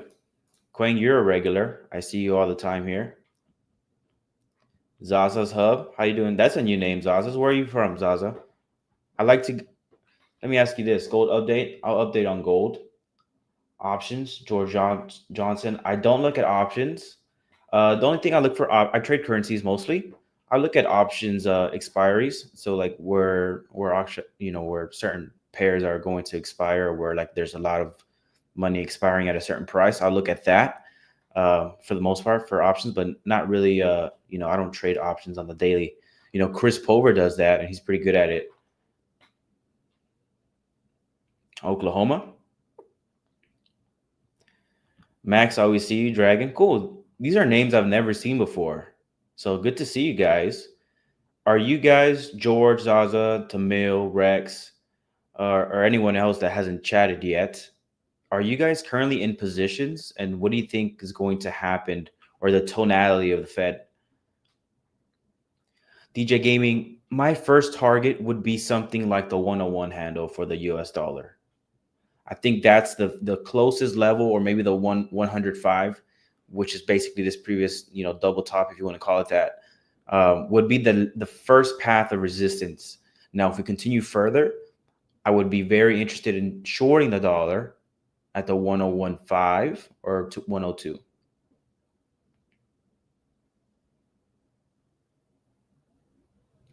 Malaysia. We have a really diverse Canada. S&P 500.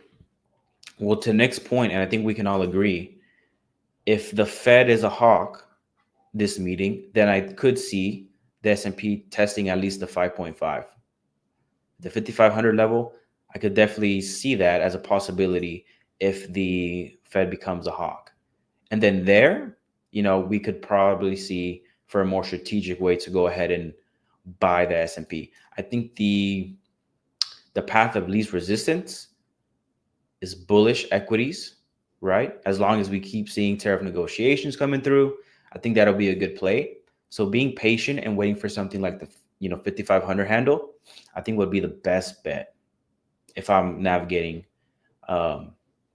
equities. Now, I know the guy in the chat, in the Discord chat, had a very strategic way of shorting the equities. He got a really good price already, and his stop. And I think he mentioned in the chat that he was, very possibly he's willing to go ahead and take the loss if the Fed is dovish, which is something I really think is very important, is making sure your sizing is accounting for the worst case scenario. I think that is a possibility, but longer term, I would like to buy the 5,500 handle. Gold, what's your analysis? Okay, chat's picking up here, guys. Thank you for that. Best ticker to buy gold and silver on Robinhood. George, I think going the ETF route would be the best bet. You can trade it by the ticker GLD. Finally having a good month after such a long time of drawdown. Quan, I applaud you for that, for being persistent and going through it. Everyone has those moments. I myself had that moment as well last year. So I congratulate you for sticking through it.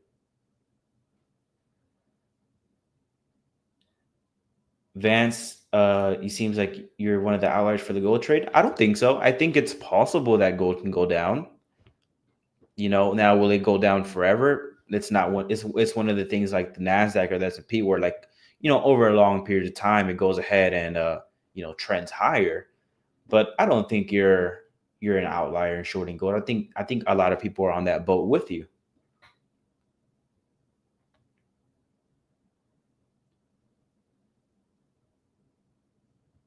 Andre, I agree 100%. I think even the 132 would be a good level, but 131 would be even better if dollar gets some strength. And if we look at out of all the currencies, this is interesting, right? There's one that stands out in particular. Let's go to, where is the new scanner? Give me a second. Eco surprise meter. Out of all of them, look at the pound. Cielo, you can't really see it. I hope you can. That surprise is a really high number. I think the pound and New Zealand are one of these stronger pairs. So when it is time to go ahead and go long or go short the dollar, pound and New Zealand will be on my radar. And Andre, if we do get that level, that 131, I think that'll be a good spot for sure. Representing South Africa. What time is it for you guys in South Africa? If one of you guys can share. So yeah, SLV. Thank you, Chandler, for typing that.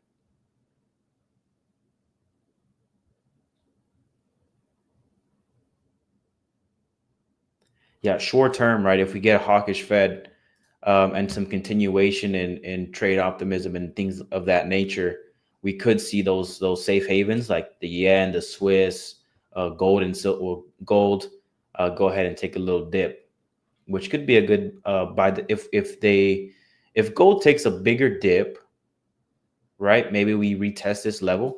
It seems like, let me clean this chart up for you guys, so we can get a fresh pair of eyes. It seems like this level here, right? 1, 2 right here. Seems like this could be a really good level if we were to retest to possibly buy in. Now, if we keep flopping and go a little bit lower, then I look for something like this for a bigger retracement. I think this will be the first level. This could be the second level. 630 Nigeria. Cool. Montreal, Canada. So you guys in South Africa, you guys are staying up for the Fed. You guys have some, what's the word? You guys are committed. Yeah, gold greed and fear index now at extreme greed. Yeah, I mean, we came up here with some force, right? Overnight, over the 2-day period. And now we're seeing a little fade. I like to see how this candle closes. Perhaps we can, perhaps another possibility, guys. I didn't say this, but maybe gold just kind of hangs out like this for a little bit. You never know. Scotland, that's a beautiful country.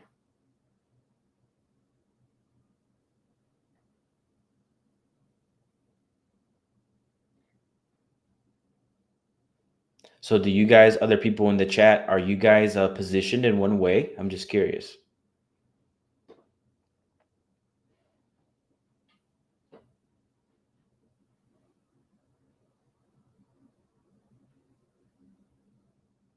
Someone asked for my opinion. I believe it was on dollar Swiss or dollar yen. Both similar. Okay, it's 1930 this side, Alan. Cool. Trading from Italy. I've always wanted to go there. New Zealand, US dollar. Yeah. So if I'm going to go short dollar, whenever I do go short dollar, to your point, Zaza, and the person that, Andre, it was Andre that said pound dollar. If I were to buy New Zealand dollar or the pound dollar, because at the moment, those are the ones that are showing some really good prints as far as their economic data, I would look for something like this on the New Zealand. A first attempt would be there. Second attempt, I don't know, this cluster right here draws my attention. That's something I would look. But I understand this one's a little far out. For the pound, I agree with Andre a lot that this 132 to 131 handle would be a very good entry point where you can anticipate a leg higher, and then we can just target these recent highs here. It seems like this level at the top at the 134.2 is a point of resistance. Now for longing the dollar yen and dollar Swiss, those are, the yen and the Swiss are both safe havens. One thing I've been doing is going long, short term. So, perhaps we get to the 148 handle. That would be my area where I would try to go ahead and short dollar yen or the 151. But I bought the dollar yen right here at this level, and that's why I'm holding it. Actually came down a couple hundred pips. But now it seems like we're coming back higher. And this one was a very short and very what I mean by short is very low position sizing for me, like extremely short. So I bought in at this level. I'm just letting it do what it has to do. If I get stopped out at break even, then that's fine. Ghana and Thailand. Wow. New Zealand. Pretty diverse audience. You guys are very committed. I'll say that. You're long dollar Swiss, Jude, right there with you for the short term at least. Now, for trade management purposes, let's say we get a dovish Fed. Then if I hear that rhetoric through Powell today and we see that the CME Fed Watch tool is shifting from a 71% chance of cutting in June and it starts dropping to the 60s or whatever, and we start seeing that flip, then I will go ahead and manually close out those trades. UK, Morocco, geez.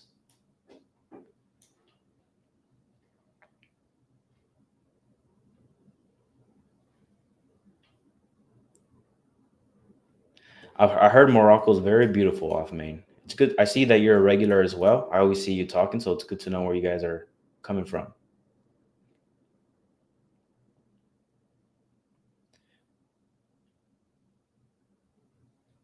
Dragon, I was thinking that in my head. Honestly, I was going to ask you, but I don't want to get off topic.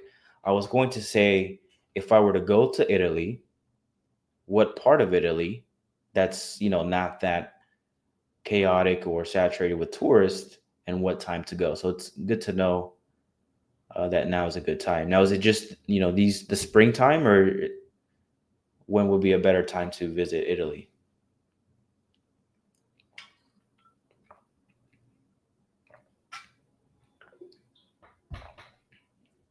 I've always wanted to go.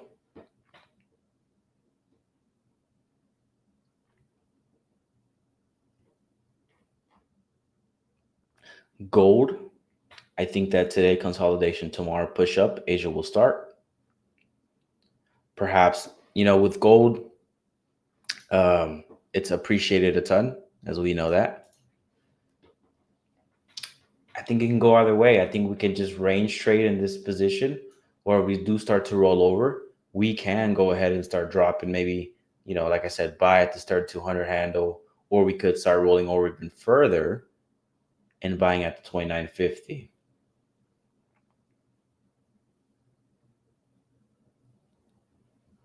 Until the Pope gets chosen, of course. Okay.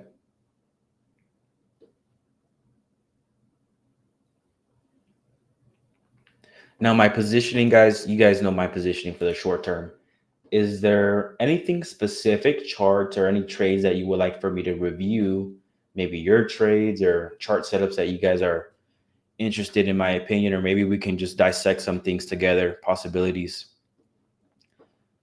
Max, for now, you think is a good visit? GJ?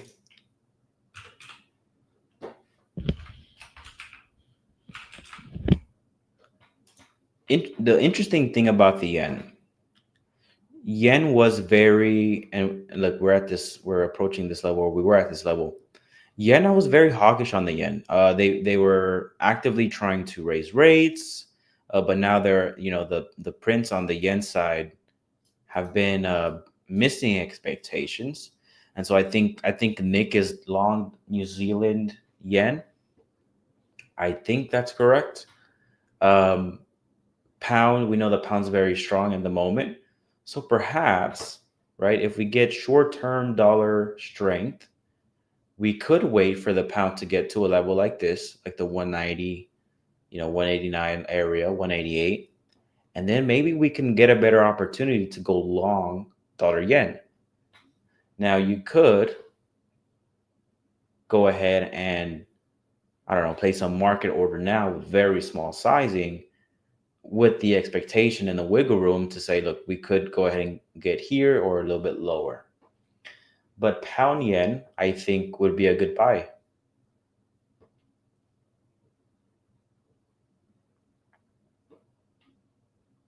for beach later after June. ETH, gold. Okay, gold.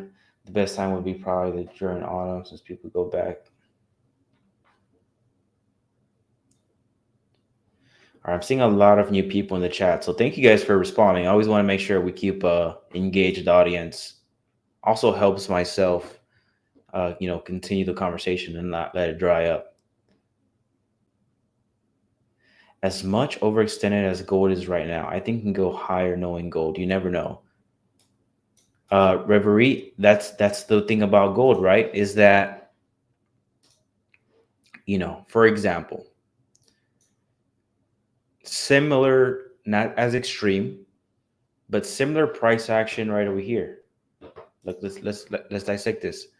Right here, you could say double top, right? Here, you could say similar situation, or even here, but let's just go right here. You could say double top, something like that, right?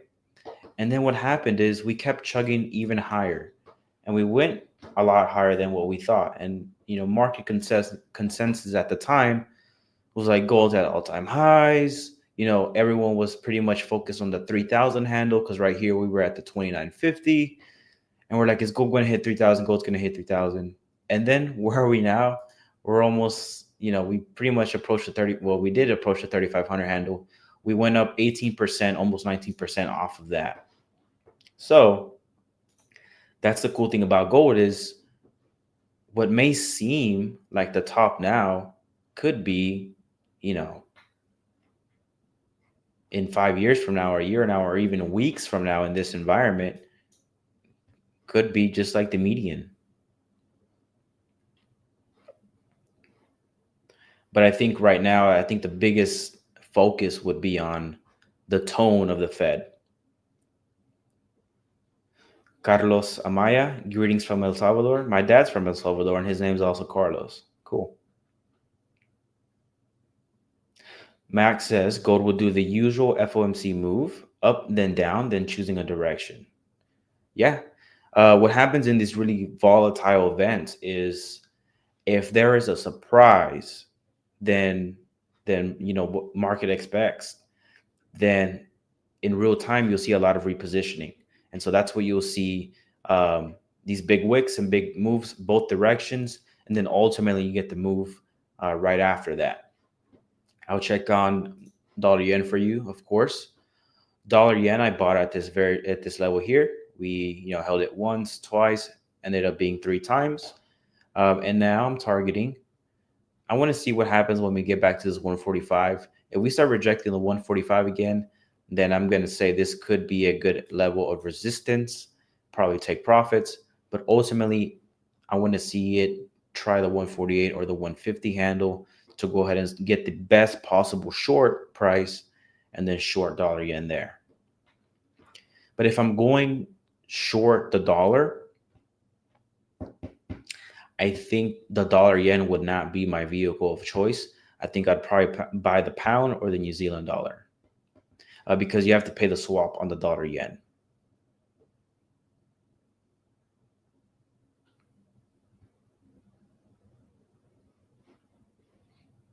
EU.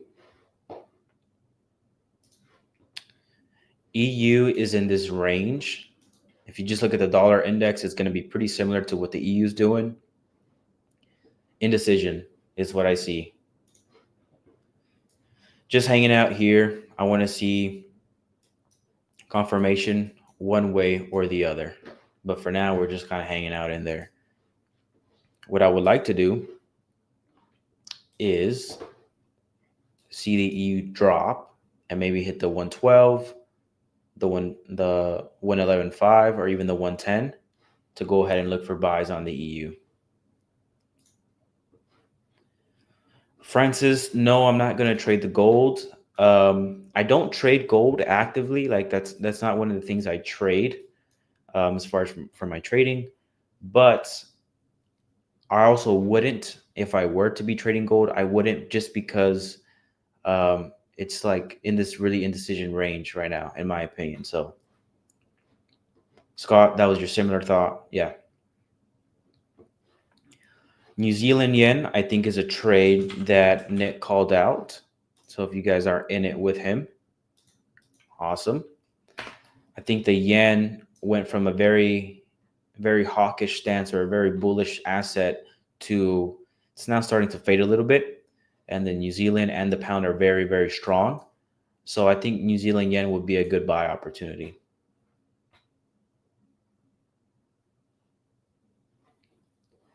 Edgar, yes. Remember the Fed, if rates pause, that will be bearish for the news for some pairs and bullish for some pairs as well.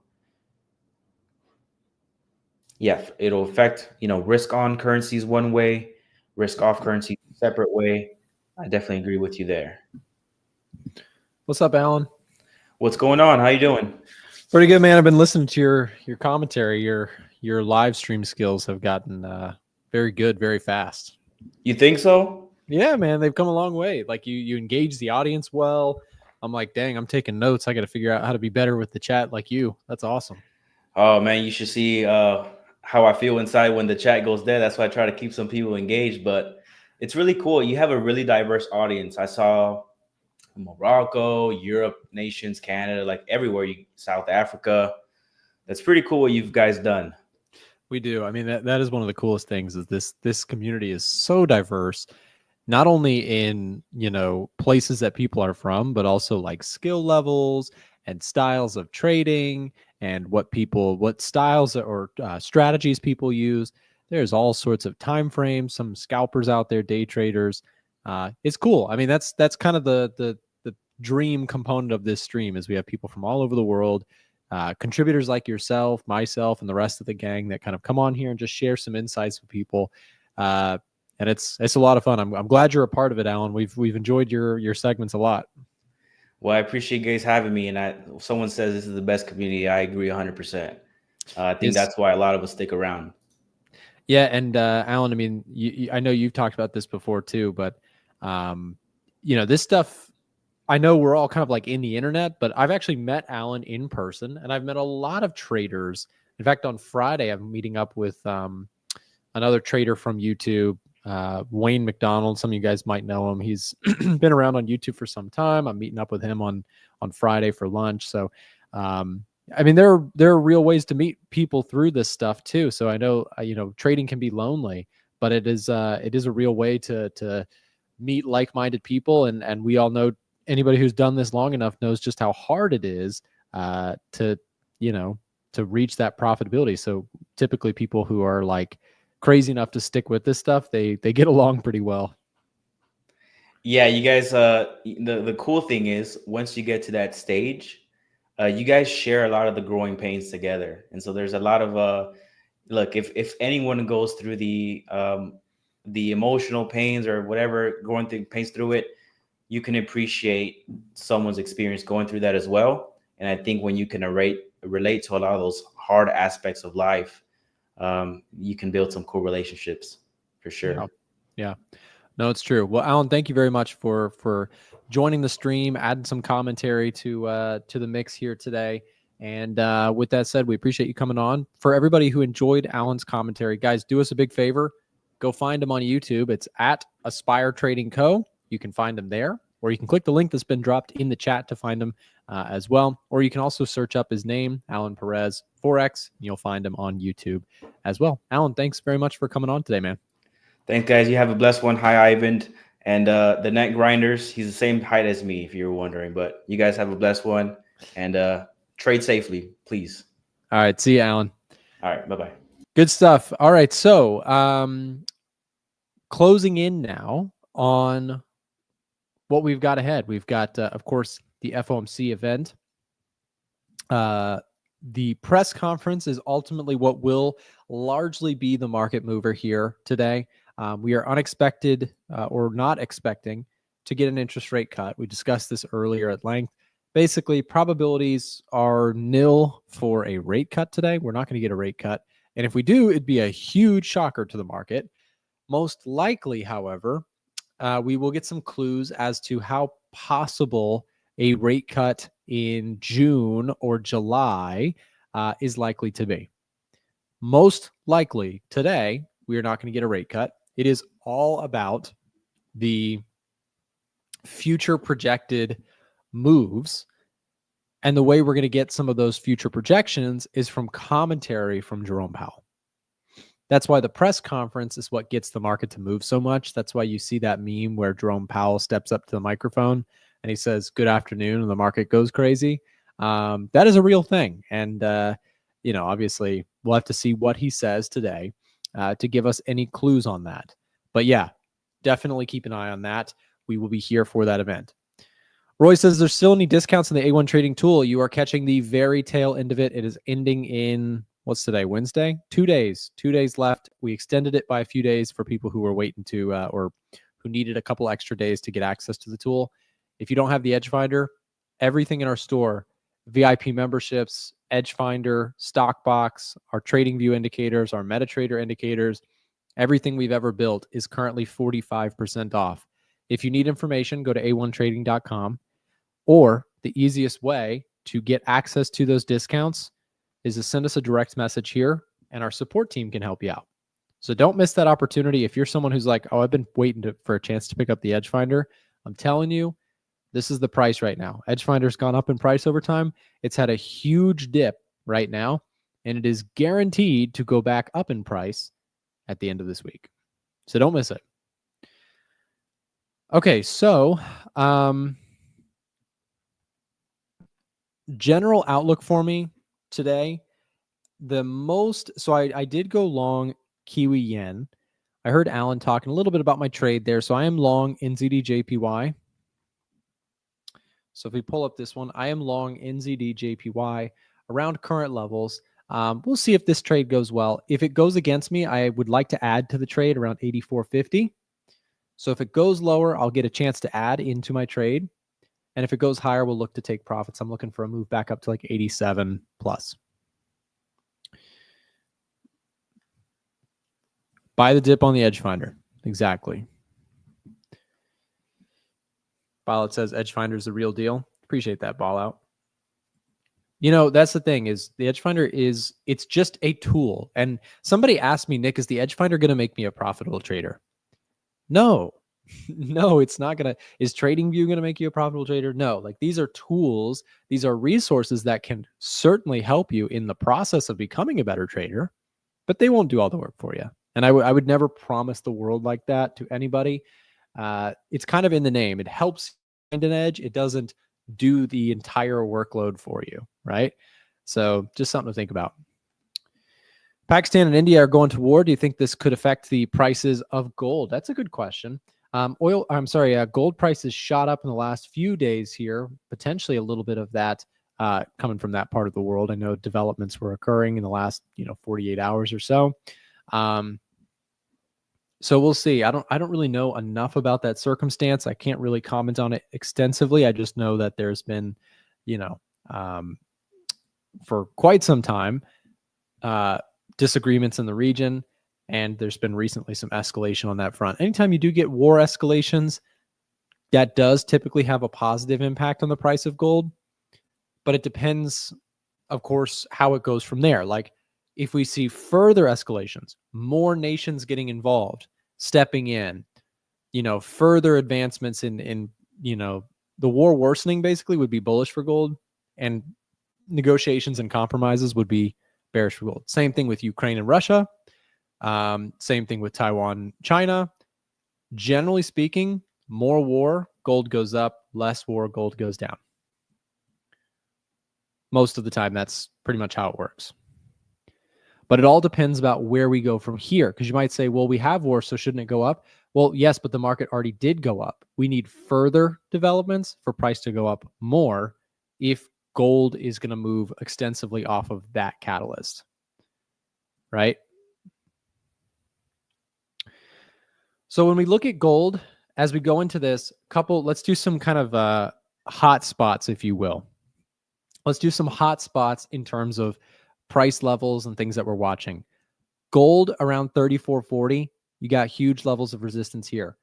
If you're a bull on gold, I'd say let's look for a confident break above, and a closure, a all-time closing high would be a really positive signal for gold. Now, obviously, that would mean, we see something like this. So price has already gone up.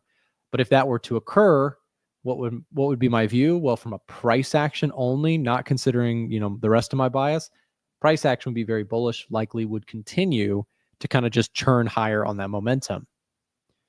Right? Nick, how often do you have a chill day? Lately, literally never. I would need some more chill days, but lately it's been hectic. We've got 2 interns joining us this summer at the office, which basically equates to mapping out projects for them, and software engineering side of things at A1 has been really, really hectic, and trying to improve the content game, trying to get back on Instagram. It's been a grind, man. And I love it. I love that side of my work. I do, obviously social media, and I do trading. But man, it's been hectic. How was your vacation? It was a mini vacation. I was gone for a weekend for a wedding. We were on the beach for a couple hours. That was really nice. And I still think about it. In my head, I'm pretending I'm on the beach with my feet in the sand. Anyways, key levels, right? So gold, watch how we react today. I think you actually have a really good, you had 2 decisive days. You have a really big level of resistance here. If bulls take it, if we close above, I think all's clear for further upside in the short run for gold. That would be my price action basis for gold. If you get rejection, so if we close lower than we are currently, like let's say you get this close today, likely that would mean gold maybe is solidifying that we're in this range and would probably make a move. I would not be surprised if we saw in that case a move back down to 3,200. So watch the candle close today on the daily chart for gold. I think that's a big tell of where we're likely headed in the short run, in my personal view. Bitcoin, just a quick look here. I like Bitcoin on the long side. Would love to see this thing kind of come down a little bit. I actually would probably take a stab on the long side if we hit 94,000 again. In the short run, I'm getting confirmation from the Edge Finder. It's one of our top setups at this time. Bitcoin +7 score. I really like it there. So looking for a pullback there. S&P 500, 5,500. I heard this being talked about by Alan earlier. Very easy setup for me. And when I say easy, I don't mean that's a guarantee of profit. We never know. But in terms of easy, I think it's a straightforward setup. Huge break above that 90-day pause announcement day resistance right there. We come back into that area. I'm looking for long side continuations on this chart. Nasdaq, same kind of concept. 19,200 is a level that I'm watching. 90-day pause day resistance could now act as support once more. Watching for that kind of move with a bullish bias on indices.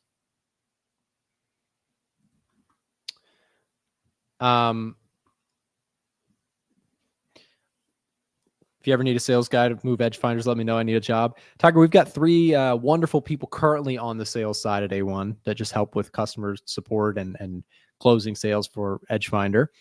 If you are interested in that in the future, we will always make those posts public. We do like to try and source our talent within the community. So keep an eye out. Okay, so let's see what else. Dow Jones, 40,800 kind of looks interesting. I missed my entry on this one yesterday, but I also was a little hesitant with just such a minor pullback right ahead of an FOMC event. So I'm going to watch. I do really like the Dow. Look at the Dow relative strength here, guys. Relative strength for the Dow Jones looks really strong today, up 0.7% on a day where, Nas is red. It's good outperformance. Russell looks okay. Would like to see Russell either down to this area here or break and retest in this area here. So Russell's on the watch list, but not quite ready. Is the DAX on the list? Look at the DAX, guys. You want to talk about relative strength? Look at the DAX. The DAX is back to all-time highs. Very, very impressive. This makes me want to be a buyer as it is leading the pack when it comes to indices. And I'd like to get some of the action, if you will, on the top performing the index right now level. We've got, DAX, and I think Chinese stocks are also doing pretty well. Here's HK 50. So you're getting some relative strength that looks actually stronger for international stocks. So there are some other ideas that I'm looking to play if I can get them. On the currency front, some yen crosses. I told you already I'm long NZD JPY. Any updates, new changes, or trades that I take will be shared with inside of our Discord community. We do have a free version and a paid version. So really quick, if you're not in our Telegram channel, real quick, we'll drop the link to our free Telegram channel where we share analysis each and every day for free. And if you'd like to sign up for the VIP signals to see trades that I'm taking, like I'm long euro, I'm long Kiwi yen. I traded gold here recently, just closed out of that one.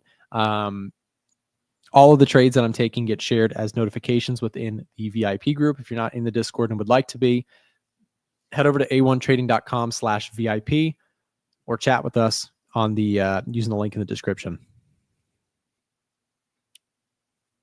Okay, guys, we've got just about 15 seconds to go here. We can go ahead and roll our breaking news here.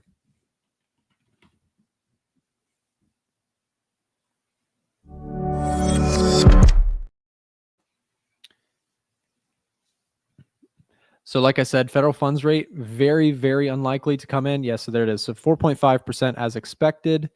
And now we'll watch to see if anything substantial happens on market movement side of things. Let's just switch over.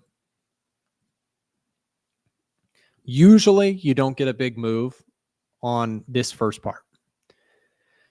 Usually the release of the Fed funds rate and the FOMC statement does not usually get a huge move. It is usually the press conference 30 minutes later that has the potential to substantially move the markets. If anybody comes across some interesting headlines and would like to share in the chat, please do so. Also, real quick, if you haven't already, make sure to hit the thumbs up button on the stream. Nick, does the Edge Finder license expire at some point? CG, no. So we do offer one-time payments for the Edge Finder. So you don't pay every month or you don't pay every year. You pay once and you get access. You don't have to pay again. We continue to support and maintain the product. You pay once.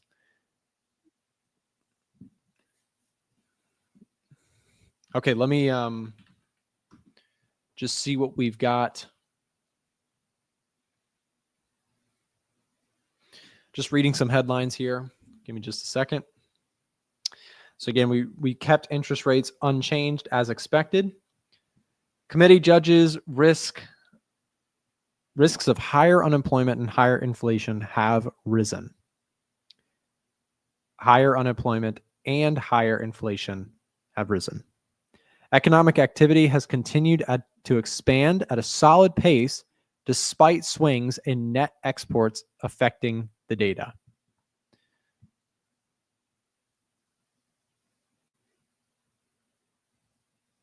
Unemployment rate has stabilized at a low level.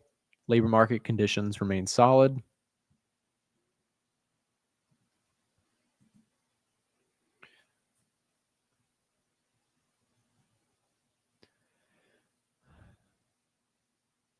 So far, really no big moves here. Slight higher in gold, slight move higher in stocks, but for the most part, everything relatively unchanged. Oil prices, look at oil prices today, down 1.3%. I do think from a longer term perspective, I'm going to probably buy some more oil and gas stocks at some point. I own some ExxonMobil and I would like to own a little bit more.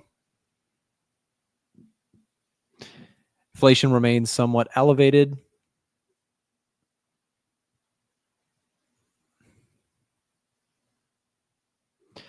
Committee judges risks of higher unemployment and higher inflation have risen.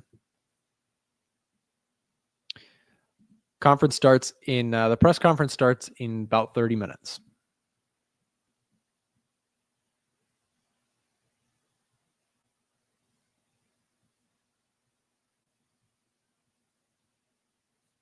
Interesting. So like I said, overall market reaction here has been pretty muted so far, where likely, and that's pretty much to be expected, likely the groundbreaking stuff, if there's going to be any of it, is going to occur during the press conference.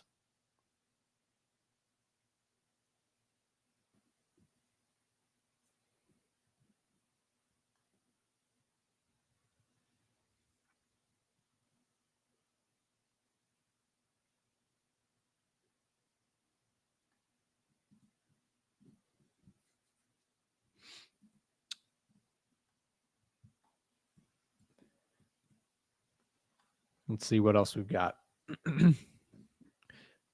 Nick, do you ever trade the news? I do not. Not in, well, it depends what you define as that. If you're talking about like dropping down to the 1 minute chart, whipping out my tokens and my casino chips and throwing them at the machine, no, I don't do that. I don't trade the spike or the release of the news because again, the release of the news can be so spready and like your broker will widen spreads dramatically and movements can be so sporadic in one direction than the other, like half a second later. You have to be really careful with doing that. Instead, what I do is I don't try and compete with the, instantaneous algorithms in the system. Like I'm not going to try and fight those. However, do I read into what's happening and try and make an educated guess on where markets are likely to move based on the fundamental impacts of stuff? Yeah, definitely. So I do trade news, absolutely.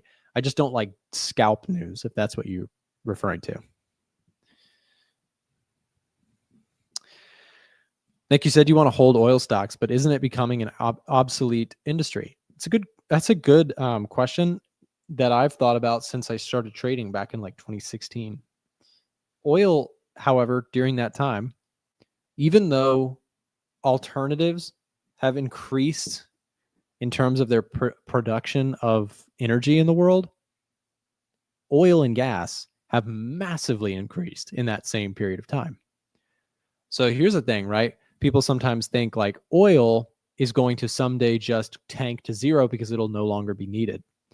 But what's actually happening is here's oil's need, right? Going up and up and up. Look at this. There goes S&P a little bit lower. Alternatives are also rising, but they can actually both rise at the same time. It's going to be a very, very long time before oil can be completely replaced by alternative fuel sources. Very long time. Because the demand of of energy in the world is so massive. So no, I have no problem with a long-term, bullish position on oil stocks that I think have potential. S&P 500 moving a little bit lower here now. Went green to red now. Down as Nasdaq's down 0.5% here. Again, I wouldn't freak out too much about that move because it hasn't really, this is noise ahead of the event, in my opinion.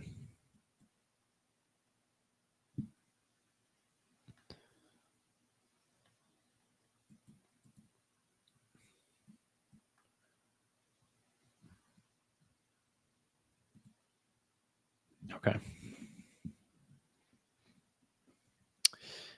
Yeah, no problem. No, I thought that was an interesting thing too.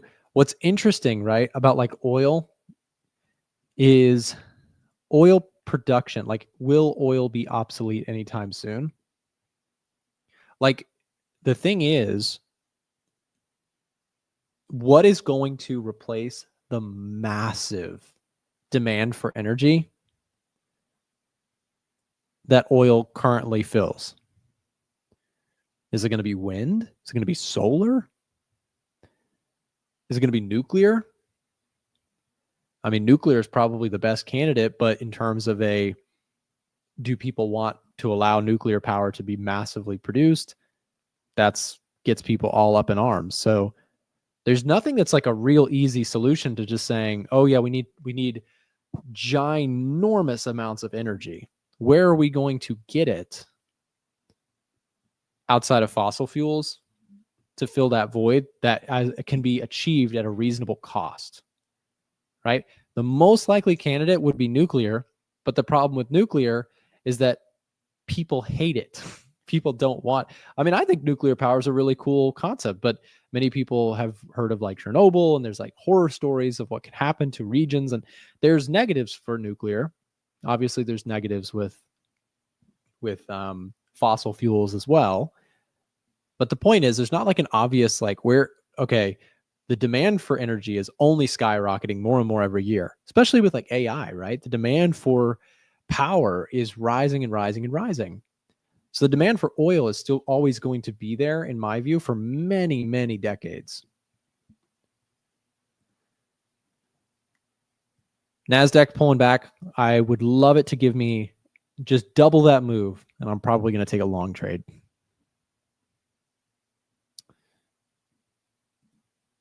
Natural gas. So, I mean, the point is, though, that just makes me, so when you see oil prices, like take a look at oil prices on the weekly chart. $58 oil. This is what you have to ask yourself. Okay. Do you think that we are going into a recession? If the answer is yes, oil is not a buy. But if you think that the global market is not going to go into a recession, in my opinion, oil prices are a buy. So I lean towards that direction. I don't think we're going to go into a massive global horrible recession. At least I don't see the evidence of that at this time. So that makes me think that likely oil prices, especially now that we're in the 50s, are starting to become an attractive longer term buy the dip opportunity. So I express my long positioning through a stock, ExxonMobil. And if we do continue to push lower in oil prices, there is a positive correlation for the most part between ExxonMobil, the company, and crude oil. And so from a long-term perspective, if we go down and test like 96, that sort of area on ExxonMobil, I will definitely be personally building more of a position in my long-term ExxonMobil positioning. So that's how I would play that. Wasn't oil elevated in 2008? Well, remember that 2008. Well, the thing is, right? 2008. Let's go take a look at that. 2008, prior to kind of everything crumbling, right? Stock market sold off. The economy lags the economy once, or the stock market leads the economy, right? So stock market crashes, and then the economy and oil prices absolutely plummeted down to $36, $40 a barrel, right? So again, something to think about.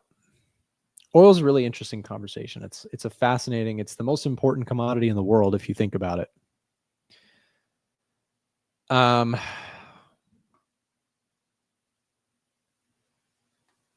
Where is oil on the Edge Finder? Edge Finder is given a +4. What is holding back our score on oil prices? Because now I'm feeling really bullish just having that conversation. But I won't take a trade unless, what's going on with our filter here? Is there some kind of maintenance we're doing, or is that actually just need to be reloaded? We'll see. Sometimes the Edge Finder just needs to be reloaded. Like sometimes locally it just needs to be reloaded. And there it is. So it's working fine. It just needed to be reloaded. Okay, so if I go commodities here, let's take a look at oil prices together just for a second. And I'm going to show you why I am very curious if oil prices get a little bit of a price action reversal. Like I'm long oil. Like I'll tell you that is a setup waiting to happen for me. Oil is currently getting a neutral reading, but it's a +4. So for new viewers who have not been here before, I base my trading not just off technical analysis, as you can probably figure out by now. I'm not just a technical trader. I also incorporate sentiment analysis, like what the crowd feels like and what institutional money is buying and selling. And I also look at economic data. Economic data has been surprisingly upbeat. Manufacturing PMIs, services PMIs, retail sales numbers, employment data from NFP recently. These numbers have been relatively strong compared to forecasts. We also see institutional money accumulating oil. So I have a bullish bias on oil personally, but what we're missing here, where we're getting negative score, is the trend within the Edge Finder, which it does consider trend, is not super attractive for oil prices. So if I pull up oil here, right, oil's down 1.9%. Take a look at the daily chart. This is not a chart that I want to buy based on short-term technicals. What would I need to see bullishness in oil? Well, at the very least, take a look at the 4-hour chart. We had a nice push. We gapped lower, filled the gap on oil, shot up to this level of resistance, failed, and went lower. If we get some sort of higher low and we break through that level, the edge finder will probably flip bullish on oil, and that would probably be a setup for me. So I really like the prospect of getting long oil if price action starts to cooperate. Right now, I would say that the price is simply, sellers are in such control of this market. Look at what's happening. Look at what's happening here, right? You're getting these huge flushes lower. You're getting gaps down. Gaps get filled, and then market rolls over again. And then these big short-term pops that you're getting are being met with a lot of sell pressure. So I'd like to see the behavior of this chart change a little bit before trying to time a long trade. So again, back to the daily chart, we have resistance, local short-term resistance here, bigger resistance here. So from a daily chart perspective, I'd be willing to take a long on oil if you get this kind of move. Because what's likely going to happen is, like I said, most of our indications within the edge finder are bullish. The thing that's missing is that the trend is still reading bearish. And I'm glad that it has been, because this has not been a chart that I'd want to be long in recent times. The edge finders kept me out of that trade, but I am bullish on oil, just waiting for the price action to agree with the fundamental analysis. Does that make sense? Trend reading of the edge finder, how is it calculated? Great question. So first of all, let me show you. So if you have more questions, you know where to go. If you want to know how we score things and how our system computes different calculations, head over to a1trading.com, go to under edge finder, click tutorials. And I'm going to drop this link for everybody in the chat that would like to bookmark this and explore this on your own time. Head over to what you're looking for is, where is it? Do we have that on here? Price forecast. There we go. Price forecast calculation. So go price forecast, forecast calculation. And I'd actually like to change this tab to trend. So I'm going to mark that as a to-do for me really quick. Price forecast, change to trend. So yeah, you can read all about how we score everything within the edge finder on this page. Also, just a heads up while you're on the page, click this message right here to chat with our support team. Let them know if you're interested in the edge finder, the 45% off sale is ending very soon, as in Friday. So if you have not picked up a copy of the edge finder at 45% off, send us a direct message using this link right here that's been dropped in the chat, or on our website, just click this chat icon in the bottom right hand of your screen. Okay, so we've got the press conference starting in about 10 minutes to go. I do really like this oil trade, guys. I'm going to watch that one close. And if I take that trade, I'll let you guys know inside of the Discord. But I would like to see at least something like this. Like, I'd like to start seeing some higher lows. Would be much more interesting. But most of our indications look okay for oil, so I'll keep an eye on it. Do pound dollar? Surely. We'll take a look at pound US dollar. +6 on the edge finder.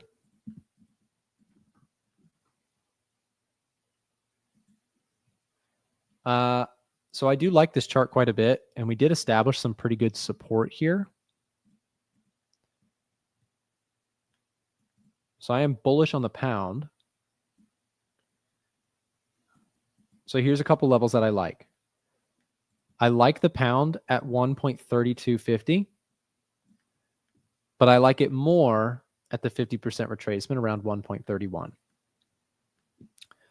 So this is how I personally would approach the pound dollar. Possibly a long position here at 1.3250. And I would add to the trade at 1.31. But I use a dollar cost averaging approach when it comes to Forex. So when I'm trading currency pairs, I typically accumulate in waves. So I don't go all in right here with a tight stop. I don't do that on currencies. Currencies have a tendency to chop a lot. So I'm typically looking for more like, okay, I'll take a stab here and I would add to the trade if it came here, and maybe a third trade if it came here, and I would look for a overall push higher. So I enter in pieces when it comes to Forex. Nick, did you take a trade on gold? No, Eric, no trades on gold for me right now. Edgefinder is giving it a neutral reading. No interest on gold for me personally. It's moving great, just not really, not meeting my personal criteria for trades. Let me take a sip of water. Hold on.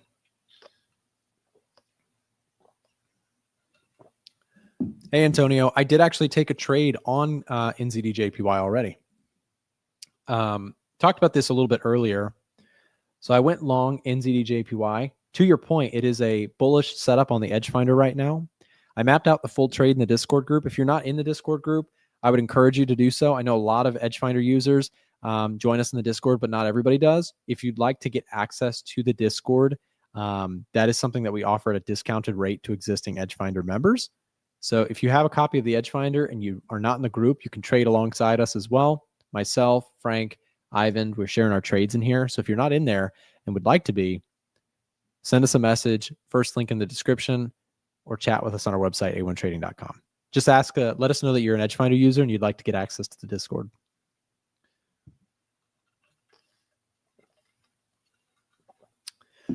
So I do like Kiwi Yen quite a bit. Talked about it earlier. I like the pound to the long side. I'm already long the euro. I don't think euro still has, does it? Euro does. Euro does have a bullish reading on the Edgefinder as well. So I'm long euro. I'm long pound. And I'm also long CAD Swiss.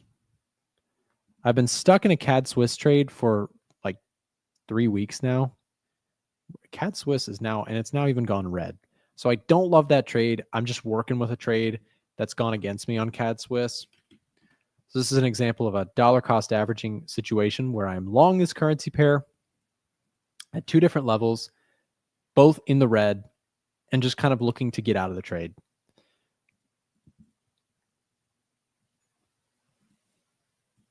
So in just a few minutes, guys, we've got Powell on standby. We will be bringing it up on the stream. And once we have that feed, we'll put it up on the screen for us to watch what he has to say. He will be coming out. Big thing to watch out for. Tariff conversations. Anything to do with inflation expectations. Anything to do with labor market expectations. These things are likely to move the market quite a bit.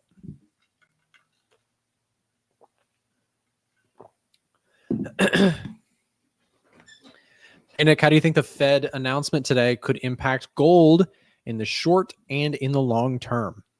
So in the long term, I do still think gold prices are riding higher on the prospect of rate cuts this year. However, that's been the story for a while. So gold already has been moving up off of rate cut expectations. And I do think that it's likely to continue to be a boost to gold prices. But I think that recently we've had some signs of better than expected economic data out of the United States.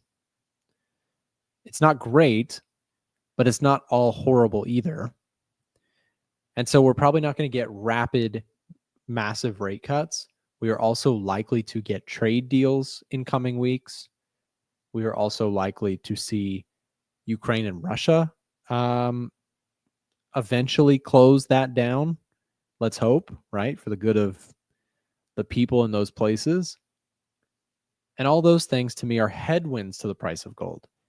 So personally, gold's momentum is really impressive and I would not short it.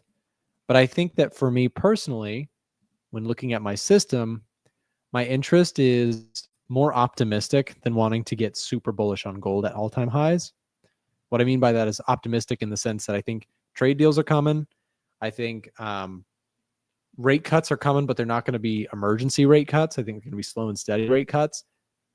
And all of this leans my bias as reflected in the Edgefinder's automation of what I just described, bullish indices, Nasdaq, Dow Jones, even foreign stocks like, the UK stock market or the DAX. Like, I like these things a lot more personally right now at this time than trading gold long. And again, we've played gold this year quite a bit. Like, gold was my best trade of the year by a long shot this year. So I'm not saying, trade's dead, it can't keep going. I just think that it's all about, you have a certain amount of capital to deploy in your trading account. And I was very correct in the first portion of this year to dedicate a lot of that capital into gold, right? So as a portfolio manager, you have options, right? You have options of where you want to allocate your funds. If you trade, especially like I do with a stock brokerage, like I can put capital, I could put it in gold, I could put it in stocks, I could put it in bonds, I could just keep it in cash. And for the first chunk of this year, I didn't play things perfectly. So I'm not going to try and come on here and say I'm up $50 million this year or anything crazy like that. Like, I didn't play this year perfectly, but I did have capital oriented towards gold and towards stocks. So this year, while the stock market has done poorly, and I did not make a ton of money off stocks this year, I made quite a bit of money being long gold. However, I've shifted my positioning here recently. I wiped away the gold trade. And now I'm in this dynamic. I'm long stocks, and I'm sitting in some cash waiting for pullbacks to actually transition more into stocks. So that's my positioning at this moment, explained in a super simplified manner. I'm very bullish on indices. I've been accumulating stocks, looking to buy the indices. And again, the reason I'm saying that is not because I'm feeling a hunch. It's because my system told me to be long gold in the first part of this year. I built a trade plan around that. I executed. I was long gold. Conditions have changed. I have to adapt. I can't be a permanently long gold or permanently short something or permanently. I'm a trader, right? So I'm adjusting to what my system is telling me and then looking for proper positioning. So I'm looking at Bitcoin differently. I'm looking at the S&P 500. I'm looking at Nasdaq, and I want to be long these things. Now, just because I get a reading does not mean I go full port long the Dow Jones today at this second, right? But I am looking for trades on those things. So like Dow Jones, I like this one, but I like Nasdaq quite a bit more. Nasdaq, the technicals look really good. If you give me a pullback to 19,020 or 200, I like that quite a bit.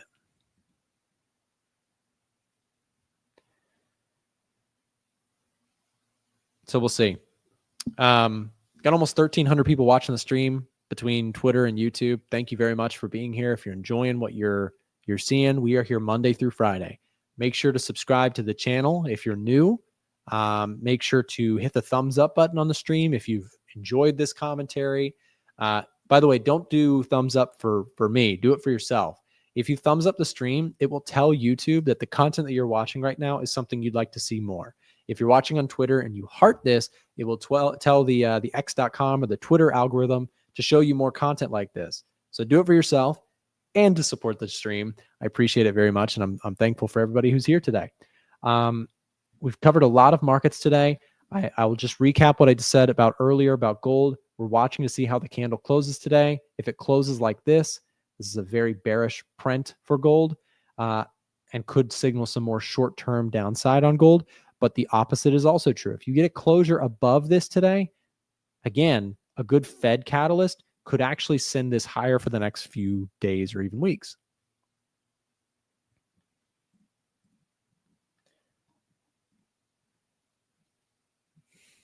Actionable setups for me right now, simplified.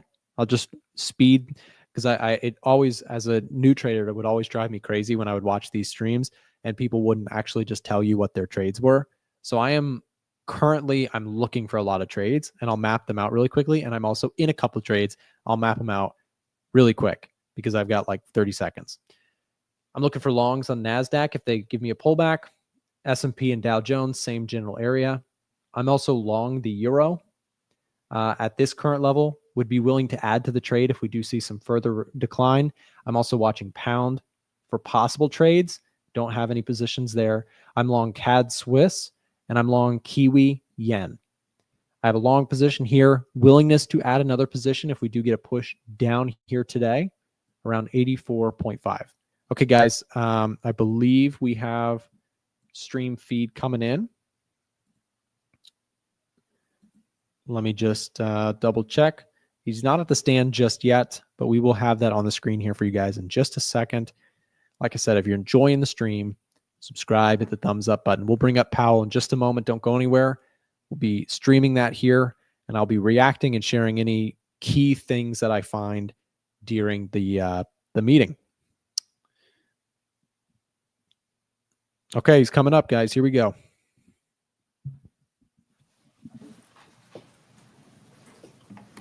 Good afternoon. My colleagues and I remain squarely focused on achieving our dual mandate goals of maximum employment and stable prices for the benefit of the American people. Despite heightened uncertainty, the economy is still in a solid position. The unemployment remains low, and the labor market is at or near maximum employment. Inflation has come down a great deal, but has been running somewhat above our 2% longer run objective. In support of our goals, today the Federal Open Market Committee decided to leave our policy interest rate unchanged.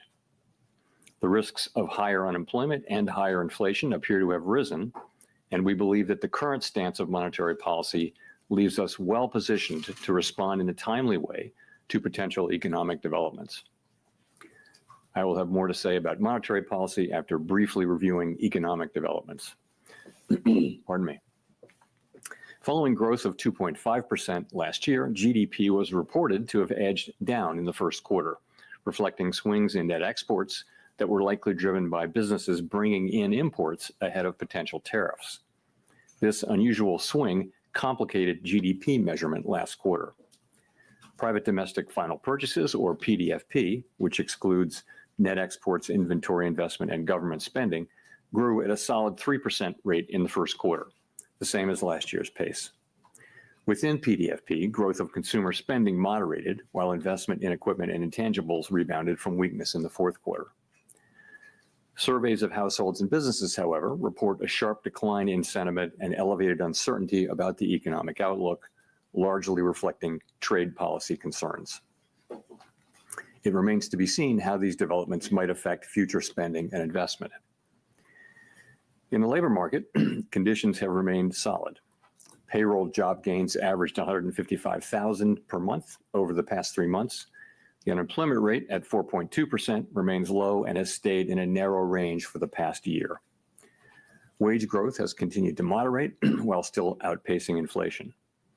Overall, a wide set of indicators suggest that conditions in the labor market are broadly in balance and consistent with maximum employment. The labor market is not a source of significant inflationary pressures. Inflation has eased significantly from its highs in mid-2022, but remains somewhat elevated relative to our 2% longer run goal. Total PCE prices rose 2.3% over the 12 months ending in March.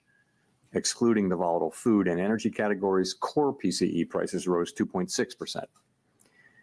Near-term measures of inflation expectations have moved up, as reflected in both market and survey-based measures. Survey respondents, including consumers, businesses, and professional forecasters, point to tariffs as the driving factor. Beyond the next year or so, however, most measures of longer-term expectations remain consistent with our 2% inflation goal. Our monetary policy actions are guided by our dual mandate to promote maximum employment and stable prices for the American people. At today's meeting, the committee decided to maintain the target range for the federal funds rate at 4.25% to 4.5% and to continue reducing the size of the balance sheet. The new administration is in the process of implementing substantial policy changes in 4 distinct areas: trade, immigration, fiscal policy, and regulation. The tariff increases announced so far have been significantly larger than anticipated. All of these policies are still evolving, however, and their effects on the economy remain highly uncertain. As economic conditions evolve, we'll continue to determine the appropriate stance of monetary policy based on the incoming data, the outlook, and the balance of risks. If the large increases in tariffs that have been announced are sustained, they're likely to generate a rise in inflation, a slowdown in economic growth, and an increase in unemployment. The effects on inflation could be short-lived, reflecting a one-time shift in the price level. It is also possible that the inflationary effects could instead be more persistent. Avoiding that outcome will depend on the size of the tariff effects, on how long it takes for them to pass through fully into prices, and ultimately on keeping longer-term inflation expectations well anchored. Our obligation is to keep longer-term inflation expectations well anchored and to prevent a one-time increase in the price level from becoming an ongoing inflation problem. As we act to meet that obligation, we'll balance our maximum employment and price stability mandates, keeping in mind that without price stability, we cannot achieve the long periods of strong labor market conditions that benefit all Americans. We may find ourselves in the challenging scenario in which our dual mandate goals are in tension. If that were to occur, we would consider how far the economy is from each goal and the potentially different time horizons over which those respective gaps would be anticipated to close. For the time being, we're well positioned to wait for greater clarity before considering any adjustments to our policy stance. At this meeting, the committee continued its discussions as part of our 5-year review of our monetary policy framework. We focused on inflation dynamics and the implications for our monetary policy strategy. Our review includes outreach and public events involving a wide range of parties, including Fed Listens events around the country and a research conference next week. Throughout this process, we're open to new ideas and critical feedback, and we will take on board lessons of the last 5 years in determining our findings. We intend to wrap up the review by late summer. The Fed has been assigned 2 goals for monetary policy: maximum employment and stable prices. We remain committed to supporting maximum employment, bringing inflation sustainably to our 2% goal, and keeping longer-term inflation expectations well anchored. Our success in delivering on these goals matters to all Americans. We understand that our actions affect communities, families, and businesses across the country. Everything we do is in service to our public mission. We at the Fed will do everything we can to achieve our maximum employment and price stability goals. Thank you. I look forward to your questions. Steve. Steve Leisman, CNBC. Thank you, Mr. Chairman, for taking my question. A lot has happened since the last meeting. There's been tariffs put on, tariffs taken off, and meanwhile, there's a bill advancing in Congress. And I just wonder if I could press you on the last part of your statement. Are you any closer now to deciding which side of the mandate is going to need urgent care first? Well, so as we noted in our statement, post-meeting statement, we've judged that the risks to higher employment and higher inflation have both risen. And this, by the way, of course, is compared to March.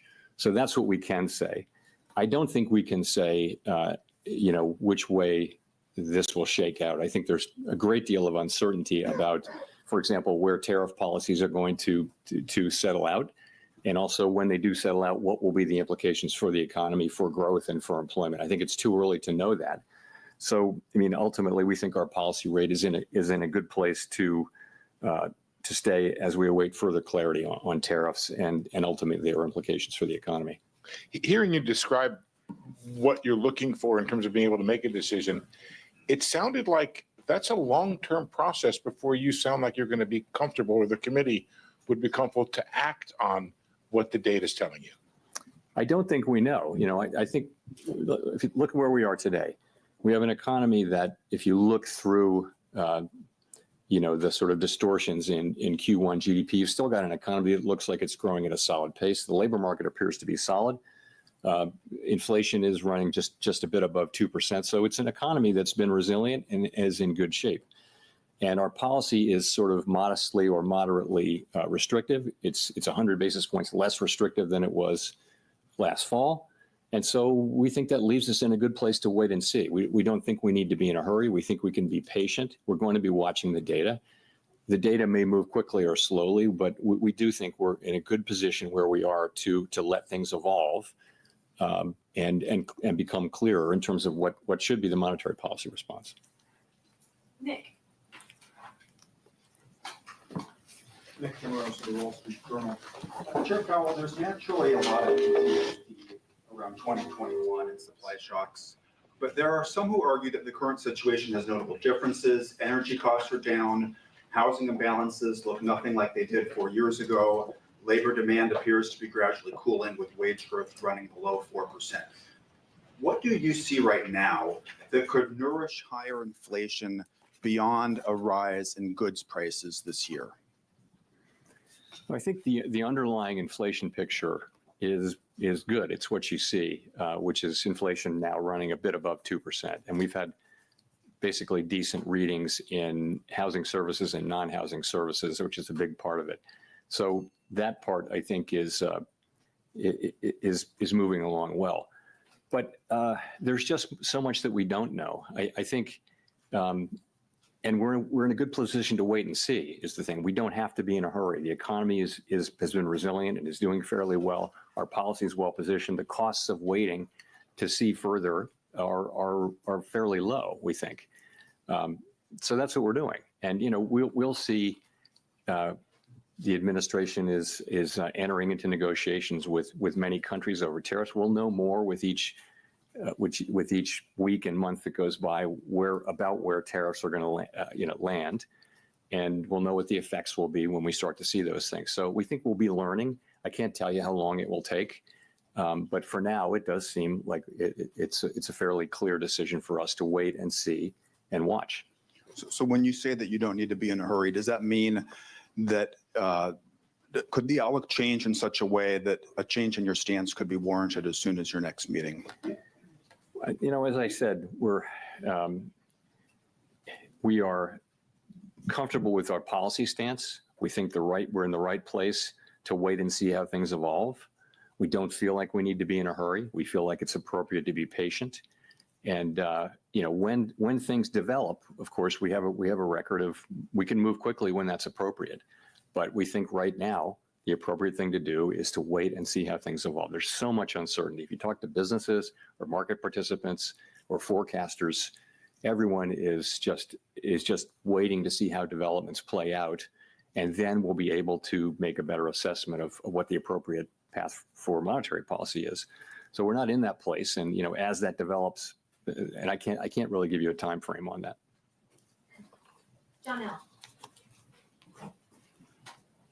Janelle Marte with Bloomberg. So many economists have been pricing in higher odds of a recession, and several are noting that it is more difficult for the Fed to cut rates preemptively given the higher risks for higher inflation. So given the outlook, do you still see a path for a soft landing, and what does that look like? Well, let me say, so let's look back and see where we are. So to go through 2024 up to the day, we've had unemployment in the low 4s for more than a year. We've had inflation coming down now in the mid to low 2s. We've had an economy growing at 2.5%. So that is the economy as we see it now. What looks likely, given the scope and scale of the tariffs, is that we will see certainly the risks to higher inflation, higher unemployment have increased. And if that's what we do see, if the tariffs are ultimately put in place at those levels, which we don't know, then we won't see further progress toward our goals. But we might see a delay in that. I think in our thinking, we would never do anything but keep achieving those goals. But we would, at least for the next, let's say, year, we would not be making progress toward those goals. Again, if that's the way the tariffs shake out. The thing is, we don't know that. There's so much uncertainty about the scale, scope, timing, and persistence of the tariffs. So that's that. In terms of preemption, I think you can look back at the 2019 cuts as preemptive. I wouldn't say that what we did last fall was at all preemptive. If anything, it was a little late. But 2019, we did cut 3 times. But the situation was you had a weakening economy and you had inflation at 1.6%. So that's a situation where you can move preemptively. Now we have inflation running above target. It has been above target for 4 years. It's not so far above target now. And we have an expectation, conditional on what happens, that we'll see upward pressure on inflation. If you look at where forecasters are, they're all forecasting an increase in inflation. So it makes it, and then we've also got forecasts of weakening in the economy, and some have recession forecasts. We don't publish a forecast about that. We don't publish a forecast that assesses how likely a recession is. But in any case, it's not a situation where we can be preemptive because we actually don't know what the right response to the data will be until we see more data.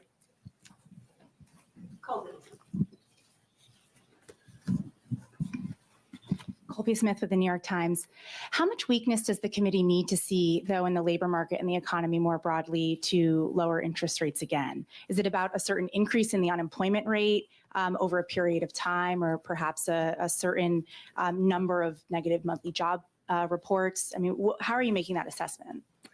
So first of all, we don't see that yet, right? We have 4.2% unemployment, good participation, wages behaving very well. Participation, I mentioned, at a good level. So, with the labor market, we would look at the totality of the data. We'd look at the level of the unemployment rate. We'd look at the speed with which it's changing. We would look at the whole huge array of labor market data to get a sense of whether conditions are really deteriorating or not. And at the same time, we'd be looking at the other side of the mandate. We could be in a position of having to balance those two things, which is, of course, a difficult balancing judgment that we'd have to make. On that point about balancing, I mean, you've mentioned that the committee would consider how far the economy is from each goal and the time it would take to kind of get back to that point. But what does that mean in practice? I mean, how much of that assessment will be rooted in a forecast versus data dependence? It would be a combination of the two. I mean, let's just say this would be a complicated and challenging judgment that we would have to make. Yeah, we're not in this situation, but the situation is if the two goals are in tension. So let's say that unemployment is moving up in an uncomfortable way, and so is inflation. Not the situation we're in, hypothetically, but we would look at how far they are from the goals, how far they're expected to be from the goals, what's the expected time to get back to their goals. We'd look at all those things and make a difficult judgment, and that's in our framework. It's always been in our thinking. We haven't faced that question in a very long time. So again, difficult judgment to make, and not one that we face today. And we may never face it, but we have to be keeping it in our thinking now. Edward. Thank you. Edward Lawrence with Fox Business. So we had the CPI report that came out that showed month over month the first decrease in inflation in about 3 years. The jobs report, you said, solid, that we saw. At the same time, we have those new tariffs that we're living under. So given this, should the Federal Reserve be cutting rates at all this year? It's going to depend. I think you have to just take a step back and realize this is why we are where we are. We're going to need to see how this evolves. There are cases in which it would be appropriate for us to cut rates this year. There are cases in which it wouldn't. And we just don't know until we know more about how this is going to settle out and what the economic implications are for employment, for inflation. I couldn't confidently say that I know what the appropriate path will be. So following on that, so then how does President Trump calling on you personally, as well as the Federal Reserve, to make rate cuts affect your decision today and affect your job difficulty? Doesn't affect our doing our job at all. So we're always going to do the same thing, which is we're going to use our tools to foster maximum employment and price stability for the benefit of the American people. We're always going to consider only the economic data, the outlook, the balance of risks. And that's it. That's all we're going to consider. So it really doesn't affect either our job or the way we do it. Howard. Hi, Howard Schneider with Reuters, and thanks for the time. I'm wondering, I mean, given the complexity about the first quarter GDP and what lies ahead, I'm just wondering what your intuition tells you about the underlying direction of the economy right now. Many of your colleagues have said they feel growth is slowing. If so, do you have any sense of by how much, to what degree the slowdown may be? What does your gut tell you about how things are evolving out there? My gut tells me that uncertainty about the path of the economy is extremely elevated, and that the downside risks have increased. The risk is, as we pointed out in our statement, the risks of higher unemployment and higher inflation have risen, but they haven't materialized yet. They're not in the data yet. So that tells me more than by intuition, because I think it's obvious actually that the right thing for us to do is we're in a good place. Our policy's in a very good place, and the right thing to do is await further clarity. And there's usually things clarify and the appropriate direction becomes clear. That's what usually happens. Right now, it's very hard to say what that would be. In the meantime, the economy is doing fine. Our policy isn't, it's not highly restrictive. It's somewhat restrictive. It's 100 basis points less restrictive than it was in, last summer. So we think it's in a good place, and we think the appropriate thing is for us to wait and see and get more clarity about the direction of the economy. Well, let me press you on this idea of the economy being fine right now, because reading the Beige Book very closely the last time around, there was a lot of negative stuff, negative sentiment that was in there. And I know that everybody's looking at soft data right now. You mentioned it yourself that the sentiment's sour. But the Beige Book was talking about, the beginnings of layoffs in some industries, prices rising in some places, and an awful lot of investment decisions being pushed to the sideline. Doesn't that point to a slowdown? It may well. It just hasn't shown up yet. And we all look at all these sentiment and read many individual comments just to get a better feel. And businesses and households very broadly are concerned and postponing economic decisions of various kinds. And yes, if that continues and nothing happens to sort of alleviate those concerns, then you would expect that to begin to show up in economic data. It wouldn't maybe show up overnight, but it would show up over weeks and months. And that may be what happens, but it hadn't happened yet. And also there are things that can happen that will change that narrative. I mean, they haven't happened, but it's possible to imagine things but in the meantime, yes, we're watching it extremely carefully like everyone is, but don't see really much evidence of it in the actual economic data yet. And by the way, consumers keep spending, credit card spending. It's still a healthy economy, albeit one that is shrouded in some very downbeat sentiment on the part of people and businesses. That was a pretty hawkish response. Michael McKee from Bloomberg Radio and Television.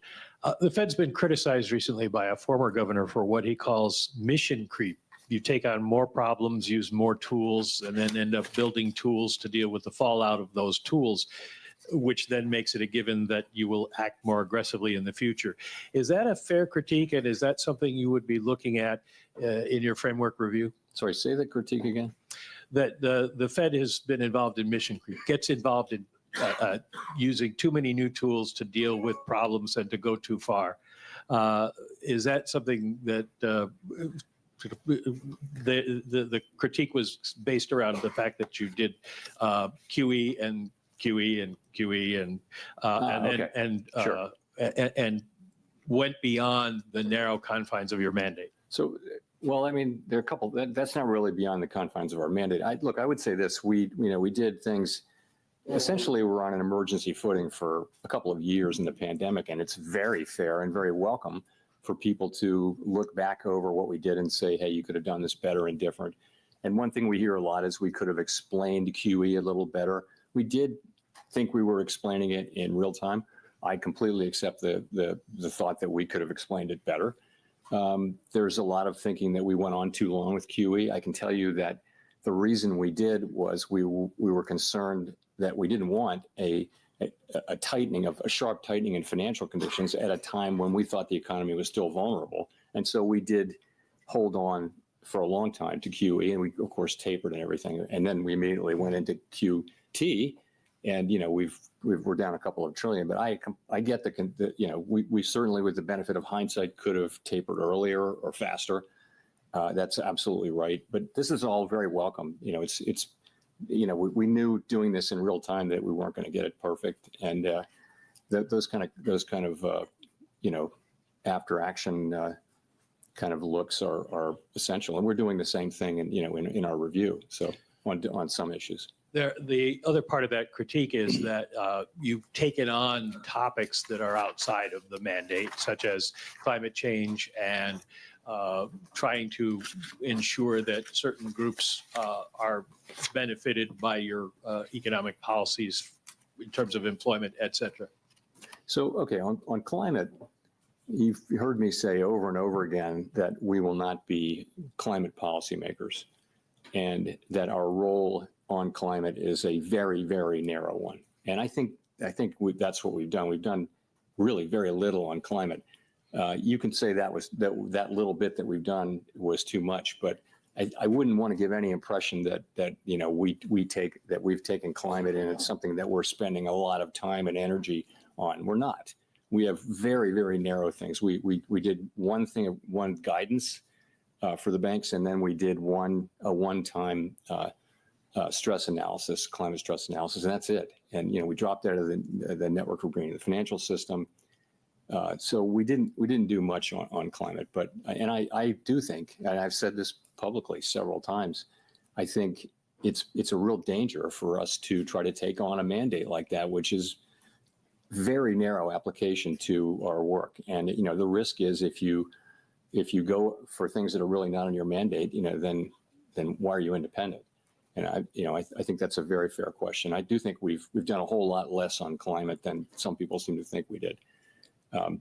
Anyway, that's what I think. Should you have taken on the question of bringing unemployment rates down for specific categories? We didn't do that. What we said was that we never targeted any unemployment rate for individual racial or demographic groups. What we said was that maximum employment was a broad and inclusive goal. And I think what we meant by that was we're going to consider the totality of the country as we look at our maximum employment goal. Of course, we were never going to target any individual group with that, but I think some people, wanted to hear it that way. But that's not at all what we meant. So that's just not a correct reading of our. But I can see how maybe people found that confusing, and we have to take that into consideration. Jolene. Hi, Chair Powell. Thanks for taking our questions today. I'm Jolene Kent with CBS News. You've said wait and see, and the economy is doing fine today, but the impact of tariffs are already showing up at the ports. Businesses big and small are telling us that they feel it, and most importantly, consumers say they feel it, that the challenges are here, and there's no waiting and seeing. For Main Street, what is the breaking point? What would have to happen to prompt a rate cut specifically?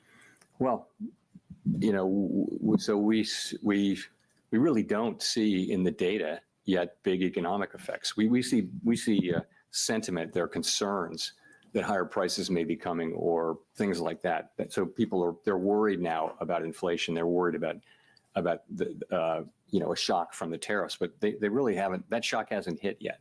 Okay, so we're going to be looking at the not just the sentiment data, but also the real economic data as we assess what it is we should do. And remember, there'll be two effects. One of them would be weakening economic activity, which translates into higher unemployment, and the other would be potentially higher inflation. Again, to say it again, the timing, the scope, the scale, and the persistence of those effects are very, very uncertain. So it's not at all clear what the appropriate response for monetary policy is at this time. And and by the way, our policy is in a good place, so we think we can wait and move when it is clear what the right thing to do is. Really not at all clear what it is we should do. So people are feeling stress and concern, but unemployment hasn't gone up. Job creation is fine. Wages are in good shape. people are not layoffs or people are not getting laid off at high levels. Initial claims for unemployment are not increasing, in any kind of impressive way. So the economy itself is still, in solid shape. Just a quick follow-up. President Trump now says he does not plan to remove you as chair. When you heard that, what did you think? I don't have anything more for you on that. I've pretty much covered that issue. Thank you. Chris. Hi, thank you. Chris Rugaber, Associated Press. Well, I just wanted to follow up. Earlier, it sounded like you said it was unclear how the Fed, what kind of interest rate decisions you will make later this year. So does that, in March, there was guidance that 2 cuts might happen, 2 cuts were penciled in for this year. Is that now, that guidance from the last press conference, has that been overtaken by events at this point? We don't do a summary of economic projections at every meeting, as you know. We do it every other meeting, and so this was the meeting when we didn't do it.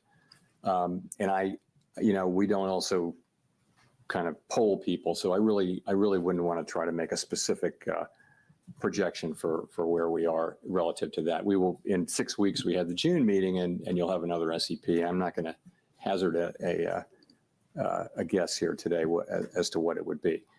Again, what I would say is that we think our policy rate is in a good place. We think it leaves us well positioned to respond in a timely way to potential developments. That's where we are. And that, depending on the way things play out, that could include rate cuts. It could include us holding where we are. We just are going to need to see, how things play out before we make those decisions.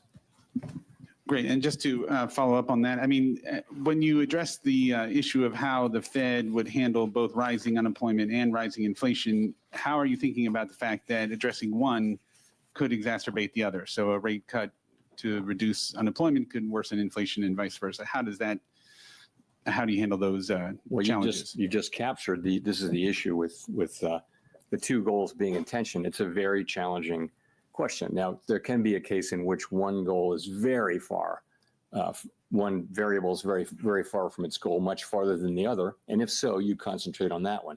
And frankly, that was the case. Well, it wasn't a case where they were really in tension, but if you go back to 2022, it was very clear that we needed to focus on inflation. The labor market was also super tight, so it wasn't really a trade-off. If I think what our framework document says, it says we'll look at how far each variable is from its goal, and also we'll factor in the time it would take to get there. So, that's going to be potentially a very difficult judgment, but the data could break in a way that it's not. I just don't think we know that. The data could easily favor one or the other, and right now there's no need to make a choice, and no real basis for doing so. Victoria. Hi, Victoria Guido with Politico. I wanted to ask, Congress is currently debating spending cuts alongside extending the tax cuts.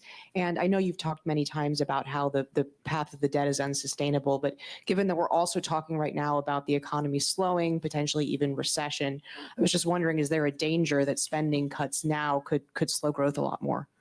We don't give Congress fiscal advice. We take what they do as a given, and we put it in our models and in our assessment of the economy. So I wouldn't want to speculate on that. I mean, I think we do know that the debt is on an unsustainable level, on an unsustainable path, not at an unsustainable level, but an unsustainable path. And it's on Congress to figure out how to get us back on a sustainable path. And it's not up to us to give them advice. Well, do you think that they should take macroeconomic conditions into account as they look at this? I think they don't need my advice and our advice on how to do fiscal policy any more than we need their advice on monetary policy. Andrew. Thanks, Mr. Chairman. Andrew Ackerman with the Washington Post.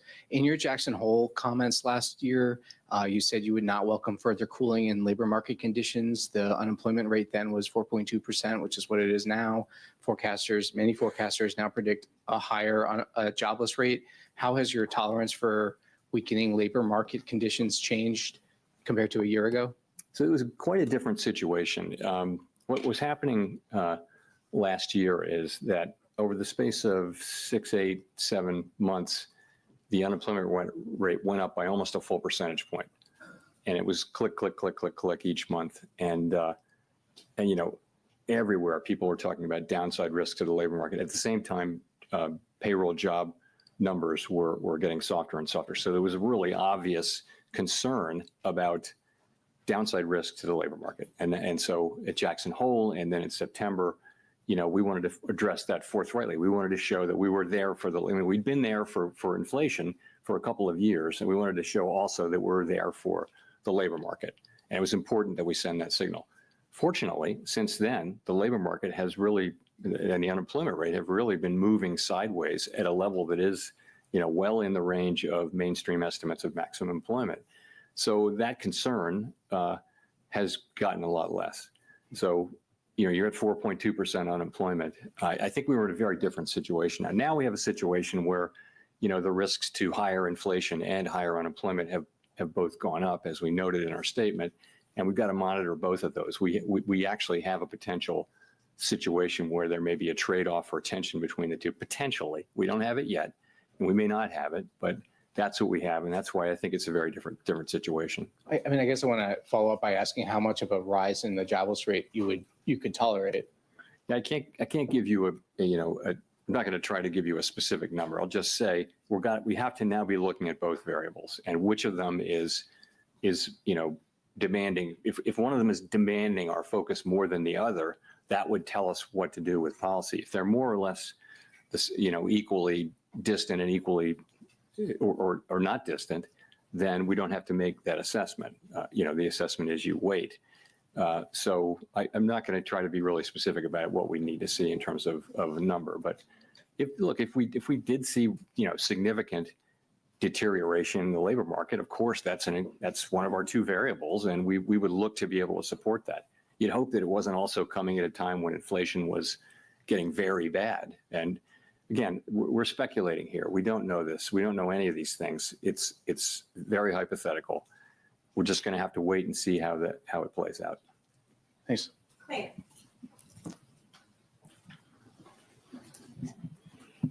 Claire Jones, Financial Times. In terms of getting some clarity, we've got some talks at the weekend in Geneva between the US and China. A lot of economists are attaching an awful lot of importance to what we hear from those talks. How much importance are you attaching to them in terms of judging what will happen to the US economy going forward? And just in a similar vein, you know, some economists are saying it's days, not weeks, that we have until we start to put the US economy at risk of seeing the sort of pandemic era shortages and higher prices if we don't kind of soothe relations between the US and China. So it'd be good to have your view on that too. So, you know, these are not talks that we're in any way involved in, so I really can't comment directly on them. So, but what I will say is this, you know, we had, coming out of the March meeting, the public generally had an assessment of where tariffs were going, and then April 2 happened, and it was really substantially larger than anticipated in the forecasts that I had seen and in our forecasts. So, and now we have we're in a new phase where it seems to be we're entering a new phase where the administration is beginning talks with a number of our important trading partners, and that has the potential to change the picture materially or not. And so I think it's going to be very important how that shakes out. But we simply have to wait and see how it works out. It certainly could change the picture, and we're mindful of not trying to make conclusive judgments about what will happen at a time when the facts are changing. And just on the fall in shipping volumes from China over these tensions, I mean, do you share that concern that we could start seeing goods shortages and higher prices in the coming weeks if this isn't resolved very quickly? You know, I don't want to get we shouldn't be involved even verbally in the questions about the timing of these things. Yes, of course we follow all that data. We see the shipping data, we see all that, but ultimately this is for the administration to do. This is this is their mandate, not ours. And I know as you can see, they're again beginning to have talks with many nations, and that has the potential to change the picture materially. So we'll just have to wait and see.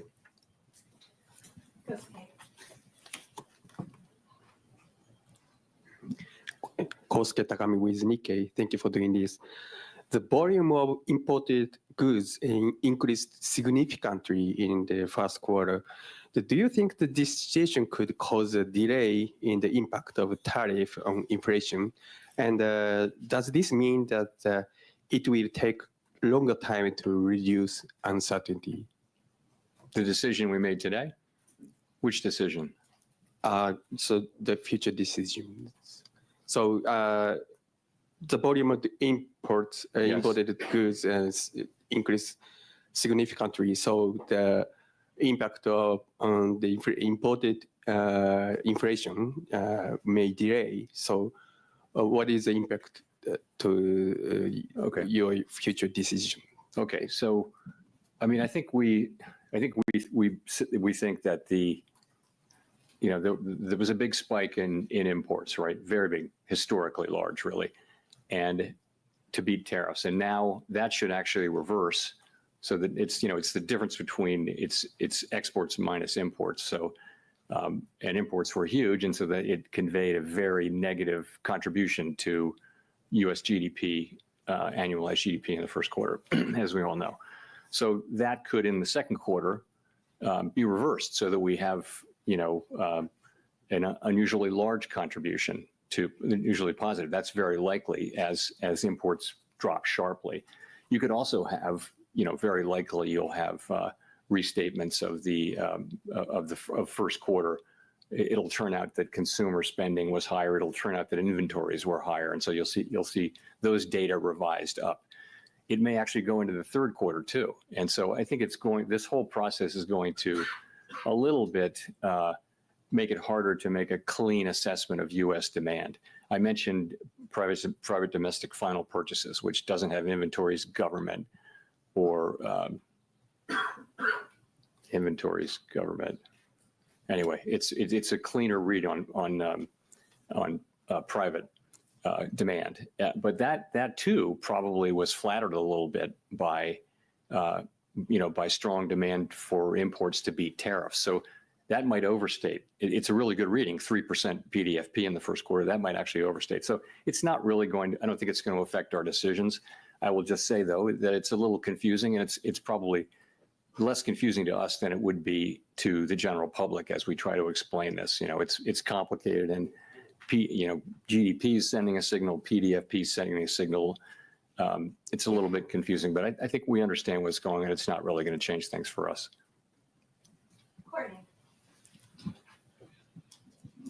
Courtney Brown from Axios. I guess, we talked about some of the indications of potential layoffs, price hikes, an economic slowdown, all being evident in the soft data.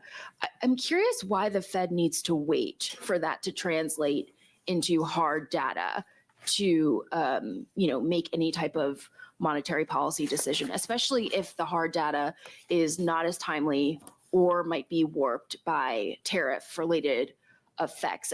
Are you worried that the soft data might be some sort of false warning? No, I mean, look at the state of the economies. The labor market is solid, inflation is low.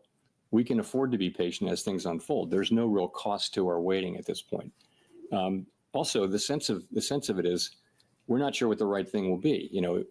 There should be some increase in inflation. There should be some increase in unemployment. Those call for different responses. And so until we know, potentially call for different responses.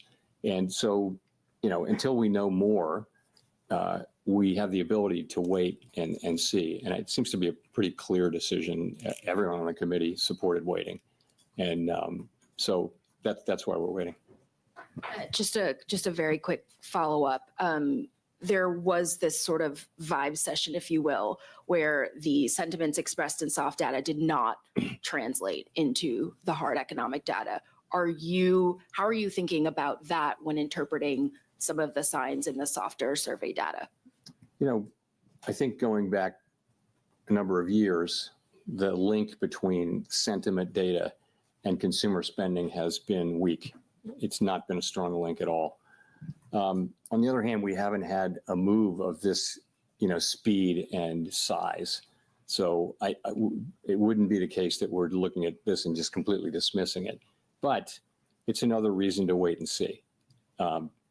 You're right that we had a couple of years during the pandemic where people were saying just very downbeat surveys and going out and spending money. So that can happen, and that may happen to some degree here. We just don't know. This is an outsized change in sentiment, though, and so none of us is looking at this and saying that we're sure one way or the other. We're not. Matt. Thanks, Chair Powell. Matt Egan with CNN. So you mentioned earlier that you're monitoring the shipping data, and we have seen in the shipping data that imports from China into the Port of Los Angeles have plunged, and that has raised concerns about potential shortages. What tools, if any, does the Fed have to ensure that prices and inflation expectations don't get out of hand if tariffs do cause significant supply chain disruptions? I mean, we don't have, the kind of tools that are good at dealing with supply chain problems. We don't have that at all. That's a job for the administration and for the private sector more than anything. What we can do with our interest rate tool is we can be more or less supportive of demand, and that'd be a very inefficient way to try to fix supply chain problems. But we don't see the inflation yet. We're of course reading the same stories and watching the same data as everybody else, and right now we see inflation kind of moving sideways at a fairly low level. If I could follow up on that, President Trump has indicated that he will likely name a replacement for you when your term as chair expires next year. But your position on the board runs through January 2028, I believe. Would you consider remaining on the Fed board even if you're no longer chair? So I don't have anything for you on that. My whole focus is on, and my colleagues' focus is all on, trying to navigate this tricky passage we're in right now, trying to make the right decisions. We want to make the best decisions for the people that we serve. That's what we think about day and night. And this is a challenging situation, and that's 100% of our focus right now. Let's go to Jennifer for the last question. Thank you so much, Chair Powell. Jennifer Schonberger with Yahoo Finance. Public records of your schedule so far this year show no meetings with President Trump. Past presidents Obama, Bush, and Clinton have all met with Fed chairs, and you met with Trump during his first term. Why haven't you asked for a meeting yet with the president? I've never asked for a meeting with any president, and I never will. It's not, I wouldn't do that. There's never a reason for me to ask for a meeting. It's always been the other way. So would you want to meet with him if given the opportunity to get more information? It's never an initiative that I take. It's always an initiative. I don't think it's up to a Fed chair to seek a meeting with the president, although maybe some have done so. I've never done so, and I can't imagine myself doing that. I think it's always comes the other way. A president wants to meet with you, but that hasn't happened. And if I could just ask one question on monetary policy, when it is time to cut rates, how will you determine how far down rates will have to come to try to keep a balance on the inflation mandate as employment weakens? I think once you have a clear direction, you can make a judgment about how fast to move and that kind of thing. So it's really the harder question is the timing, I think, and when will that become clear?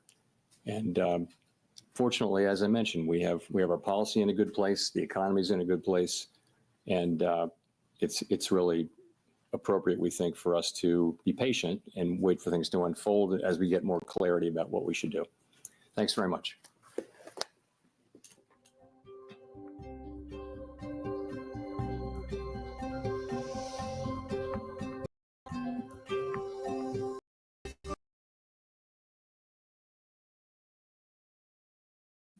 All right, guys, there we go. Quite the meeting. Not a very volatile in terms of price action meeting, but a lot was said, a lot of back and forth. Couple things that I thought were interesting. I would say that he leaned a little bit more on the hawkish side.